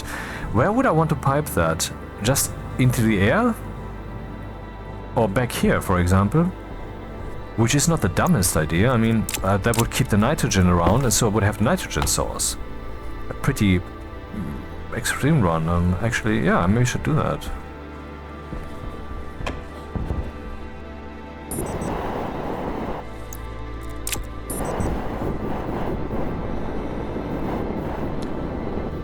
To be considered.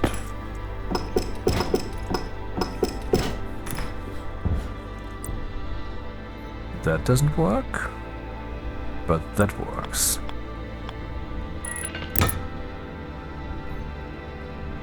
That would have been correct. Of course, a bit impure to do it like this, but I don't want to toss the nitrogen away.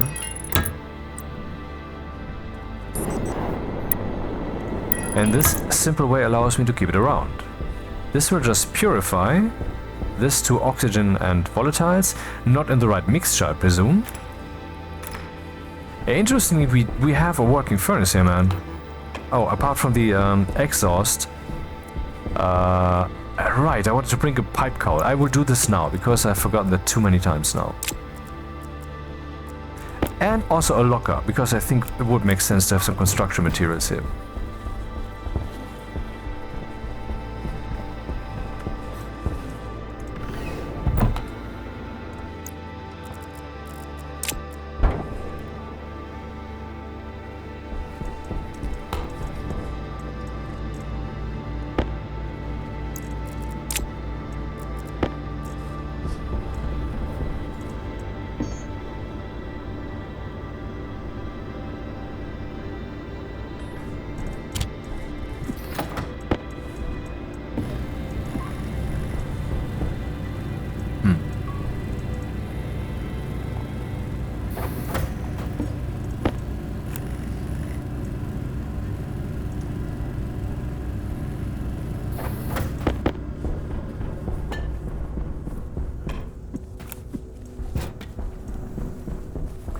Oh, I thought I had more.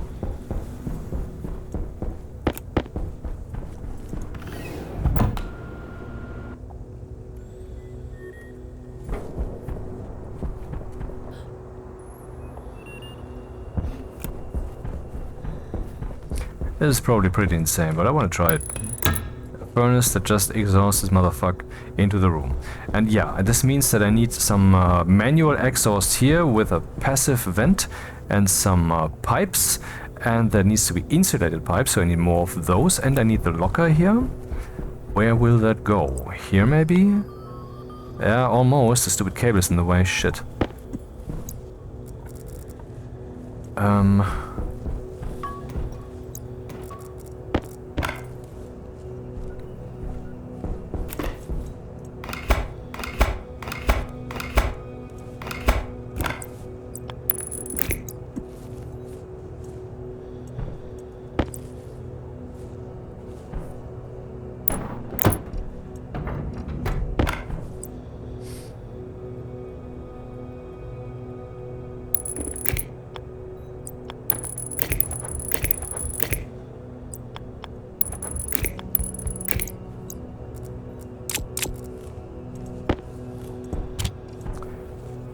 Okay.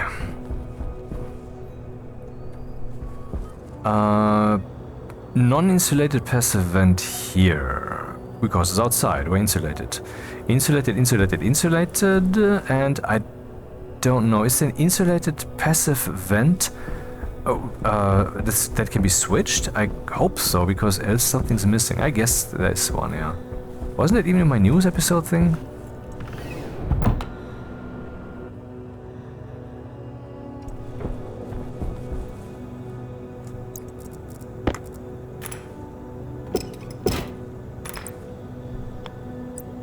Oh.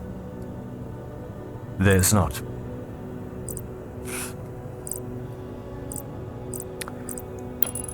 That's sucky yucky.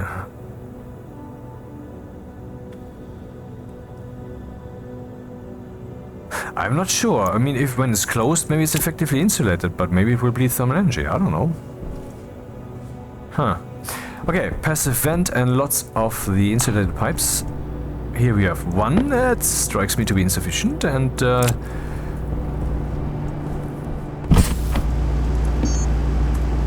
insulated passive vent. No, not the normal one. Two passive vents, in fact.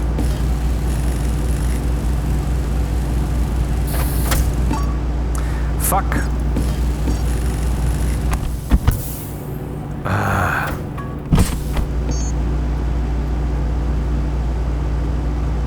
Power low.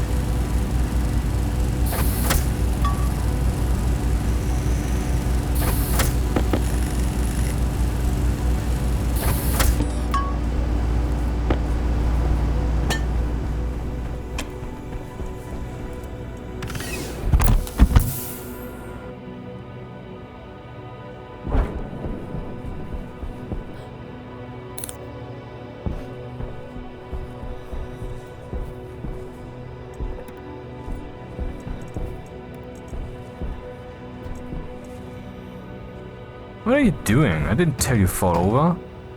What, is this a ball? Are you kidding me?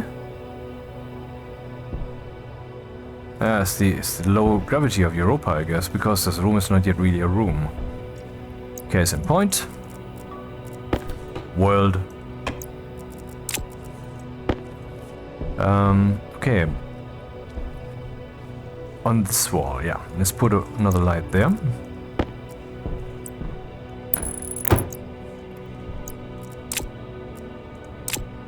Because we have to take care not to waste the electricity here. This is just for now, for testing. Later I will put a few more wind turbines up there. And we need a light back here to see.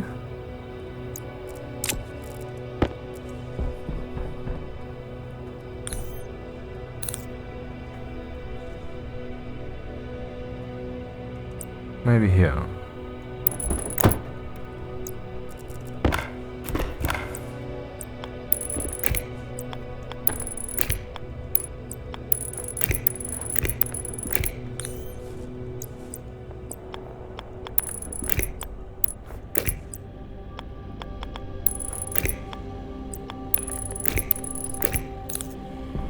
Yep, that is sufficient lighting for this room. But it's turned off because I don't have enough recharging for the batteries built yet. That will come soon. But it's prepared, so we will not be living in eternal darkness here.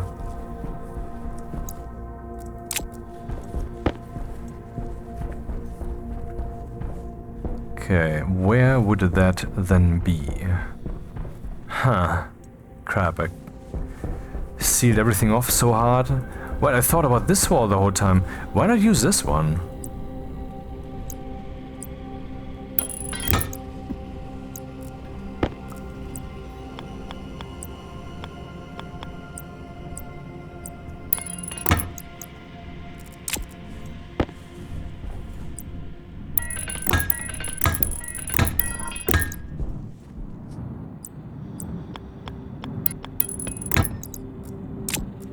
Stupid, why is this not stacked?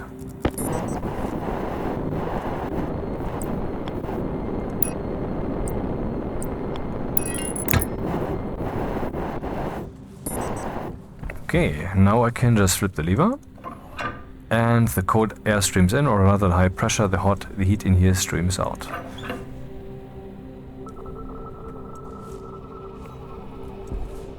Interesting. If I now put up another active passive vent here and a pipe and slap a pipe meter on this thing, then I see the pressure of the room, don't I? I mean, not that it's necessary because I have my pressure meter down here, but it just Hydration critical. seems appropriate. I'm gonna do that. Non-insulated pipe, passive vent, pipe meter, and something to drink.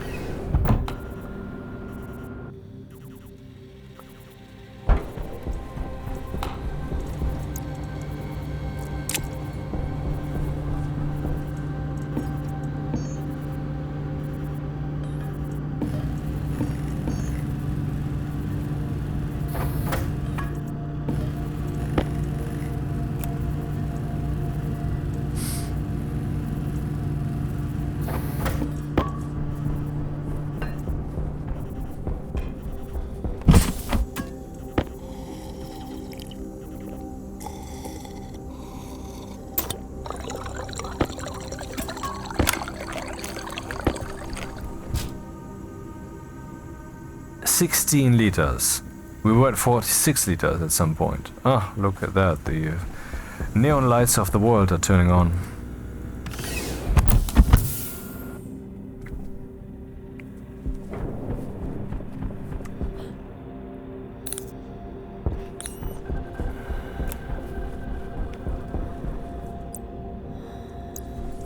Would make more sense to have that here so they can see clearly what's happening, and then I run back there and change that. Though on the other hand, then I do that back there, and then what? Okay, let's do that.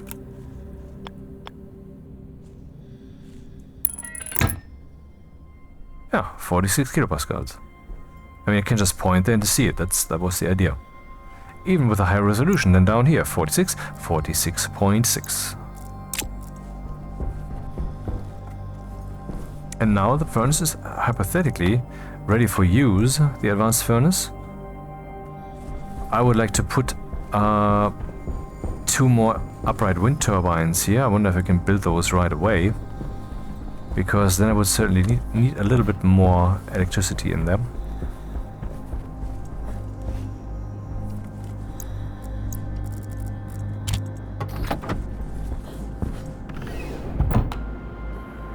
How are we doing? Oh, the batteries are still rather empty. I need to manage my power a bit better. 2 upright wind turbines.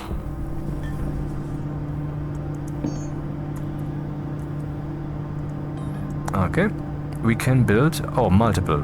I would only want to build 2, and some pipe meters I wanted to make, but I guess I was out of this stuff once again.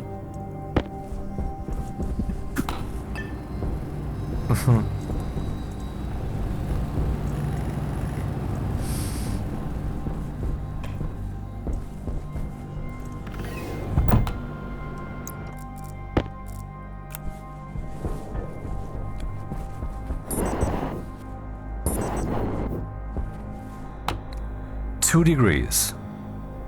Okay, let's turn this off for now because I'm a bit worried about the power consumption.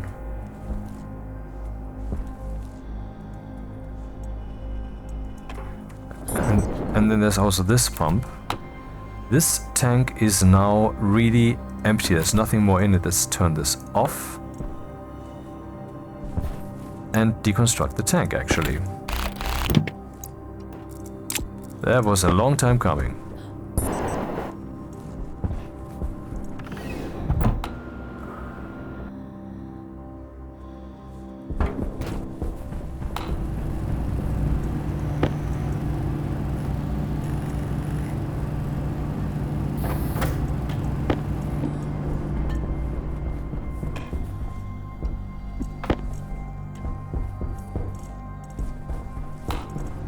Didn't I have another tank here somewhere?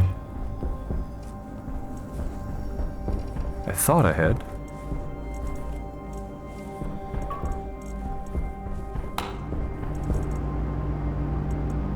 Oh right, I had, but it was not liquid. So these two guys will be set up there. This can be turned off.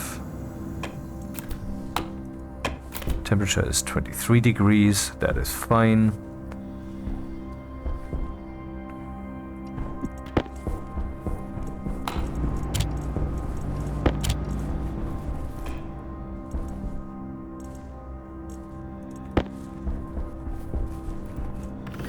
Power should now recover. And over there, these two batteries should now be very blue. They are.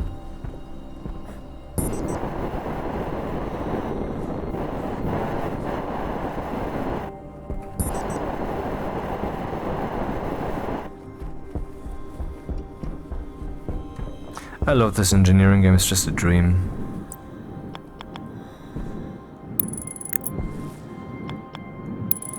Yeah, the beginning of this journey to learn all of that, to put all that into your head.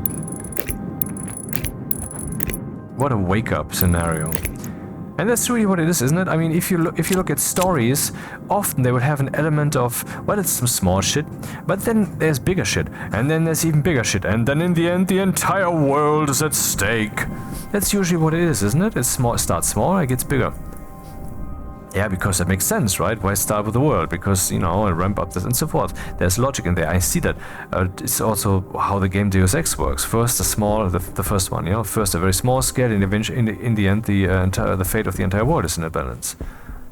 But there's a bit more to this, because it's once again related to what we are, and Power critical. and you know, when in a dream, we are in a dream. But then we begin to wake up, and the closer we are to waking up, the more the circle has been simplified to its, well, round shape, so to speak. And so there are basically parts that are already on the outer, I don't know if that's really a proper way to describe it, but I guess it kind of gives you the right idea. Like some parts are already in the original radius rail position, which is of course not how it is, but you know, some parts are already lumped together, big, clear mind, and other parts not. And that's puzzle pieces that are eventually melting together by everything equalizing and flattening out. And so that's also a larger and larger scale, and until the I am sees once again what it is. I am, I exist. And this is just not just a little fact like a human expresses it. Like I just said, you know, I exist, yes, of course, like this game exists, the mouse and the desktop exist, but no, so this means the term, I mean, it's not expressed in words, it's expressed in meanings, and this existence is all of existence. It's not just a thing in existence, like the mouse on my desktop thing, I exist. No, existence itself is realizing, I, existence, exist. And I had such an experience once.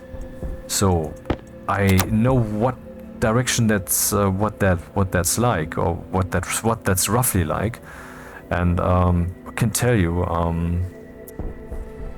Well, I cannot tell you. I can only try to express the meaning somehow.